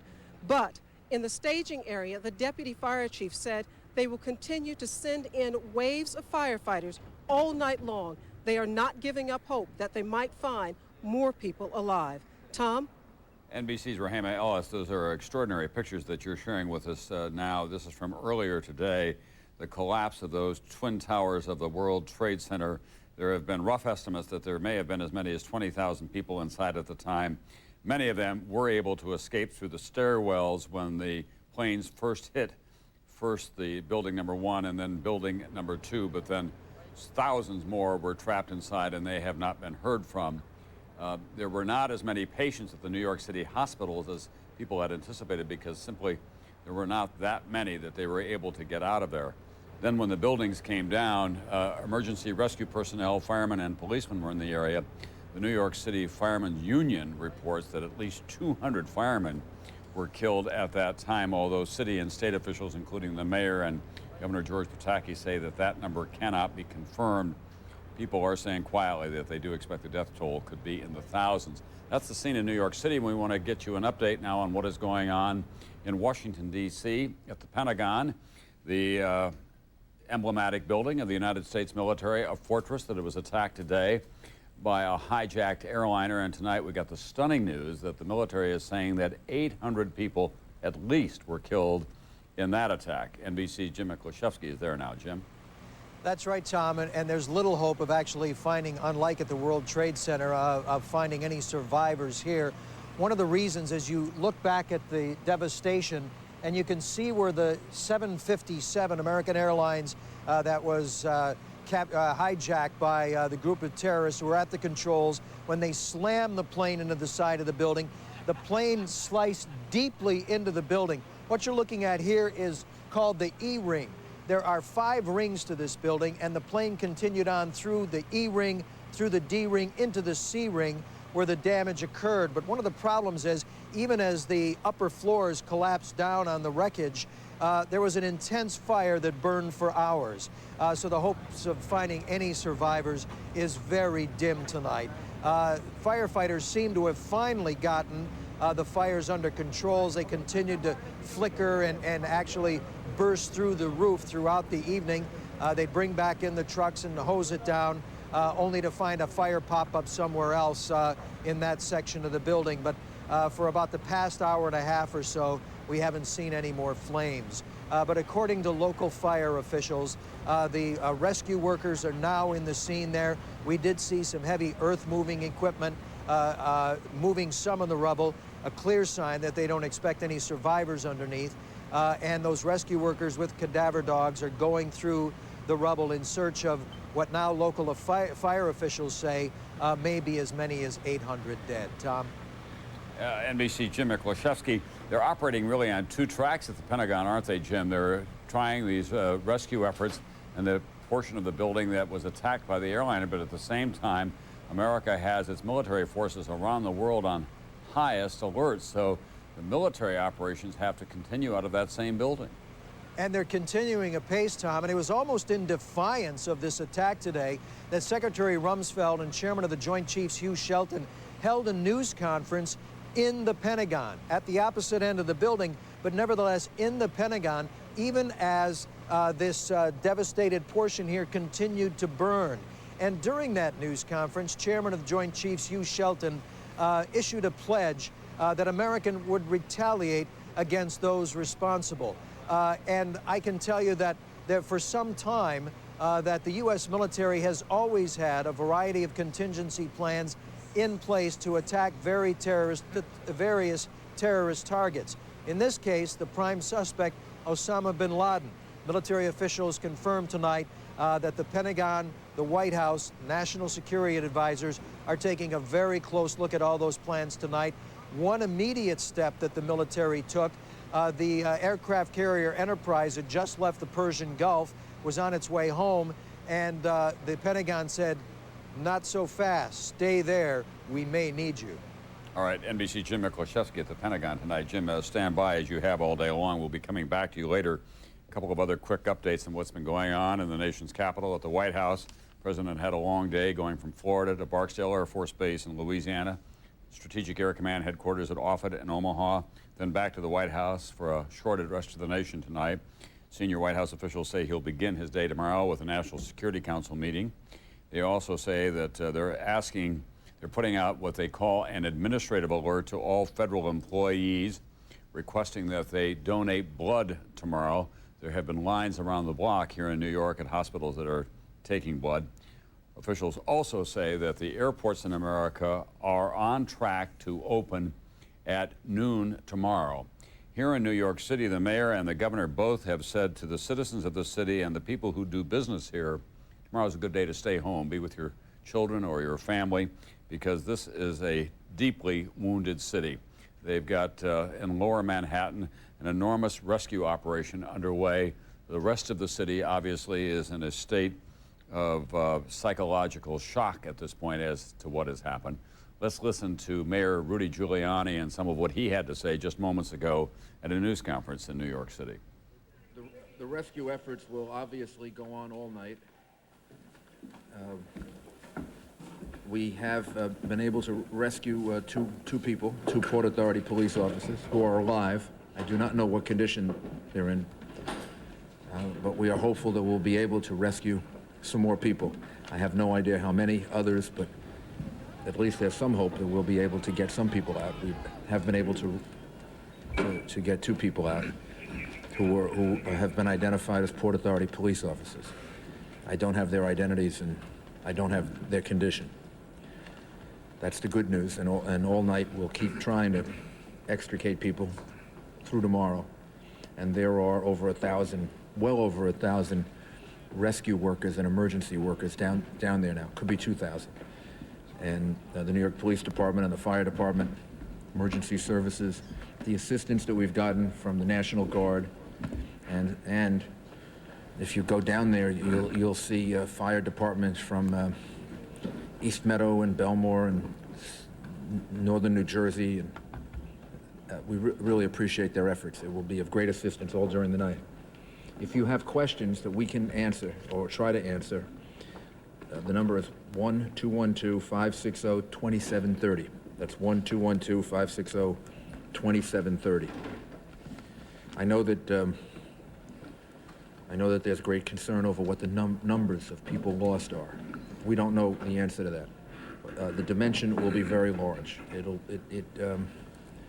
In terms of the people we're looking for, it's a couple of hundred firefighters and police officers, which is a staggering number. As far as the number of people in the building, that'll be in the thousands. But there's no way of knowing at this point, and we're going to keep praying and hoping that we save as many people as possible. Mr. Mayor, there are reports that there are a group of survivors in the basement of the World Trade Center, that they have cell phones. They've been calling their relatives in Seattle to tell them precisely where they are, and that there's a group of NYPD police who are with them and alive and well. Do you know about this? I know that rescue effort's been going on for a couple of hours, yes. Mayor, do you know anything about the report about the possible explosives that were found in New Jersey? Yeah, I think the police commissioner was able to get information about that.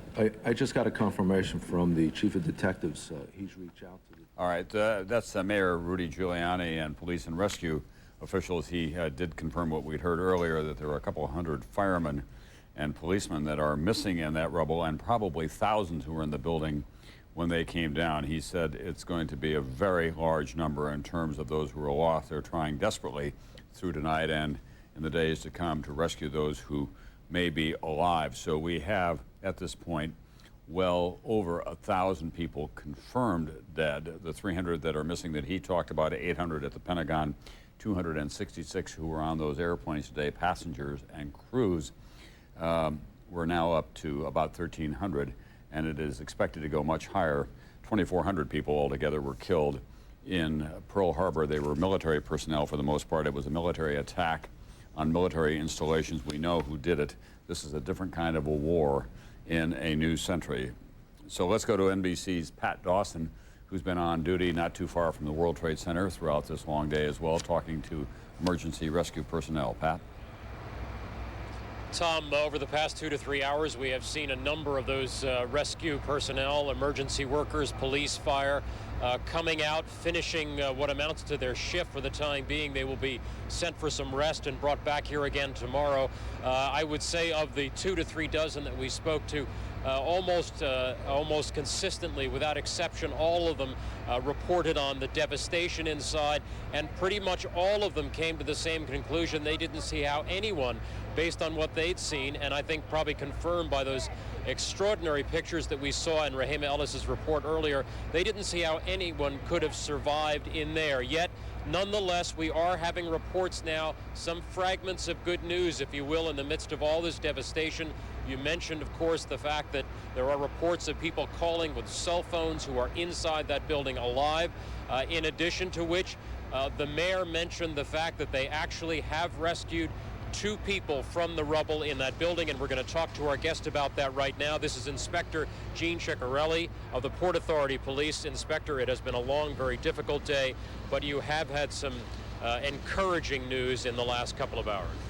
Yes, we did have 2 officers that were trapped in an area on Liberty Street, and there was a noise heard from that particular area by an emergency services rescue person, and who alerted us to the fact that they did identify themselves as Port Authority police personnel. And after an extensive effort to extract them from that area, both were taken from the rubble and are on their way to area hospitals and are being treated at this time. Do you have any idea of their condition? I don't know that at this time. The other report that we wanted to ask you about, earlier we had heard that an FBI spokesperson said that there was a report on the George Washington Bridge, which is another facility which you folks are responsible for policing, a report that there had been a van stopped there that had explosives. Have you, the Port Authority Police down here, heard anything about that? I have received no reports on that particular incident, and there's nothing that has been brought to our attention to that effect. Okay. Austin? At this point, you're basically looking to continue the rescue operation through the overnight period. I assume you're sending more people in there. Is that correct? We'll continue the search and rescue operation through the night into tomorrow. We have new troops coming in the morning, and we'll continue to stay here all night until we have to do what we can to retrieve anybody that's still in that area. Inspector Gene Ciccarelli of the Port Authority Police. Tom, I can only tell you that, as we said, a lot of the firefighters coming out of there, although not terribly happy about their duty, are saying that the scenes are of devastation, but they're going to continue going back in there in the hopes that they may find, as they did earlier, some people still alive. Tom? Thank you very much. Pat Dawson, a real brotherhood, obviously, and these big city fire departments and rescue operations, especially during a time quite like this. Pat alluded to a report that there had been a van loaded with some explosives stopped near the George Washington Bridge, which is the northern end of Manhattan Island. It turns out the van had no explosives. They did detain the drivers for a time. There have been any number of reports all day long about bombs in schools, planes setting down because there was a rumor of a bomb on board. We are told tonight, however, that FBI officials think that they've gotten a name out of one of the passenger manifests. It triggered an alarm when they entered it into their database at FBI headquarters. They have obtained a warrant to search the former home of this man. It's believed to be in Broward County for possible evidence. This is all, at this point, as much as we know about it. The FBI obtained the name of the passenger, as I say, from one of the flight manifests. And we don't know the man's name, but the FBI thinks that he could be one of the terrorists. It is in Broward County, which is just north of Miami.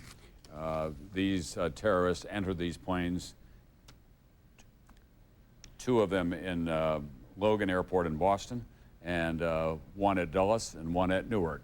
The chairman of the Senate Intelligence Committee is the senator from Florida. He is Bob Graham. He joins us now on the telephone. Senator, I don't know whether you heard what I was just saying, but we do have a report that the FBI is looking for some evidence in Broward County because a name on one of the passenger manifests, when it was entered into the data bank of the FBI, set off some alarms. Do you know anything about that? Tom, I do not. This was the first I had heard of that possibility. Everyone continues to say that all the suspicion centers primarily on Osama bin Laden, the Saudi dissident, who is widely believed to be harbored by the Taliban in Afghanistan. Is that what you're hearing as well from American intelligence agencies? I have not had a specific briefing from the CIA or FBI. We will do that tomorrow. And my feeling is that prudence would be to withhold premature judgments. It's important that we determine who the perpetrator was, but it's also important that we get it right. You may remember after Oklahoma City, the first assumption was that it was an Islamic group. It turned out to be a United States militia group. We're going to respond, as the president said tonight, very forcefully against whoever we determine to have committed this horrendous act. So we need to be sure that we are responding against the right person or the right supporting state. Senator, there have been any number of terrorism experts on the air tonight and throughout this day who are saying, well, we shouldn't be surprised by the fact that there was a terrorist attack. We've all been expecting that, although most of them were stunned by the complexity and the magnitude of it all. But have we turned a deaf ear to all these warnings about how vulnerable America is to terrorism? I don't think we've turned a deaf ear, but we have been allowing our front line of protection against terrorism, which is our intelligence services, to gradually degrade. We have not been maintaining our capacity to eavesdrop on terrorist groups in the same way that we did for 30 or 40 years against the Soviet Union. We have not made the investment in human intelligence, particularly people with the diversity of backgrounds, language skills, and technical skills to effectively get inside these terrorist cells and determine what their capability and motivations might be. And we are collecting a substantially greater volume of information than we are able to adequately analyze and therefore use for intelligence purposes. We need to shore up all those areas of weakness in our intelligence system. Finally, Senator, this is a terrible wake-up call for this country. Will there be a redistribution of resources, in your judgment, to beef up the war against terrorists around the world in terms of military personnel and political efforts that will be made? Yes. For some time, people who have made these assessments have almost universally established that our two major threats to national security were the 7,000 nuclear warheads still in the possession of the Russians and terrorism. I don't think we've been applying adequate priority to that terrorism threat. This will be a wake-up call. It's a terrible thing that it took such a loss of life and a shock to the American people to do so. But I think as we look back from some perspective of history, September the 11th, 2001 will be the turning of a page in the history of America, and in this new chapters that we're about to write, we'll be putting the kind of importance and resources behind the challenge of terrorism that the threat deserves. Thank you very much, Senator Bob Graham, who is chairman of the Senate Intelligence Committee, Democrat from the state of Florida. We're joined now by one of the most highly regarded terrorism experts in America, Brian Jenkins, a veteran of Vietnam.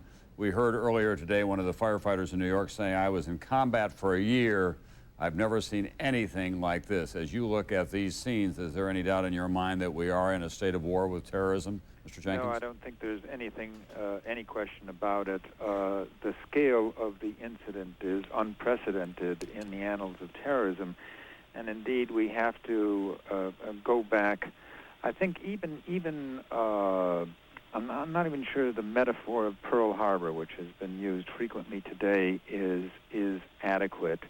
At Pearl Harbor, there were approximately 2,400 casualties. It's entirely possible that we will see, I hope not, but it's possible that we will see those figures surpassed today. This brings to mind the images that one saw of the Blitz in London, of the cities in Europe during World War II.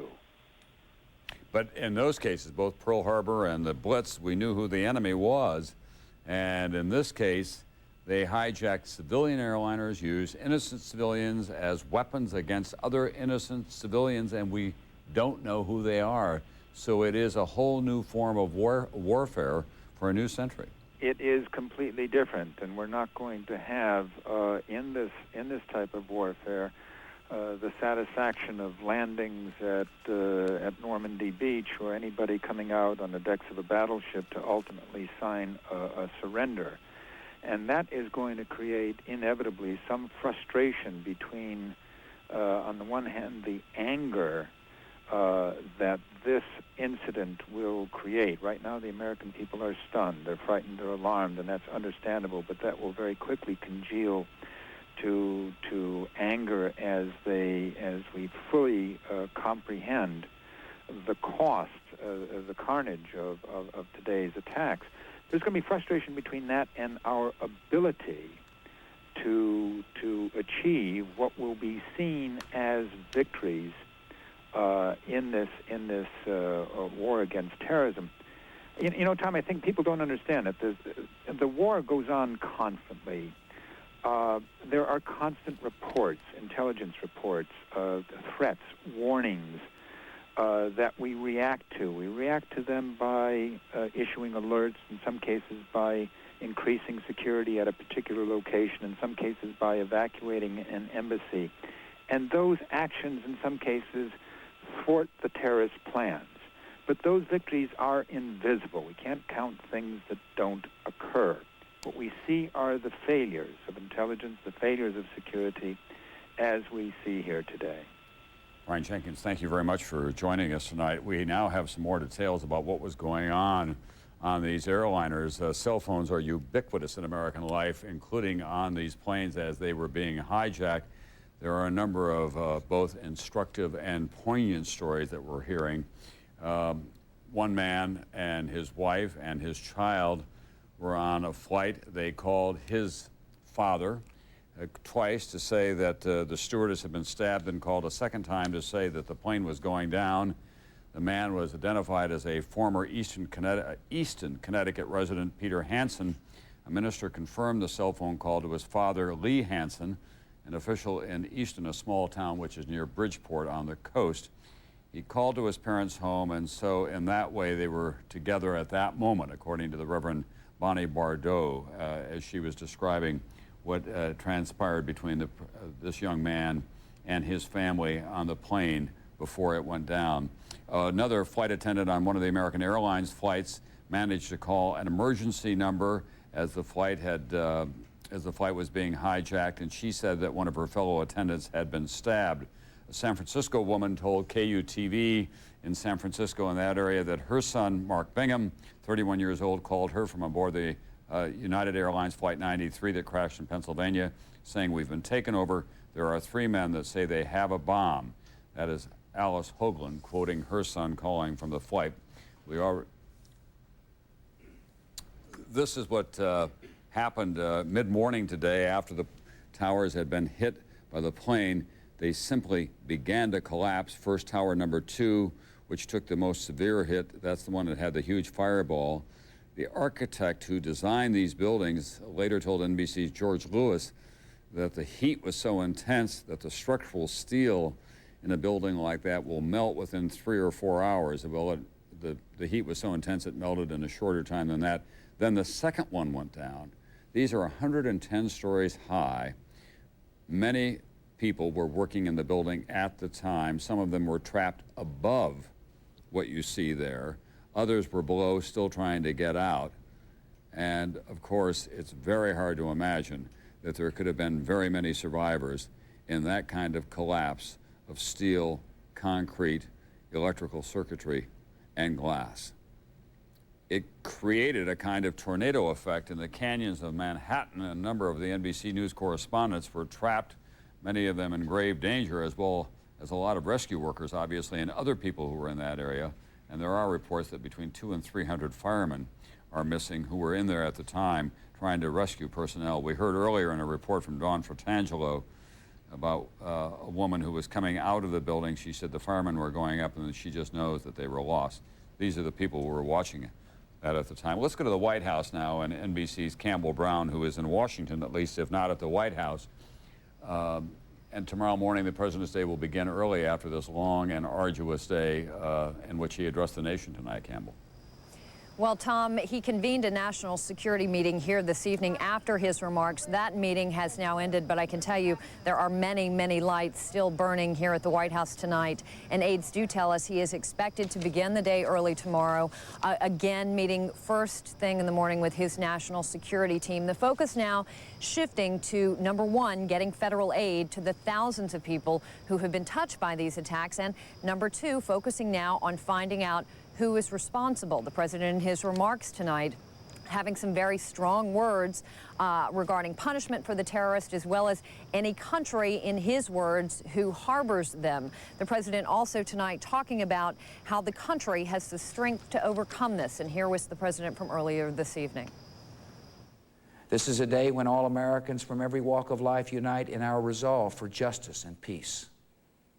America has stood down enemies before, and we will do so this time. None of us will ever forget this day, yet we go forward to defend freedom and all that is good and just in our world. Thank you. Good night. Now, Tom, aides who spent the day traveling with the president described his demeanor throughout the day as somber but very even-keeled, that he was never overly emotional. His security was obviously a top priority today, which is why we saw Air Force One hopscotching around the country. He began the day in Florida at an education event, and that was really the one time that we did see a sort of emotional reaction from the president when he was informed by his chief of staff, Andy Card, who whispered in his ear about the second plane crashing into the World Trade Center. We really did see a fairly strong reaction from the president at that time when it became clear that these were in fact terrorist attacks. He from there went to the Barksdale Air Force Base in Louisiana, from there to the U.S. Strategic Command Center in Nebraska. And at each of these times, as Air Force One took off and landed, we were not told where it was going, and this was deliberate. The Secret Service has a plan that they have not implemented in some time, but this is a deliberate plan where they send the plane around the country without informing anyone exactly where it is going. The entire time, the president having F-15 air escorts on his wings, and Air Force One essentially turning into a flying White House. The president had communication with anyone around the world. He was fielding calls from world leaders. He spoke first with Vice President Cheney. He spoke twice with his wife, Laura Bush, who was also rushed to an undisclosed location. And again, Vice President Cheney, the person he was in contact with most today, Cheney was here at the White House in the Situation Room. And we are told that tomorrow morning we will likely get briefings in the morning from Secretary of State Colin Powell and FEMA Director Joe Alba. Tom. Campbell Brown at the White House. You've been watching NBC's continuing coverage of the attack on America. And we will return to national coverage in just a minute, but first we want to bring you up to date on the latest developments at Portland International Airport. And for that, we go to News Channel 8's Kyle Eboshi at PDX. Kyle? Joe, tonight, two questions still looming, questions we hope to get answers to in a matter of minutes when they hold a press conference here. The first question dealing with the status of air traffic here in Portland and around the nation. Initially, airport officials here had expected that 9 o'clock tomorrow, airplanes would be back up and flying once again. At this point, we don't have that confirmed during the press conference. We hope to nail down a certain time that air traffic will once again resume. Question number two, dealing with security. All day long, officials here had told us they're waiting for the FAA to advise them on moving to level 4 security, the highest level possible. Although they can't give specifics about what changes may occur, they have hinted a few possibilities. One, no attended vehicles near the airport. They'll be monitoring that very closely, they say, with or without the level 4 security. Additionally, they say there will be extra security checks for passengers. Also, an increased number of baggage inspections here at the airport. And finally, additional security monitoring activity around all aircraft. That includes everything from food service to also maintenance here at the airport. In the meantime, as you can see behind me, this place is a virtual ghost town with no activity, waiting once again for the FAA to give the go-ahead to move forward and put airlines in the air once again, but no time certain at this point. We're still waiting. Back to you. Thanks, Kyle. We'll check back with you later on. And we'll be back with another local update at 10 o'clock. Plus, be sure to join us for a full report tonight at 11. And for now, we rejoin NBC's continuing coverage of the attack on America. Billowing smoke and flames. The glass, just flames exploded out the front of the World Trade Center. Glass flew everywhere.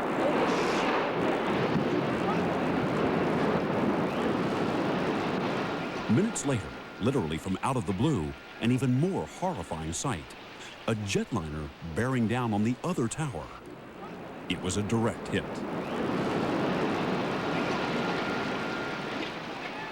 A second airplane, a 727, just rammed into the building. Before the hour was out, the symbol of American military power, the Pentagon, was also in flames. It too apparently the target of a new weapon, a passenger jet hijacked and turned into a guided missile. Across the country, shock, sorrow, fear, outrage, and the realization that America was under attack. About 8:45 this morning, the sky over Manhattan was clear following a night of violent thunderstorms. In the city's financial district, the very heart of American commerce, thousands of workers were already at their desks. Moments later, in the upper reaches of the 110-story North Tower, sudden impact.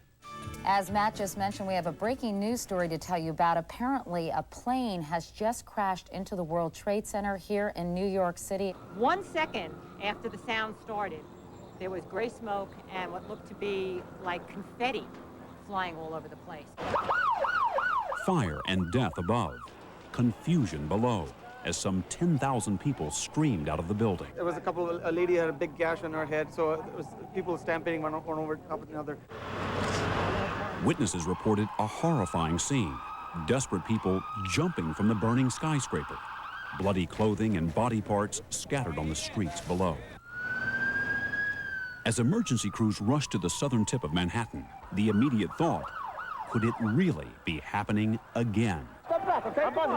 In 1993, the same building was hit by a truck bomb, Islamic militants hoping to topple the one tower into the other.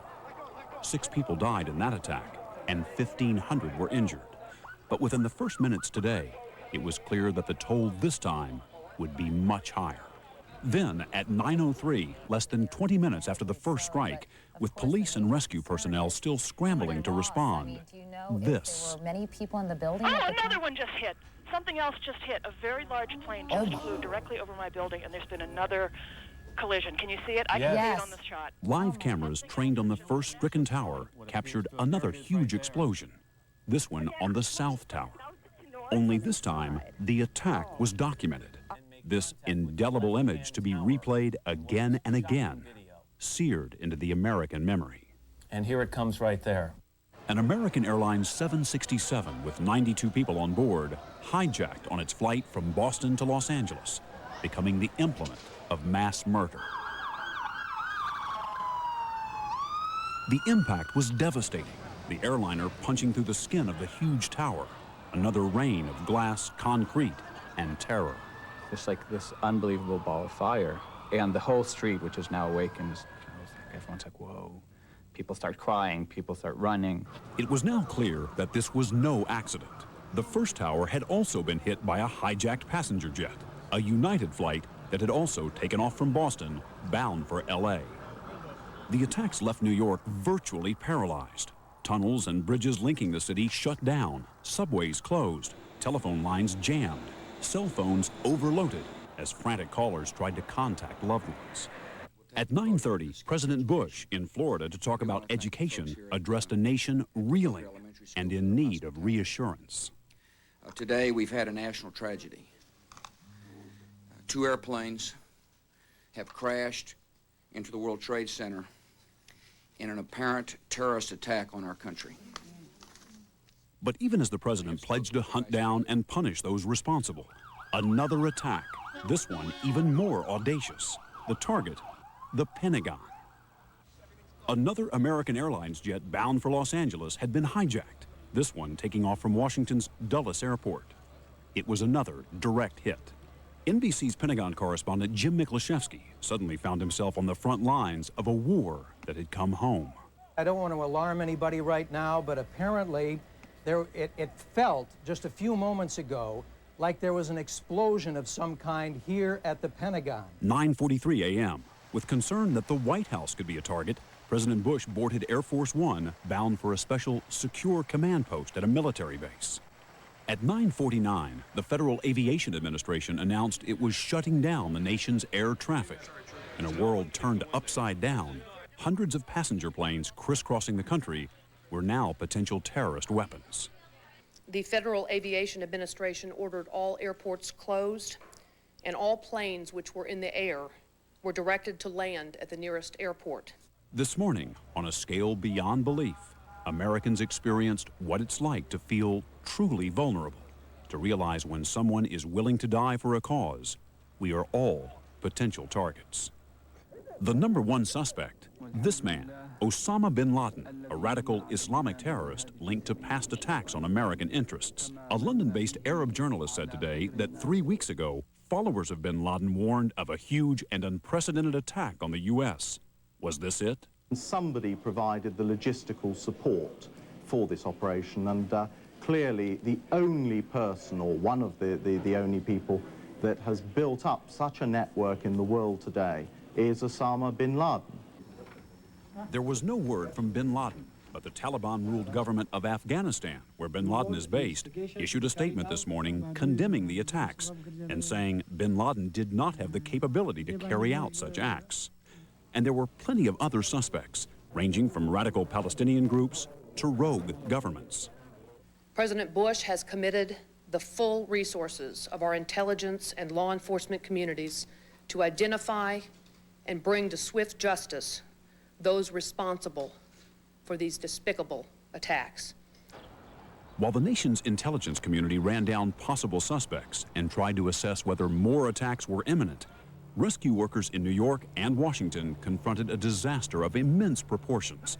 In New York, local hospitals began filling up, urgent calls going out to every available surgeon and nurse, long lines of people outside waiting to donate blood. It was a war zone. It was unbelievable. And still, there was worse to come. At 9:59 a.m., the Trade Center's South Tower, the building that took the second hit, began to crumble.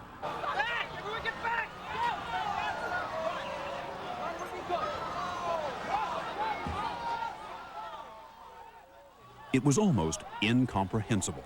In a matter of seconds, the skyscraper collapsed and was gone. Suddenly, we hear, the security say, everyone get out now, now, everyone run for your lives. NBC producer Shahar Baran was there with a home video camera. A bunch of women just standing there, shocked. By then, the whole building sort of implodes. It just goes like this. And you see like a side of the building, and then it goes, and there's this ball, this of silver yellow ball sort of heading towards you, kind of in slow motion. You can't figure out what to do. People are starting to run like crazy. Then at 10 a.m., news of another passenger plane in trouble.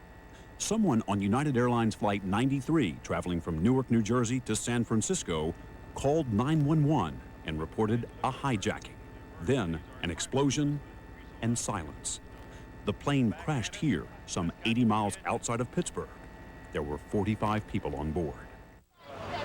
So far, 3 passenger jets used kamikaze style, and a 4th that might have been. 266 people on board killed. The death toll on the ground still unclear. Then, at 10:30, another sickening sight. The tower still standing, following its twin, collapsing, vanishing in a cloud of smoke.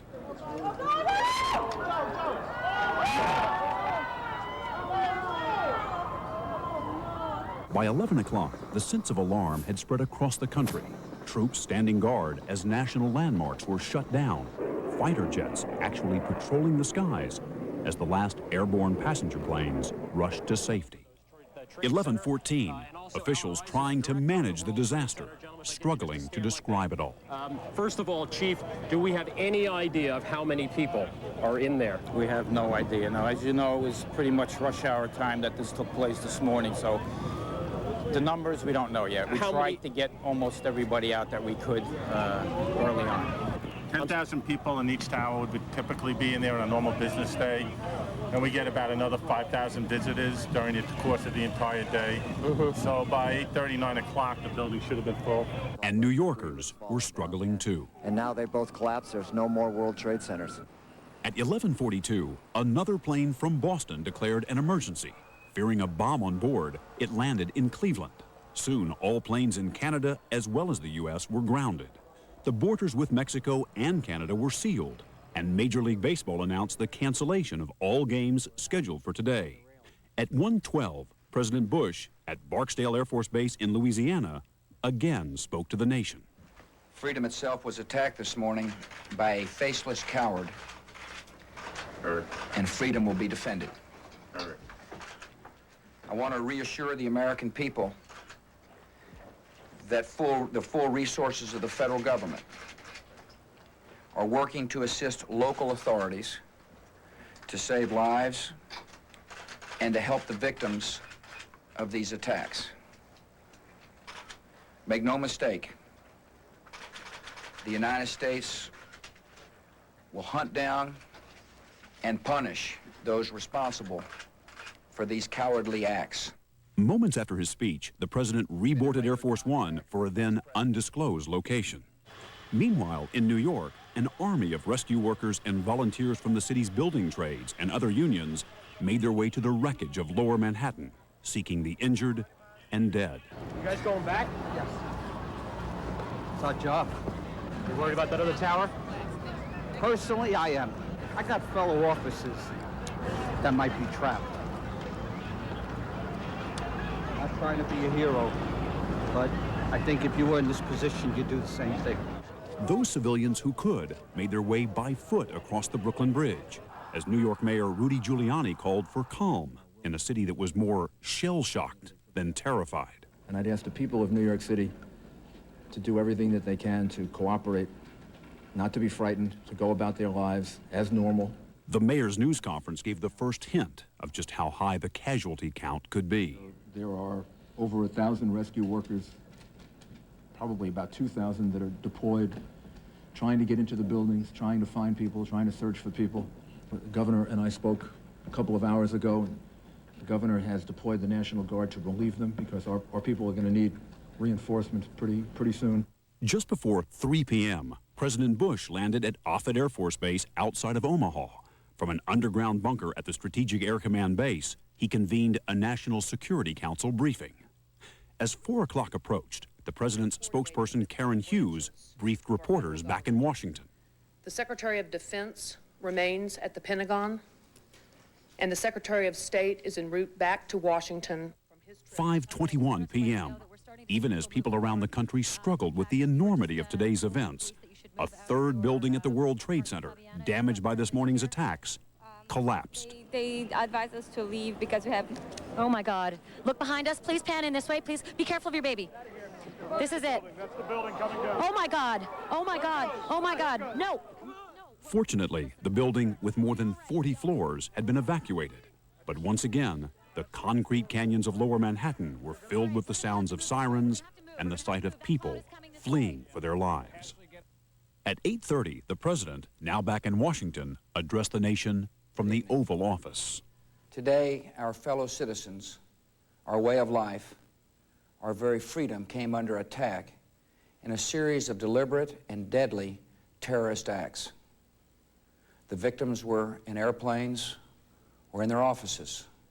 Secretaries, businessmen and women, military and federal workers, moms and dads, friends and neighbors. The president focused on America's strength as a nation. Our military is powerful, and it's prepared. He also issued this warning. The search is underway for those who are behind these evil acts. I've directed the full resources of our intelligence and law enforcement communities to find those responsible and to bring them to justice. We will make no distinction between the terrorists who committed these acts and those who harbor them. Tonight, search and rescue efforts continued at the Pentagon and in New York City, where the Twin Towers once stood, a hole in the skyline, an eerie glow, and the realization of just how much was lost on this terrible, terrible day. Dateline Stone Films tonight with a comprehensive report on this long and difficult day in American history, a day without end, because in Lower Manhattan and at the Pentagon tonight, they continue to look for people who may have survived this deadly attack. They're trying to find victims as well. Law enforcement fanning out around the world tonight. U.S. military forces on the highest state of alert. The Pentagon is now asking Army personnel who were assigned to the Pentagon today to call this number, 1-800-984-8523 or 703-428-0002. 428-0002. Families are also asked to call those numbers if they are still trying to locate a loved one. Navy and Marine personnel assigned to the Pentagon today should call this number, 1-877-663-6772. The Pentagon wants everyone to be aware of those numbers because they're trying to get an accurate count of the dead and missing in that 757 hijacked airliner attack on the Pentagon that was such a devastating blow to America's military headquarters. At least 800 people in the Pentagon alone were killed in that attack. I'm joined on the phone now by Tom Clancy, who is a real authority on American security, and of course one of the world's best-known authors of terrorist attacks in fictional form. He once wrote a book called Debt of Honor that ended with a 747 crashing into the U.S. Capitol. Tom, it turns out that truth is much stranger and much more devastating than fiction. Well, Tom, it always is. And, one of the problems with being a writer of fiction is keeping up with all the perversity of the real world. It's just a horrible event. And, it's all, we're talking over 10,000 American dead, and that's about as bad as it gets. When you first heard these reports today of hijacked planes being flown into the Twin Trade Towers and into the Pentagon, what was your initial reaction? I wouldn't have written this into a novel because I would not have regarded it as a credible threat. 4 people willing to give their lives up for their cause in a period of a few hours. That's not very. It's just hard to grasp. It's hard to wrap your mind around something like that. Well, the other thing that we have to say is that this was a very efficient, in a cold-blooded fashion, and a very sophisticated and a very complex operation that didn't happen in just the last 48 hours or so. Well, obviously, there were some months or weeks or months or potentially even years of preparation went into this. I mean, pardon me for putting it this way, but it was a beautifully planned operation. As Pearl Harbor achieved tactical surprise and achieved the objective of the Japanese Navy, so this operation achieved the objective of its perpetrators. We want to put on the screen now, Tom, and have you watch it at home as well. This is the tracking that we had earlier today of these airliners that took off from Boston's Logan Field. And as you can see, it was very shortly after takeoff that they make a hard left turn and head for New York Harbor and the World Trade Center. We were told that they were armed with knives, but this... of 93 is accurate. Then one very interesting thing about what happened today is that this operation is sort of a combination of Ramzi Yousef's 2 prior terrorist operations. One against the World Trade Center in '93 with the truck bomb. The other, the attempt to blow up a number of American airliners in the Pacific. You're talking in terms of modus operandi. Yes. Now, Ramzi Yousef is not sitting out there in solitary confinement in Colorado masterminding all this. If there's an M.O., and this is only suggestive, it's not probative, it does suggest that some of the same type of thinking may have been behind what was going on in 93, 94, 95, and what went on yesterday. Are you suggesting, Mr. Woolsey, that what we've seen today in terms of these attacks in New York and outside Washington today, an operation that may have been in somebody's mind for a considerable lengthy period, quite a lengthy period of time? It's possible. It's quite possible that Osama bin Laden was involved in this, and indeed his group did it. But it is also possible that there was someone behind them. And one candidate is the Iraqi government. Outside chance that it was another terrorist group and the Iranian government was involved, I think that's much less likely. And there's also the possibility at the moment, and forgive me, I mean this in the best, most respectful sense, that you and a whole lot of the rest of us don't really know a darn thing at the moment. I confess I have no inside information on this whatsoever. Been a private citizen for 6.5 years. This is all just reading the press and surmise. One of the things that caught our attention very much today, in fact, I had an inadvertent set to with Senator Hatch of Utah, who's on the Judiciary Committee, and Barbara Walters talked to Senator John Edwards of North Carolina today. They both gave, can I see Mr. Woolsey, please? Thank you. They both gave the strong impression today that they had talked to officials in the CIA today who said, in the words of Mr. Edwards, Senator Edwards, there'd been real progress made in the very first hours after this thing had occurred, and I express disbelief. What do you Well, it's possible that they picked up some intelligence either just before or just after the events that led them to suspect someone or some group, quite possibly Osama bin Laden. But that doesn't necessarily mean he was in it alone. How good do you think Osama bin Laden is, and how much tendency has there been in the United States government to zero in, to focus in on him, as somebody observed to me earlier today, because we need the face of an enemy? Well, he's worth several $100 million, and that goes a long way in countries where he's been based in the past, such as Sudan, and has been recently, such as Afghanistan. He has a number of followers. He is dedicated, and he has people who work for him who hate the United States deeply. So there is at least I think, a reasonable chance that on certainly the East African bombings and perhaps some of these other terrorist operations, he has been directly and immediately involved, including the Cole.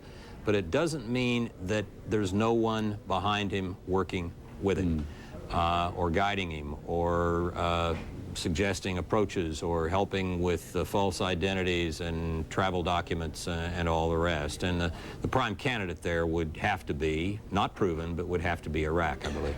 Do you sense, or do you have any knowledge that bin Laden has been anywhere else but Afghanistan? It is conventionally believed that he is protected by the Taliban government, which has led people like the former Assistant Secretary of State Larry Eagleburger to suggest tonight that the Taliban should be attacked directly by the United States if they're found to be complicit in this. The Taliban has certainly been harboring him, but they may have been his hotel, not, to mix a metaphor, not the Wizard of Oz behind the scene pulling the levers.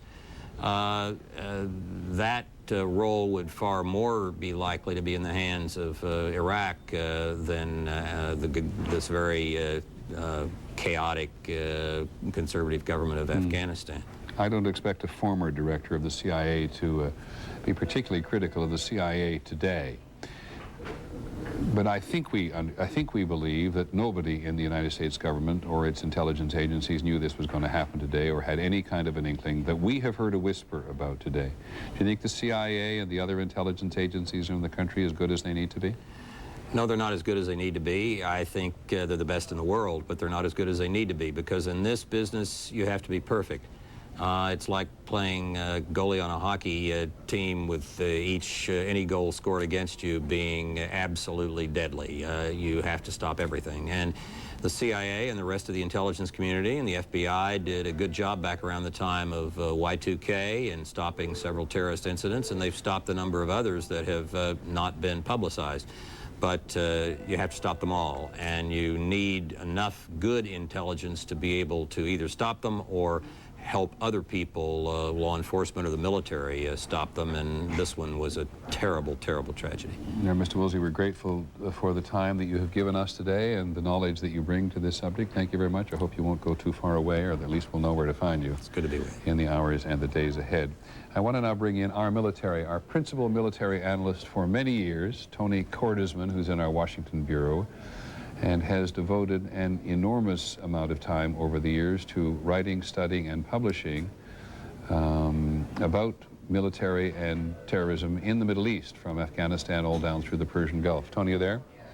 Yes, I am, Peter. What are your observations on these discussions we have been having about terrorism and who might be responsible today? I think the problem is we all know who the usual suspect is. That's Osama bin Laden. We also know that there are three nations that have strong hostile elements: Iraq, Syria, and Iran. And all of these countries could have played some role.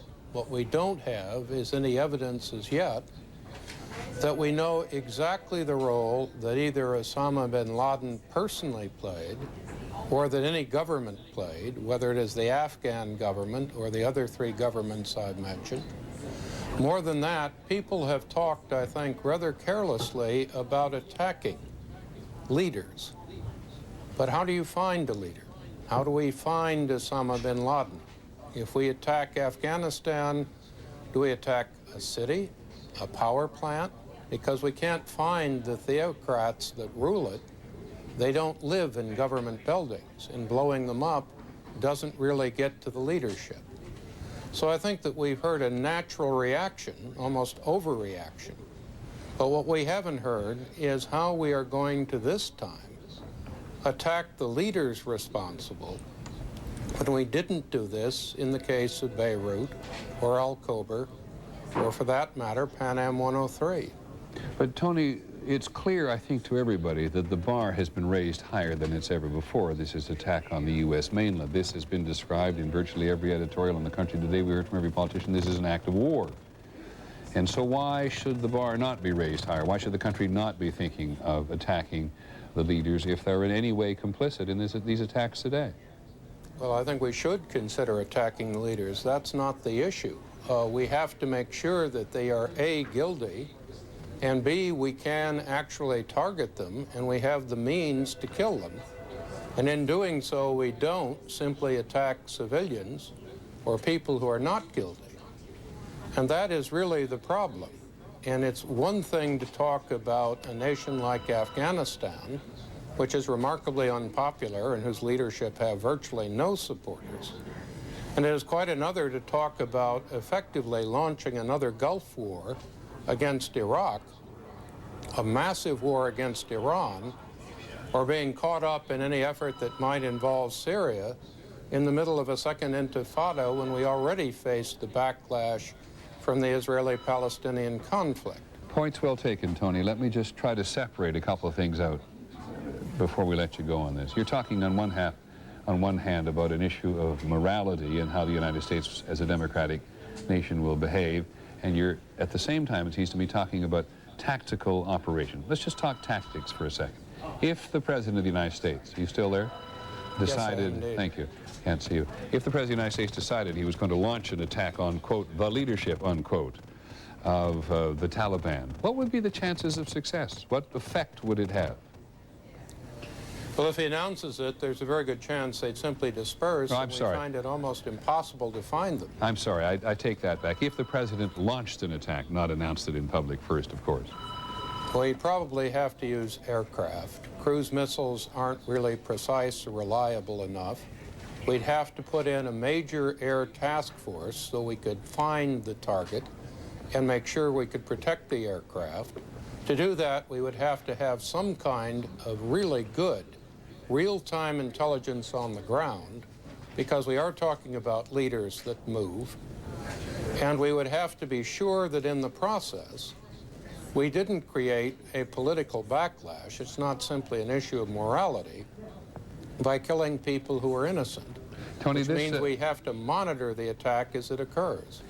Tony, the loss within the last several days of one of Afghanistan's leading anti-Taliban militia leaders, is this an enormous loss to the United States in terms of intelligence inside Afghanistan? He was assassinated and we believe has died, according to the reports out of Afghanistan. Well, it could be, but we don't know as yet whether there is some other leader, and we don't know whether this movement will survive or actually react to this suicide bombing by being stronger. And we just don't know yet, Peter. Okay, and last question for now. The Russians, shows you show we have half our mind in the Cold War today. The Russians have offered cooperation with their intelligence services in Afghanistan, according to congressional sources tonight, talking to Linda Douglas. Is that a realistic suggestion? Can the United States and Russia cooperate in a meaningful way on terrorism? I think in some ways we already have been, and oddly enough, we have even talked to the Iranians about terrorism in Afghanistan. There'll be real questions about how good the FIS in Russia really is, but certainly they're going to be very careful. Any information they give us, they're going to have been checking out. They're not going to be embarrassed if they can possibly avoid it. Thank you very much, Tony. I really appreciate it. Tony Kordersman, who's been our longtime military analyst, and I said spends an enormous amount of time producing enormous amount of material for us to absorb on this extraordinarily complicated issue. We're also joined briefly by ABC's Judith Kipper, who is in our Washington bureau as well, and I don't doubt, knowing Judith Kipper, who's worked for us for many years now, that she has been on the phone to every person she knows east of the Mediterranean tonight. What have you learned, Judith? Well, Peter, it's very interesting. I got a number of emails from friends in the region and journalists and others saying, is the United States now going to take a different tact in the Arab-Israeli conflict? And I was quite surprised by that the first impression was that somehow this would teach us a lesson and that we would be more responsive and more active in trying to resolve the Arab-Israeli conflict. I think we're really at a crossroads in terms of the Middle Eastern region, if this turns out to be Middle Eastern perpetrators, because it's really going to be a question now of those who really are with us and those who are not, those who can really condemn this, take actions to cooperate, and to move toward eliminating actions against civilians as something that is quasi-acceptable in the region. And it's going to be very hard for a lot of our allies in the Arab world. And as you listen to as you take the temperature, if you will, of the Middle East today, we've heard people in many of the Middle Eastern nations deeply depressed by this attack. We've heard other people applauded in public. What temperature do you think the thing is running at? I think people are confused, fearful of retaliation, knowing that more instability and scary things are in front of them. And, you know, the one country that hasn't been mentioned very much is Pakistan, and the U.S. is going to have to reevaluate that relationship if it turns out that this is an Osama bin Laden operation. Okay, thanks, Judith, very much. Appreciate you coming in as well. You can just feel, I suppose, and sense, as I do in our coverage, that we're thanks, Judith, very much. Judith Kipper, who's been in our Washington Bureau. We're going back and forth on this story. We have this enormous human tragedy in one case, which we try to cover, and then this enormous challenge to the United States government. The United States is a nation, but the United States government, and what the United States is going to do about it. What does it know at this point, which appears to be very little. But this tendency, fueled somewhat by the analysts who study the history of international terrorism and by a couple of observations by Senators Graham of North Carolina tonight, and Senator Edwards of North Carolina and Senator Hatch of Utah today, that the CIA at this point has picked up in its monitoring of telephone conversations post the attack some contact between supporters of Osama bin Laden. And it makes sense in most everybody's mind that on an occasion like this, Osama bin Laden is one of the prime suspects, just based on the history of the whole thing. And it's also probably very important for us to remember, as Judith Kipper points out, that the United States in the region and in the Muslim world generally is seen very much as a staunch and unswerving and sometimes indiscriminating ally of Israel. So there are Palestinians and people in the Arab world tonight who believe that if they punish the United States, they're punishing Israel. If they punish the Israelis in their conflict with the Palestinians at the moment, it's also important to punish the United States. But let us come back now to the immediacy of the tragedy. WCVB, ABC's station in Boston, reports tonight that one car has been taken away from Logan Airport in Boston, which there is some, they want to know whether or not this was a vehicle that was used by one of the people who hijacked an American Airlines or United Airlines plane out of Boston today. Let me just read quickly what it says. We are able to report that it was a Mitsubishi Mirage. It had Virginia plates. We haven't got the license plate number yet. FBI Forensics has the car in an off-site garage. It was actually towed by the state police. Included in the 6 bags of evidence confiscated by the FBI were chairs that the suspected terrorist may have sat in at the airline terminal, and the FBI hopes to pull DNA off the seats in the airport. And there again you see an advance in science in terms of investigating innocence and criminality. We see it in the prison system in the country as a whole, and we see the FBI bringing to bear very quickly the notion that DNA may be a clue here. But as we know, these terrorists got on 2 of these planes in Boston, which were intended to make transcontinental flights, and hijacked both of them and head for New York City. And Logan Airport officials now confirm that reporting from ABC's affiliate in Boston, WCVB. And then the officials at Logan Airport, probably reflecting what's going to happen at a lot of airports around the country now tonight. The director of aviation there, Tom Kenton, said he expects that what we're going to get at Logan airport, and certainly others around the country, is very quickly instituted a measure of security at the airport similar to that which was in place during the Gulf War.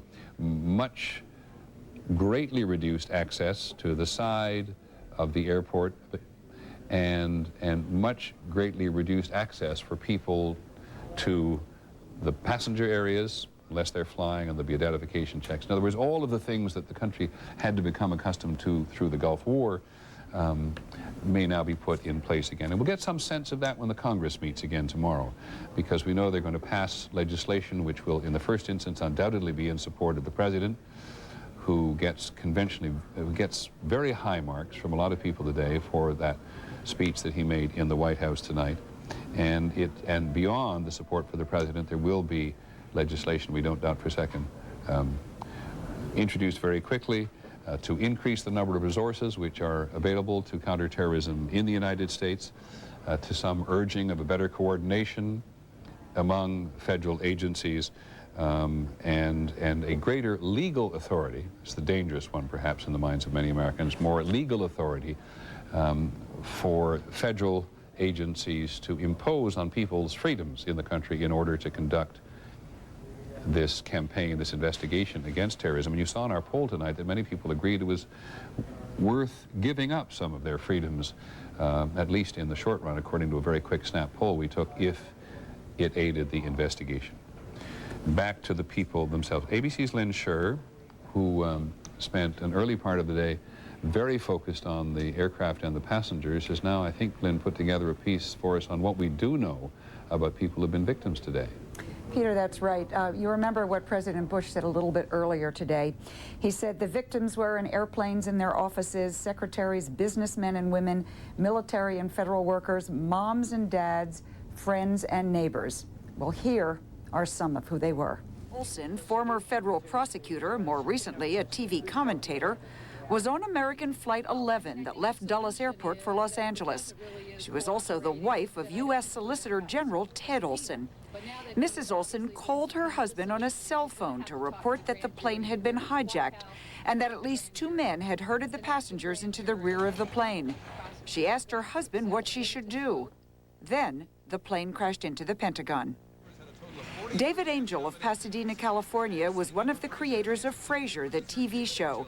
He and his wife Lynn were on American Flight 11 from Boston, the one that crashed into the first World Trade Center tower. There were at least 2 highly placed computer executives among the victims. Daniel Lewin, age 31, was co-founder and chief technical officer of Akamai, an internet infrastructure company based in Cambridge, Massachusetts. He leaves a wife and 2 sons. Edmund Glazer, 41, of Chatsworth, California, was an executive at MRV Communications, a leading California fiber optics company. He, too, was on the Boston to Los Angeles flight, and he leaves a wife and son. There were 2 prominent members of the professional ice hockey community.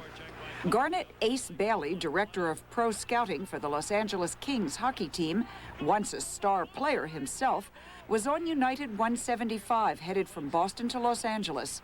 Ace Bailey was 53 and is survived by his wife and son.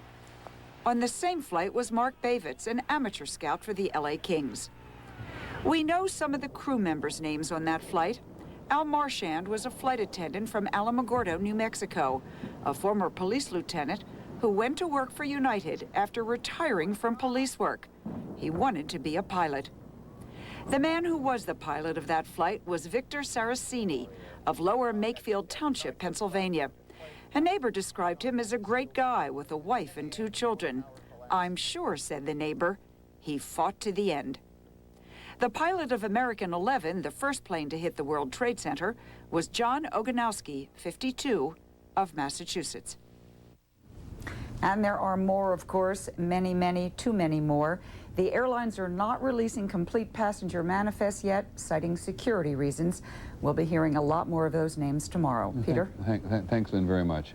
Giving personality and life, in essence, or personality to the people who were involved in these disasters today. And we'll run that piece again, I think, fairly soon now, because we've been so slow for all the obvious reasons and so unable to attach lives and personalities and families and connections to the people who have suffered and died in these instances. So that's a big step forward. Thanks very much, Lynn. Just 2 remarks quickly about that piece. There was a lot of focus there on Dennis Potvin, who goalkeeper in that game there for Colorado at the moment, and it was not Dennis Potvin, even though you saw a lot of him and his jersey there. It was not Dennis Potvin we were talking about as a victim on one of those aircraft today. And ABC's Pierre Thomas, who covered the FBI and was the first person to raise with us here today the value of the passenger manifests in terms of trying to focus on the perpetrators of this themselves, has proven to be extremely valuable. You hear from Logan Air Base and from Boston tonight that the FBI is all over the airport, all over the car, all over a car that may have been used by the terrorists today in order to give personalities and connections to them as well. So the investigation inches forward. And for the country as a whole, I think some time ago, several hours ago, we ran a fairly lengthy piece which we had put together, which was just simply scenes of today. We take no pleasure in reviewing these scenes for you time and again, except trying to get you closer to the reality of what has actually been happening on the ground. But this has been one of those days when news agencies share information. It's a competitive world, but we have shared information today, giving each other access to material which has helped the country get closer to what has happened. And this is the most recent piece that we get courtesy of CNN, yet one more angle on the attack on the Trade Center today.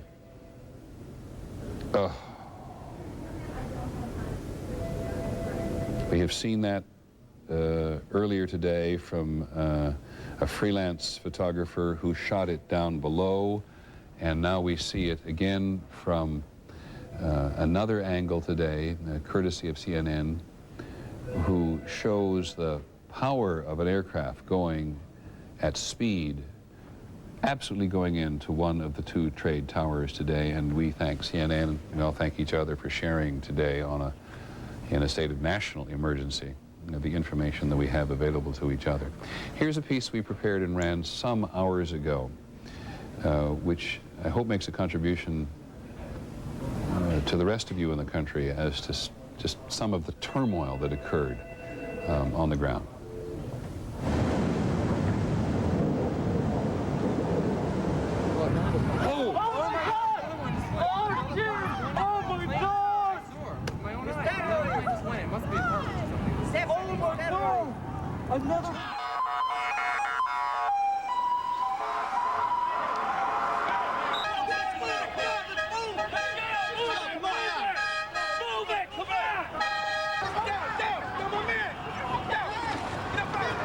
Let's just get back. Get back. You with me, Don? What are we in, 3 World Financial Center? We heard a big bang, and then we saw smoke coming out, and everybody started running out, and we saw the plane on the other side of the building, and there was smoke everywhere, and people are jumping out the windows. Over there, they're jumping out the windows, I guess because they're trying to save themselves. I don't know. Give him in. Give him in. You can watch. You can film it. Okay. Take off. Give him in.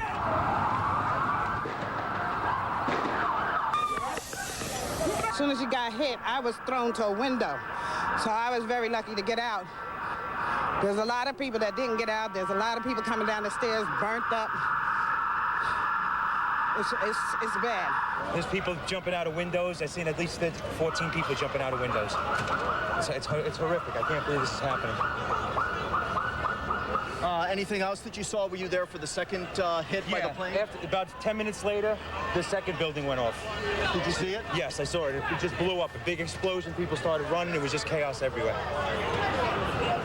People jumping out. People just kept jumping and jumping and jumping. And you could still see they were alive because they were flailing around.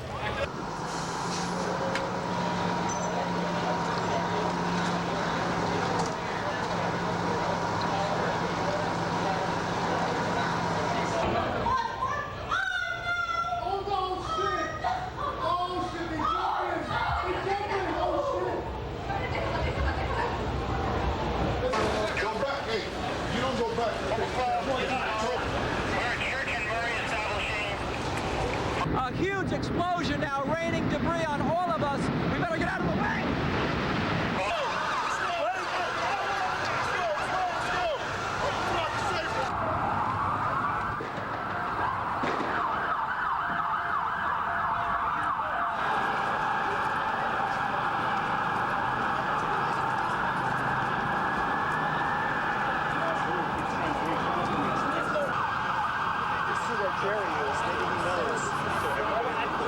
He's not in a live truck. I know.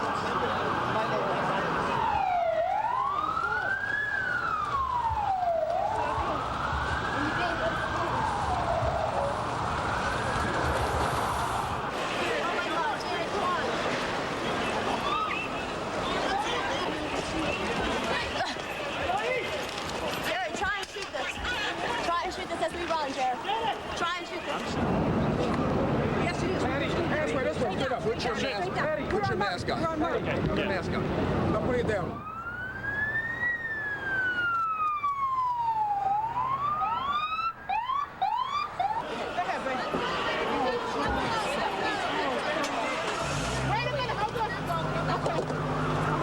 Oh my God, there it goes!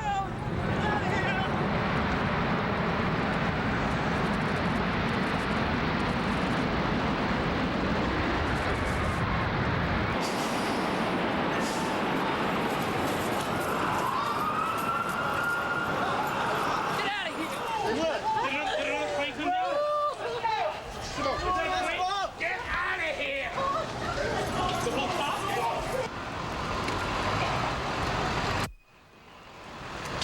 You okay, officer?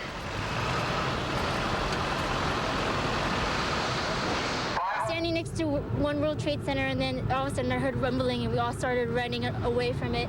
The glass like blew out and threw me onto the sidewalk, and I couldn't see for like 20 seconds.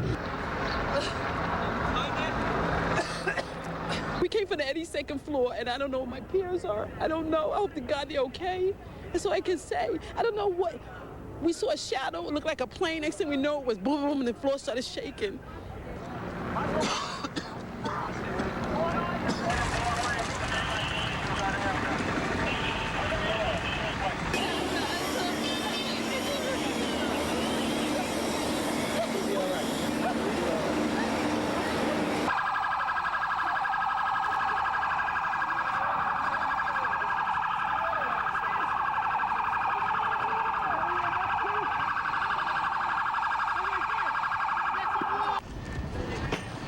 They're right behind us.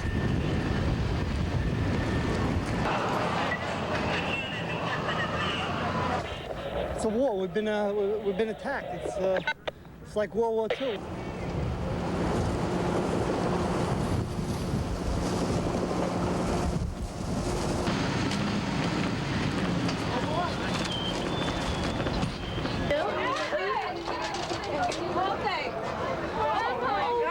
This is so terrible.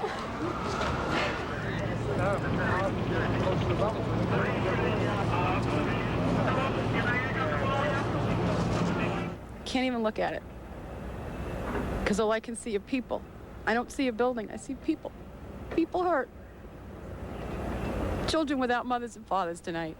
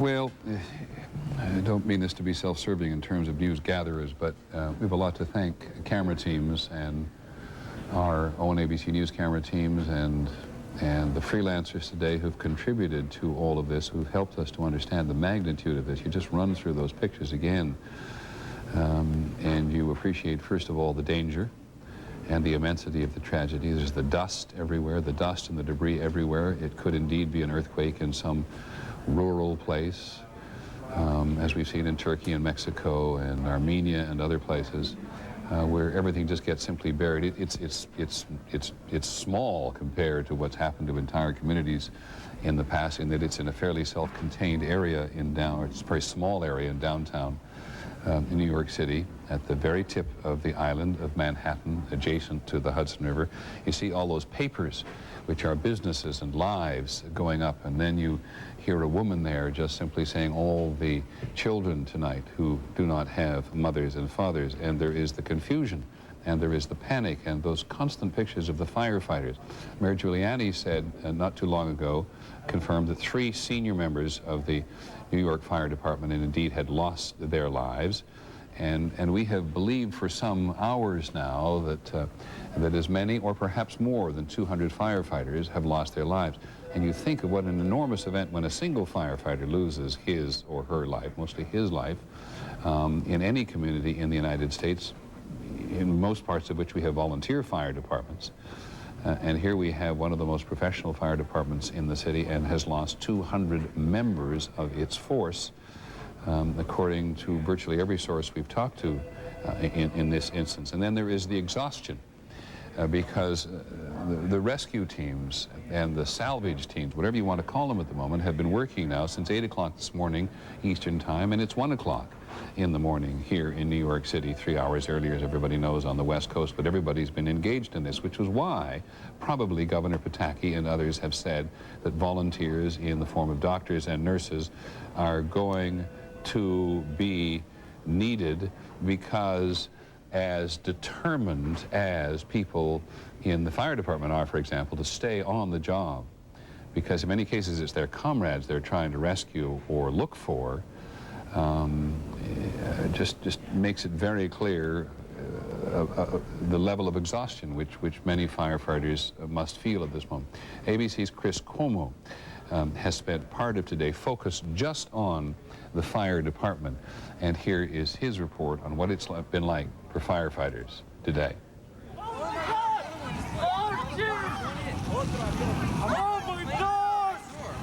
An unprecedented terrorist attack.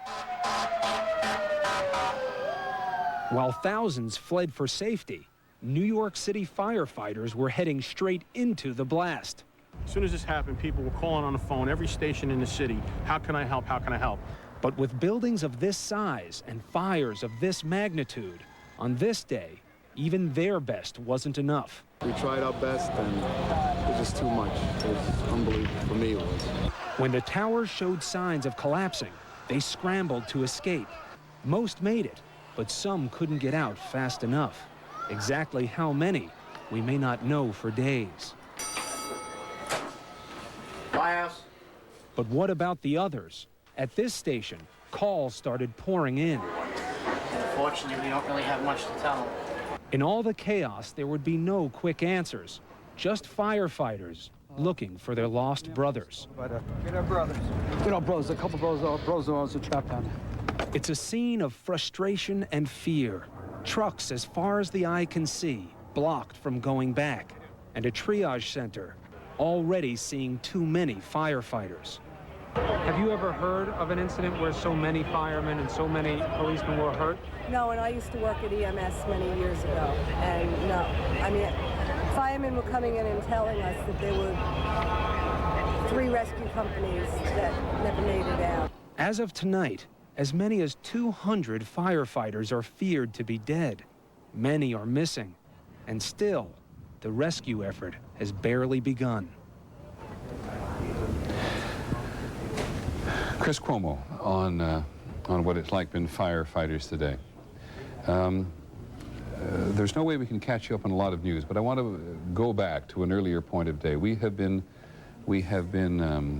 confused Not to mention concerned about what happened to United Flight 93. This is the one that crashed in rural Pennsylvania earlier today, with 38 passengers and 7 crew members on the board. And this, we learned subsequently, was an airplane that had asked for a change of flight plan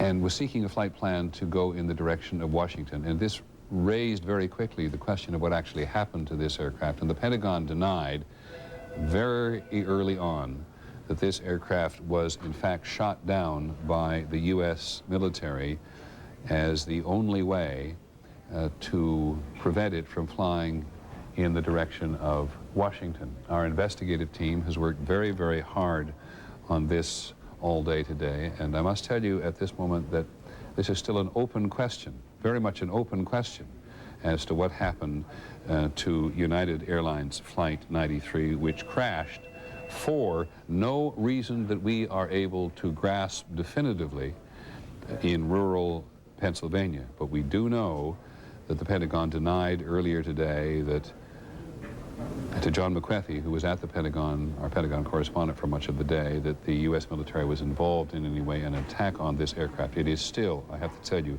an open question. And there is, of course, the question, paramount in the investigation at the moment, about the passengers on the 2 aircraft which were hijacked by terrorists out of Boston, and whether or not some of the passengers on that board are associates of Osama bin Laden. And we have not been able to confirm that yet, but it is certainly a direction in which this investigation is going at the moment. And there is a possibility, all in the realm of yet to be firmed up. There is a possibility that some of these individuals on these aircraft were on what are called watch lists to be arrested if they, or whenever they tried to enter the United States. An open question at the moment, but we've had tremendous help today from our investigative team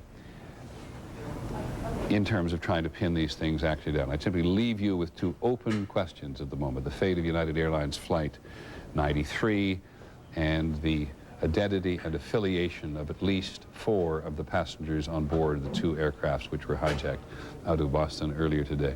And here's the kind of thing we hate to hear and we hate to report. And any number of officials today have spoken about that. And that is people in the country giving vent to prejudice to members of the Muslim community in the United States. ABC's Deborah Amos reports, who's been stranded in Miami tonight, because everybody in the United States is stranded if they're trying to go anywhere else, reports that there have already been threats there to the Islamic Center in Miami. There are major Islamic centers in many major American cities, now a growing Muslim population in the United States, and there have been threats to the Islamic Center. 7,500 Muslims live in South Florida, and we can only echo in the loudest possible, most obvious terms today that anybody in the United States who gives vent to their prejudice against their fellow citizens tonight, whomever they may be, is, well, fairly evident in what the public officials, including Mayor Giuliani and Governor Pataki here in New York, have said today, and which everybody in Washington will surely express at the moment. You do not blame communities for the acts of individuals, period. Mayor Giuliani has confirmed for us that senior members of the fire department were killed. John McWethy reports from outside the Pentagon tonight, when he was on duty there, that a member of the Arlington Fire Department believed that maybe 800 people would have died in the attack on the Pentagon. And we have not been able to grasp the dimension in terms of numbers of the people who had died in the attack on the trade towers. But I remind you of what Mayor Giuliani said earlier today, which is a qualitative, not a quantitative answer. When we find out the numbers, it will be more than we can bear. And any loss of life is more than the country wants to bear at the moment, but there's a hint there, I think, from Mayor Giuliani that the number of casualties among the 50,000 people who work at the trade tower on a daily basis, trade towers on a daily basis, may be high, but we do not know how high. And as we try to grasp what the rest of the nation is feeling, whether it's in Los Angeles or Seattle, we rely on our reporters to give us what they can get. You can't get in the hearts and minds of everybody on an occasion like this, but Brian Rooney has a report for us first from Los Angeles International Airport, which may contain some of that. Here's his report from Los Angeles. Here at one of the busiest airports in the world, the planes are all grounded. For a while, some passengers attempted to rebook flights. Then all of them were ordered to leave. The terminals are empty.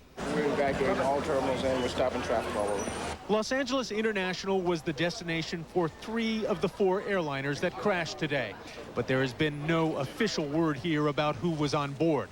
By mid-morning, several relatives or friends of passengers on those planes arrived at the airport. Take these 2 family members up to 42A. They were quickly led away by airline employees. Security is at its highest, even while the airport is completely closed. The terminals are flooded with police and FBI officers looking for the slightest thing out of order. About noon, someone discovered something suspicious, and the bomb squad was called in. Reporters were herded away, and it turned out to be a false alarm. The airport is sealed off.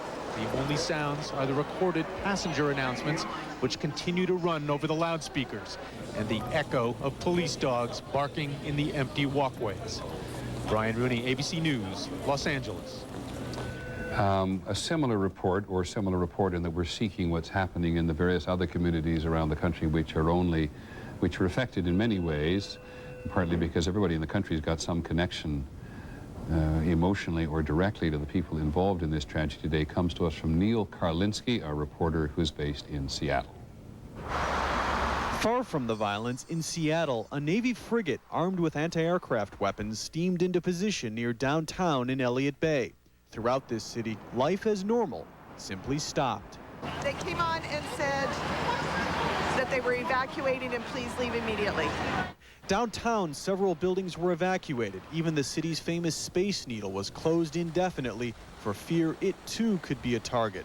Children were kept in school, but the day was anything but normal as the smallest of students tried to understand what was happening. On the water, ferry service, on alert for car bombs, stopped service to all but individual passengers.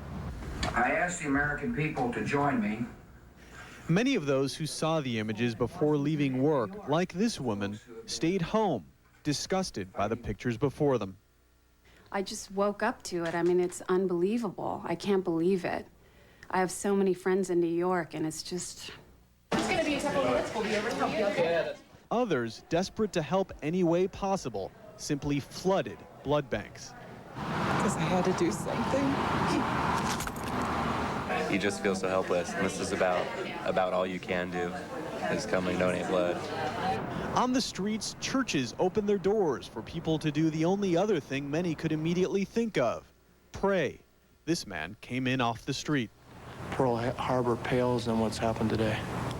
There will be more prayers, blood donations, and help of all kinds in the days, weeks, and months to come. As in the rest of the country, no one knows when this city, so far from the tragedy, will again return to normal. Neil Karlinski, ABC News, Seattle. So far from the tragedy, and yet, of course, so close. And Neil Karlinski puts his finger on something that we've talked about earlier today, again, that all across the country, in every part of the country, people just went into their local churches and said a prayer for the people who have been caught at the center of this maelstrom in the country today.